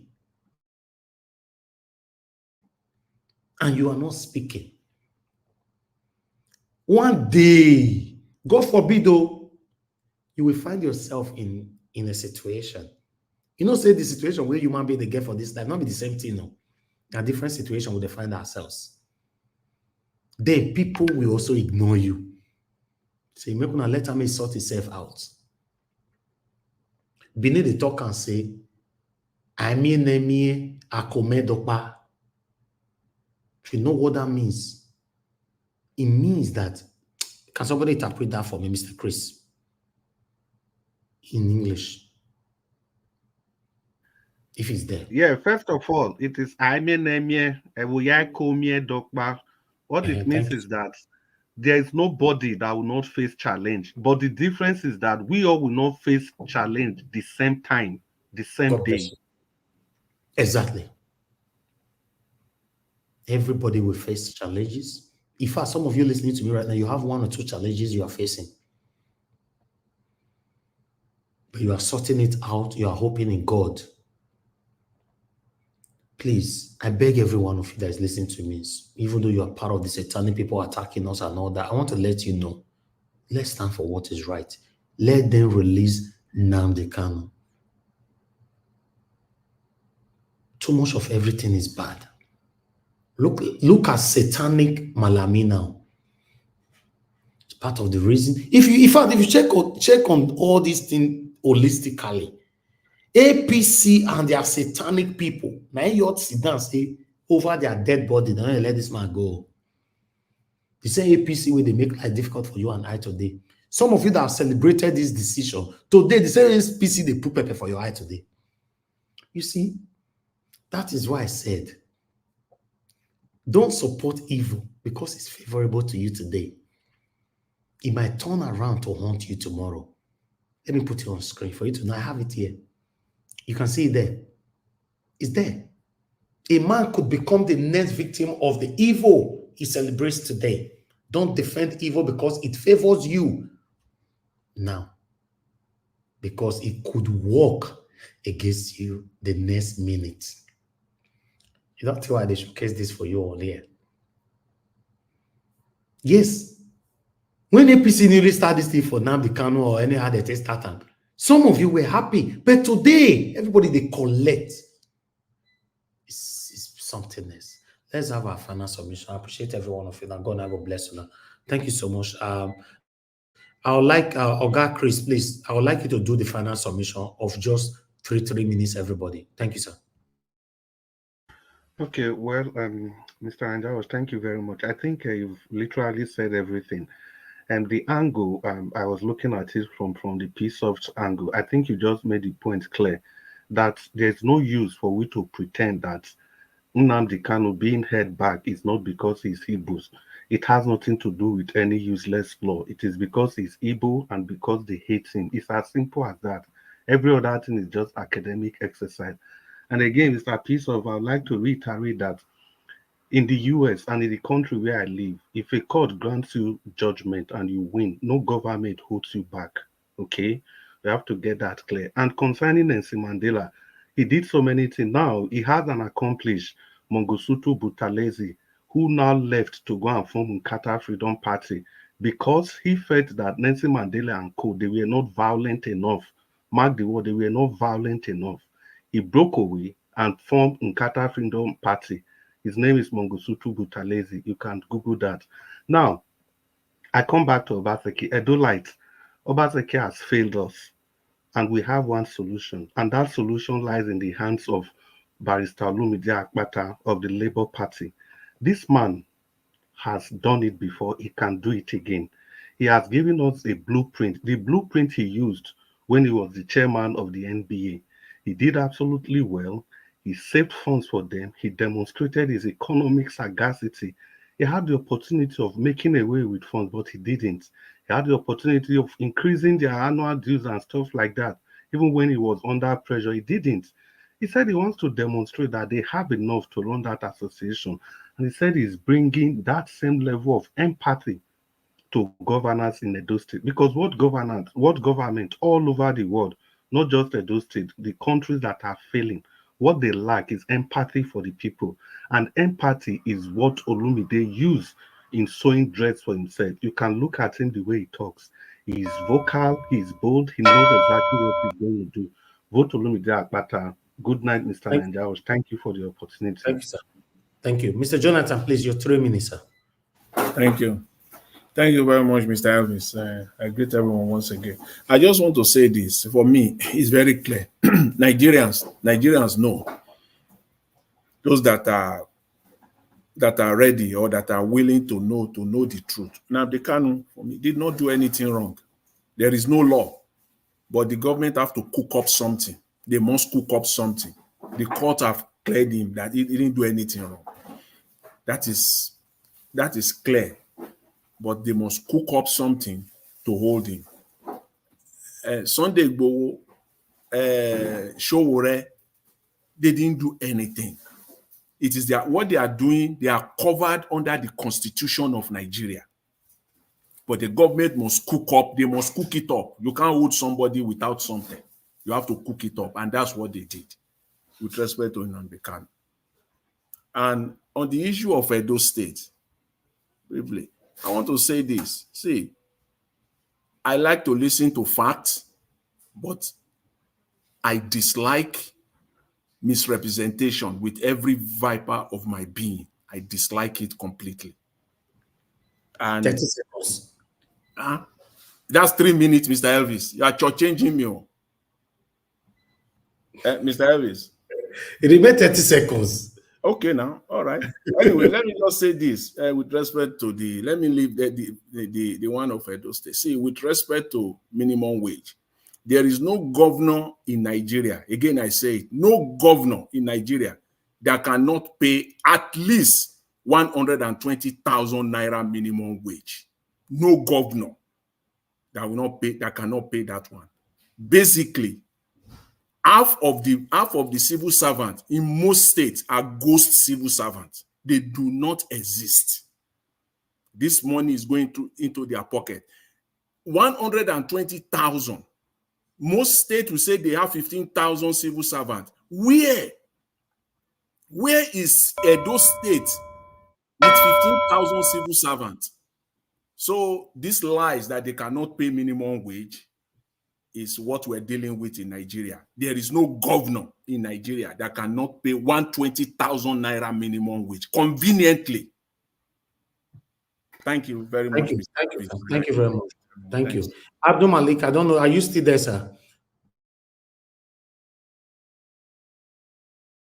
Okay, let me move on to Mr. Oduwa. Okay, you are there. Okay, go ahead, Abdul Malik. Give us your 3 minutes. Thank you.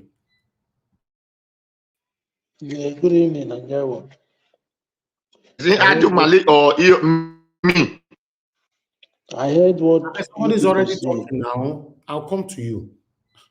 I heard what 2 people were deliberating on the Nnamdi Kanu issue. Nnamdi Kanu is not criminal, he's not terrorist. The problem rely on this.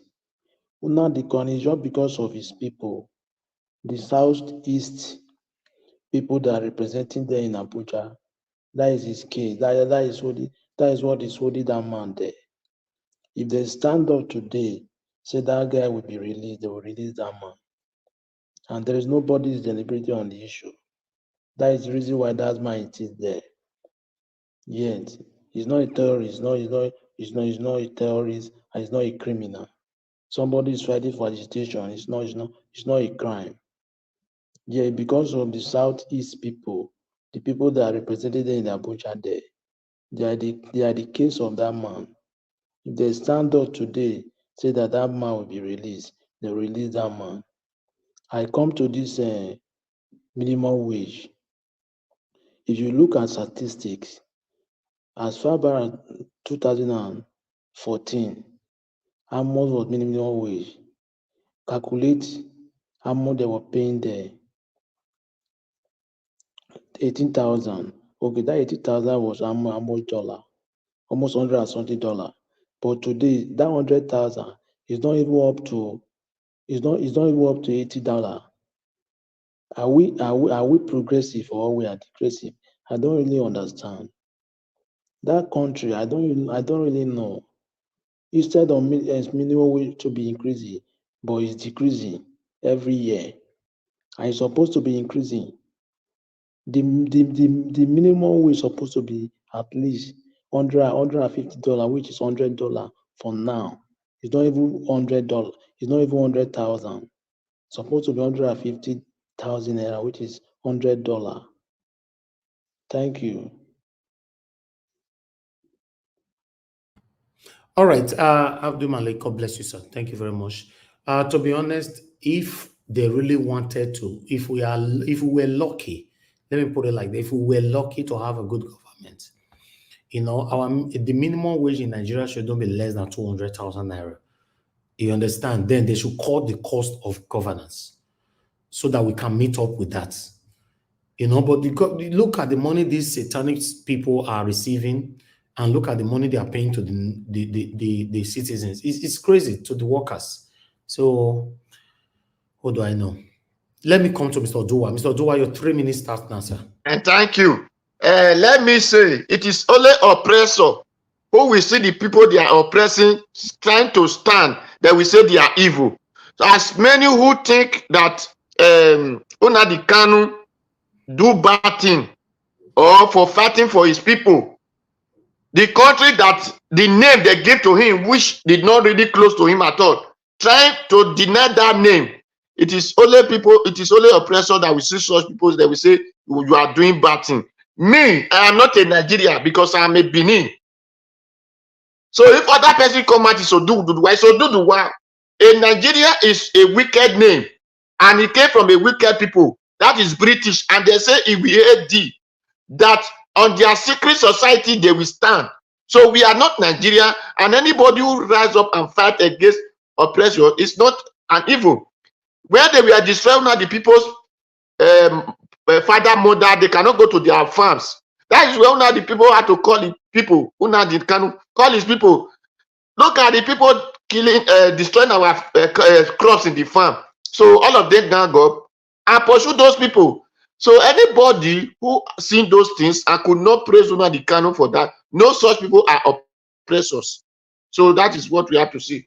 If they can, if they will really, these people are not oppressors, why would they leave that their state, their country, and go to another country to go and bring a person who is talking from afar? And the one that is destroying people's farm, they did not touch to those one. So Nigerian people, they are oppressors. That name is oppression. Thank you.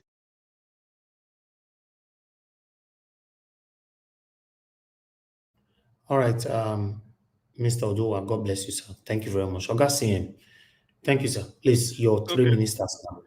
Okay, thank you very much, Niger Watch. Actually, time wouldn't permit me, but I will refer people to Long Walk to Freedom. I've just dig it out. I've read it, the chapter on treason, and see what Nelson Mandela did with Mungosutu Buthelezi, Albert Lutilu, the other one that I've forgotten their name, Oliver Tambo, the one they named the airport after. This is an armed struggle, yet Johannesburg International Airport is named Oliver Tambo Airport, to tell you. So this is what the man did.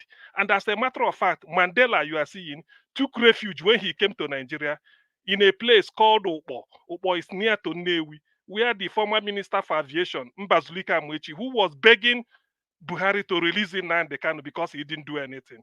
So he was the person that gave refuge to Mandela. But Mandela, because he's a damn freedom fighter, he said, if I'm here, I'm enjoying freedom. I beg, be stable. Let's see the book, I beg. This is it. Long Let them talk 3 minutes. This is Mandela wrote it. So he said, if I'm here with you in Nnewi local government, that was during Zeke's time. Zeke said, took him to the east, let him relax there. He said, if I'm here, I'm enjoying freedom, eating, drinking, enjoying fresh air. My people are suffering. I better go back. It was when Mandela left Nigeria, arrived, he was then arrested and put in prison. 1963, 27 years later, February 1990, they released him. That is history. This is it here. So they conducted armed struggle. Now, it still pains me that Nigerians do not even believe in the rule of law. No wonder they call us a very backward country. The law rules. The moment you take me, CM, to the court, and the court discharge me of the charge, you dare not call me a thief again. If you can accuse me of anything, the court discharged Nnamdi Kanu. That's why I always say, excuse me.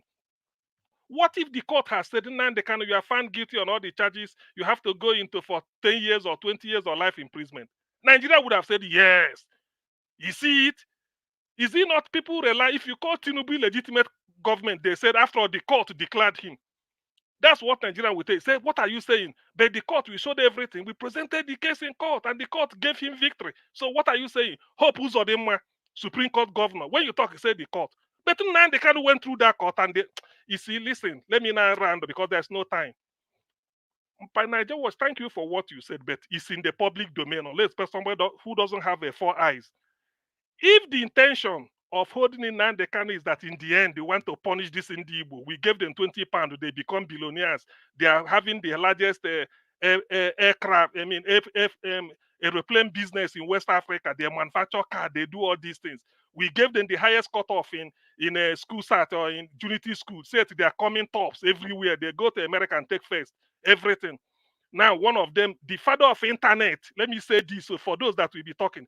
Internet, the whole world is using, the father is Igbo man, Philip Chukwuraema Agwali, bachelor's degree, Oregon State University, US, 1977 or thereabout, master's degree, University of Maryland, another master's degree from Georgetown University, and a PhD, University of Michigan, Ann Arbor.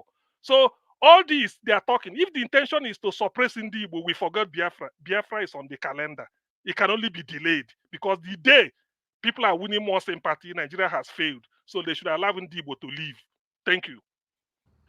All right. Augustine, thank you, sir. God bless you. Oga Pisoft, you have your 3 minutes, sir. Okay, thank you very much. I appreciate you. You see, when I look at Kanu's case, yeah, it's painful. But as I said earlier, it doesn't matter what anyone says. If you knew the country where you came from, if you knew that there's no rule of law, in our very eyes, Obi won an election. In our very eyes, it was denied. In our very eyes, the Supreme Court said certificate does not matter and 25% does not matter. In our very eyes, if you knew the country where you came from, you apply logic. Like CM actually said, Mandela spent how many years? 27 years, right? Are we not saying that Kanu should spend 27 years? Was it justice for Mandela to spend 27 years in jail? Are we not saying that Kanu should spend 27 years? You apply logic. That's my point. You know the country where you came from. You know that the rule of laws does not matter. They don't care.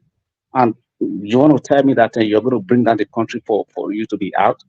It's going to be chaos. Look at what's happening in the Southeast. Do I like it? No. Listen, honestly, things are happening in the Southeast. People live with fear every day of their life. It's just because you're not there. You might not know. People live with fear. Is that what we want? Is that how the country is going to grow? No. The people living in fear all the time. People always argue with me sometimes. Before Kanu was arrested, I sent messages to people. Hey, he's going to be picked. They were insulting me. Same thing. Oh, they would destroy anybody. Blah, blah, blah, blah. He's been there for how many years? Why have they not brought him out? You see, we talk and we listen to ourselves. We take precaution so that we don't fall victim. That's what I believe. You apply logic in your environment. You look at the environment where you are, what works there, then you apply logic to be able to fit in that environment. Thank you very much. I appreciate you guys. All right. Thank you, sir. Thank you very much. I appreciate you. Thank you. All right. Give us a Madi. Please go ahead. Your 3 minutes. Can you hear me, sir? Yes, 3 minutes, sir. Thank you for all that you do. We do appreciate it. Mr. Pisoft, I think the last time you came, you said you are supporting Mundi Opewolo, right? No, never. Nigeria was here. I said I do not have a candidate yet, that I'm still coming. Exactly. Yes. That's what you said, yes. Okay, I thought you said so. Okay. But I think also when it comes to the issue of Nnamdi Kanu, I think that man deserves his respect and honor. Although you may say we know what is happening in our country, but is that justifiable that man is in prison for an offense he did not commit? For me, we all together are just like Nnamdi Kanu, because in the first place, we are not citizens of the country. Whether you believe it or not, you are a Nnamdi Kanu. I am a Nnamdi Kanu. Because what he's fighting for is what we are doing here today. It's just only the medium is just only different. Mr. Evans, you asked a question earlier. What did Igbo do? What did Shore do? What did Nnamdi Kanu do? The same thing that Nelson Mandela did. For me, I just believe that tribalism and bigotry is what is the order of the day in the country. And people have said it. Election may not be the way out for Nigeria. We may continue to try, but one day, Black Panther, you always say it, a generation is coming that will take the country, and it's going to be brutal. We are not praying against them because these old men, like I said earlier, they know what to do to fix the country. Let's not deceive ourselves. Tinubu, Akpabio, Gbajabiamila, Sanwo-Olu, Seyi Makinde, Obaseki, name all the governors, name the senators. They all know what to do to fix the country. Why are they not doing it?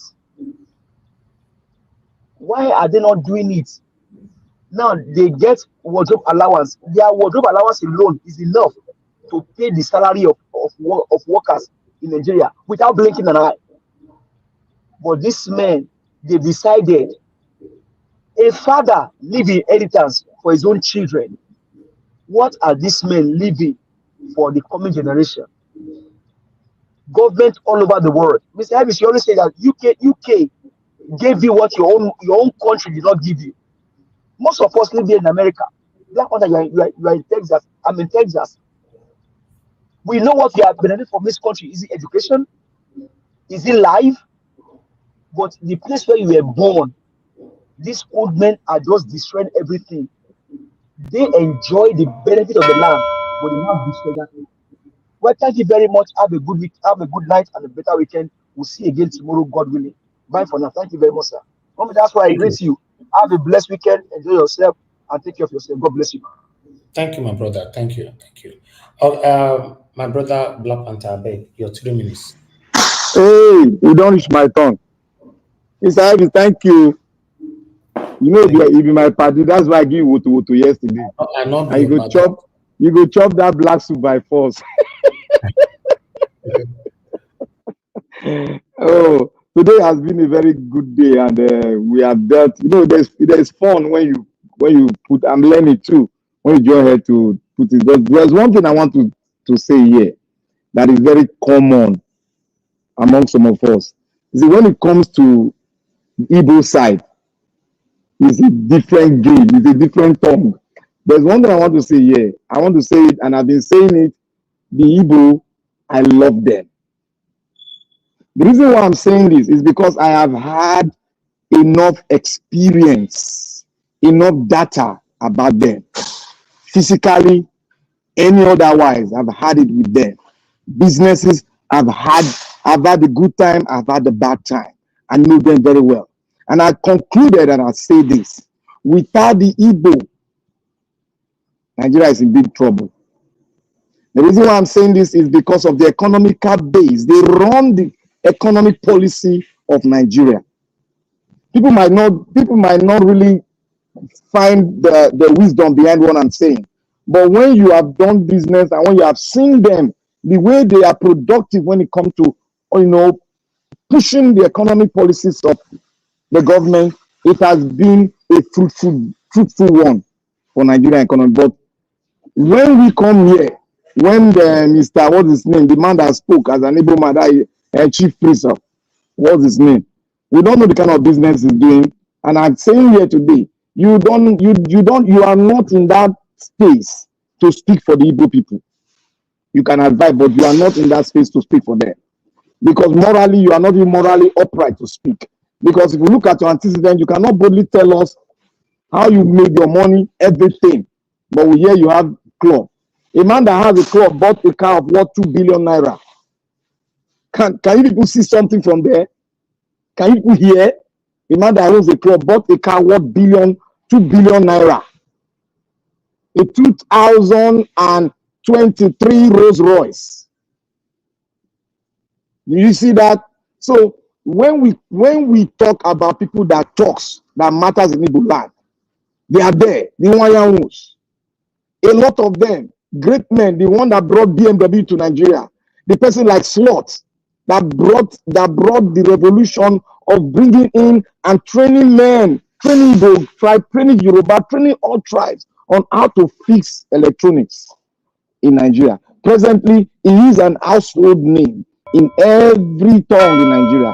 So when you look at Igbo, don't say the Igbo people are divided, because Nigeria is divided. All tribes in Nigeria are divided. So when we hear word from people who say the Igbos are divided, are not united. Are we united? Tell me any tribe that is united in Nigeria. So when we are talking about Igbo, remember you are speaking to yourself. And thank you, Nigeria. I love you. Thank you, my brother. Thank you so much. Good night. Okay, everybody on the panel have given the submission. Augustine, you said you Yes, wanted to please. say. Yes, please. I want to let me quickly debunk. Some of these lies when they fester. You will know. Piece of people in the southeast are not living in any fear.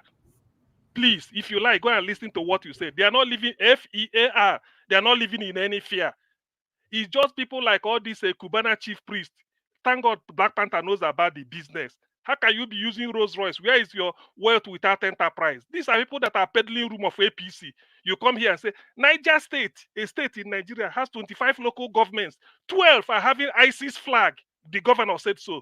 Go and check. I'm not making it up. Are they living in fear there? People are not doing you service there. What is Southeast are living in fear? Please stop insulting Igbo if you don't. And you should show your face. When you are saying something like this, you show your face. I'm seeing mine. Igbo are not living in fear. That's what you said. Southeast are living in fear. Your brother Southeast. Please forget about Igbo. Don't put your mouth in anything that concerns the Igbo. You don't know us.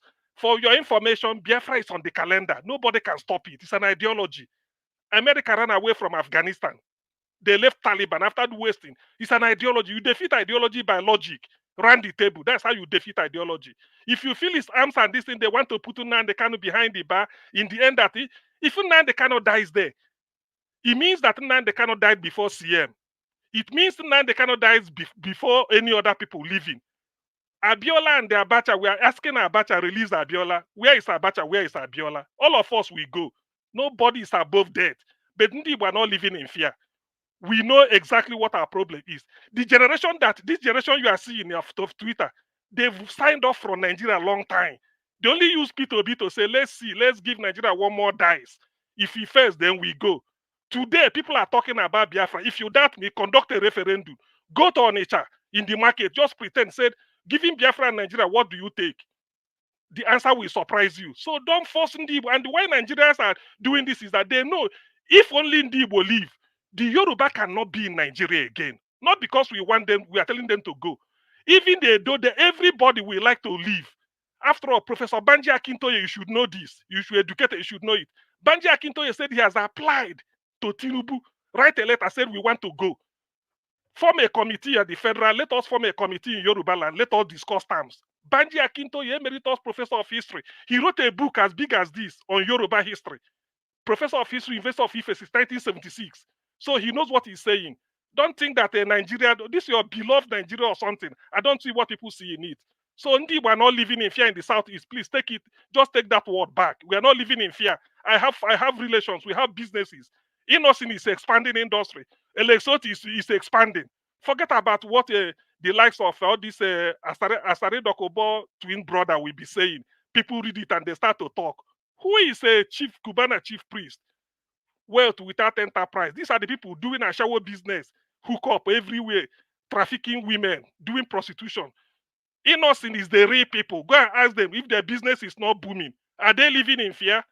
Go and ask Chikasin. Go and ask Allen Onyema. Flight is leaving southeast every year, every day. Warri, Bini, Port Harcourt, Enugu, Lagos. They're all loading and going to London. They are doing business. Who is living in fear? They are moving about. It's only the thieves, criminals. They are talking. When you come here, saying Igbo are living in fear because you love Igbo more than the Igbos. It's a lie. Please take that back. People won't take it easy with you. Nobody's living in fear. You're just inflating unnecessary. Okay, sorry about that. No, I'm not sorry. No. Don't apologize to Igbo. I don't need you. Keep your apology to If it yourself. offends you, Please. Not if it's offensive. Keep it to yourself. If you still All right, don't know whether it's Augustine, keep it to yourself. Augustine, People are you living cannot in fear. always be angry like this. It's not nice. That was the same way you reacted to Niger that time. For you to accept Niger's apology, you prefer to die over your dead body. You don't go that extreme when you are angry. It's wrong. Please, you don't do I that. hate when people Somebody is people telling should you not be sorry, talking you are about saying, the people no, like this. Augustine, you are wrong on this. Please accept it. You cannot be angry like this yeah, all the time. if it offends you, you're sorry to yourself. if it offends you, I'm sorry. I am not saying it to diminish the Igbo people, but I don't know how you say it. I was only being concerned because I see things on newspaper every day. So I see it. So I'm not just saying. I'm sorry about that. If it offends you. You said that already. You cannot be repeating yourself. Thank you, sir. I appreciate every one of you. Thank you so much. I need to round up right now. I want to put this through. This is for CM. What you just did, to the best of my knowledge, you have done it twice on this platform, and it's wrong. 100% wrong. You need to work on yourself. And remember, you sworn here on this platform that over your dead body for you to have anything to do with Nigeria. And later, you and Nigeria today, you are talking. All this cause, you are insulting yourself. Now, this one, somebody tell you, so you say, keep your sorry to yourself. You have right to his submission. You don't take this too personal. You know, if you are angry, fine. You are not the only Igbo man here. Another Igbo people in the comment section, they have not used that harsh words on anybody since. They are there listening. You cannot take these things too personal like that. It's wrong. You know, you have to take it easy, please. You can't be doing this all the time. But meanwhile, I'd like to appreciate every one of you who come to the end of this broadcast. It's been a long day, 6 hours. Just drag me to 6 hours again. All right. Thank God say tomorrow is Saturday. You know, maybe I need to do something. God, I don't know how I want to do this. All right. I'll see you guys tomorrow by God's grace, 6 o'clock. And let's continue to talk about what is affecting us. Thank you so much, Mr. Jonathan, Mr. Odua, Oga Chris, Kiosa Maded, Oga CM, Black Panther, Oga Psoft, Abdul Malik. Appreciate you all. Thank you very much. Mother Patricia was with us earlier on. Mother Rita was with us. You know, I appreciate you all. And Shin also was with us as well. And many others that came into the panel. A lot of people actually came into the panel today. I want to say I appreciate you all. Those of you that call into the show, thank you so much as well. I appreciate every one of you. Thank you, thank you, thank you. You know, then I would like to quickly appreciate those of you that supported the channel today. Thank you so much, Peter Ifi, Tokbe O, Madam Obe Achuko, George Blue Shell, Jaja, Didi Anthony. Thank you very much, and Peggy Modi. God bless you all. May pocket never run dry once again. And my people, write down in the comment section. Started mother of all, Mommy Diaspora. Thank you very much, Mommy, for all you do. I appreciate you always. Thank you very much, Dr. Happy Life, Mother Tusabe. Mr. Joseph OG. We have not heard from you for like more than 78 years now, sir. It's good to hear from you. We missed you, sir. It's good to hear from you, Mr. Joseph OG. Good evening to you. Amaka E, thank you very much. I appreciate you. Thank you very much. Mother Luke, thank you, ma. Thank you, thank you, thank you. Mother Luke, 6 hours times 150. I don't know what that one have been, though. Mother Luke, they use me for year, where not easy. Not easy. I say, make I do 3 hours. Now, there, now, CM will come bring one story. Mr. Jonathan will come support her. Before Black Panther will come argue, waste 1 hour to argue. Then give us a man, they go on mute yourself for one corner. They'll come scatter everything. Okay. Anyway, sir, I appreciate you all, my people. Peggy Modi, thank you. Appreciate you all the Kerry Bay. Thank you, thank you, thank you, thank you. Appreciate you, Madam Mama Bride. Thank you very much. Kingsley Ogerahi, many others, right? Adelaja Gombeyi, thank you, Shidima Wuru. Thank you, thank you. God bless you all, my people. Yes, we've come to the end of the broadcast. I need to go right now. Thank you so much, Mother Rita. Thank you. Thank you everyone right there. In case I not mention your name, I beg, not too vessel. Because somebody actually commented yesterday, say, I mention people there, I not mention your name. These things are not deliberate. Just understand with us. It's not deliberate. I cannot just deliberately drop your name. It's almost no sabi human being now. I think this, you think decide they see him, I not see him. That's just life for you. Please understand with us. And God will bless you now. Please, any quarrel we happen here today, make it end here today. Whatever verse we have see in the verse, but I know say they keep on for mind. From tomorrow, they have moved on. And everybody will don't argue here today or anytime. Please don't ever sleep with anger. It's wrong. Don't sleep with anger. Argue. Let's end it here. Tomorrow we'll continue again. Even though you want to expatiate on that argument the next day, but don't come with anger. It's very, very important. And God bless all my people. Thank you so much. Don't get a late super chat. Dr. Happy Life, thank you very much. Say thanks everyone. Nice spirited discussion. Exactly. If our discussion is one-way traffic, go sweet. As it be so like good. Amaka E, you just bless me this evening. Thank you so much. And God bless you. God bless you all. My pocket never run dry. You all that is supporting me on this platform directly or indirectly by joining the panel, calling to the show, engaging the comment section, super chatting me, anyhow, liking, sharing, joining our membership program. Anyhow, you're supporting us to do what we're doing. I want to say I'm grateful. And God bless you, my people. All right, my people, like I said, we've been here for a long time. Let's end the show.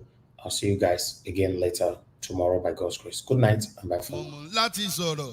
I know they do competition with anybody. If I offend you, forgive me. Show me love. Go to Biza. Kama bara wa lo ninu ife kan akanbi. I know they do competition with anybody. If I offend you, forgive me. Show me love. I go show you love. Kama bara wa lo ninu ife kan. But I know they do competition with anybody.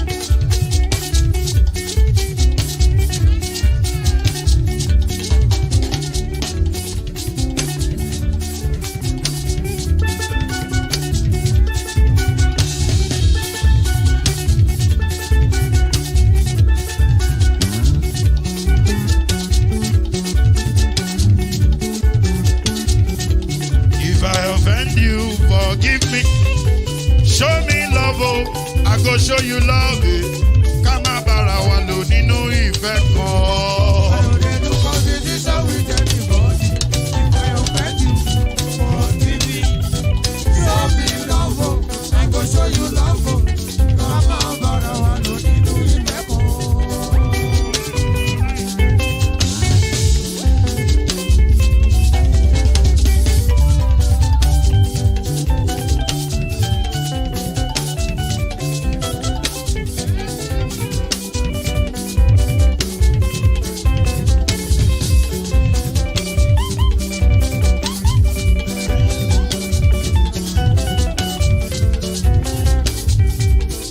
No, they do competition with anybody.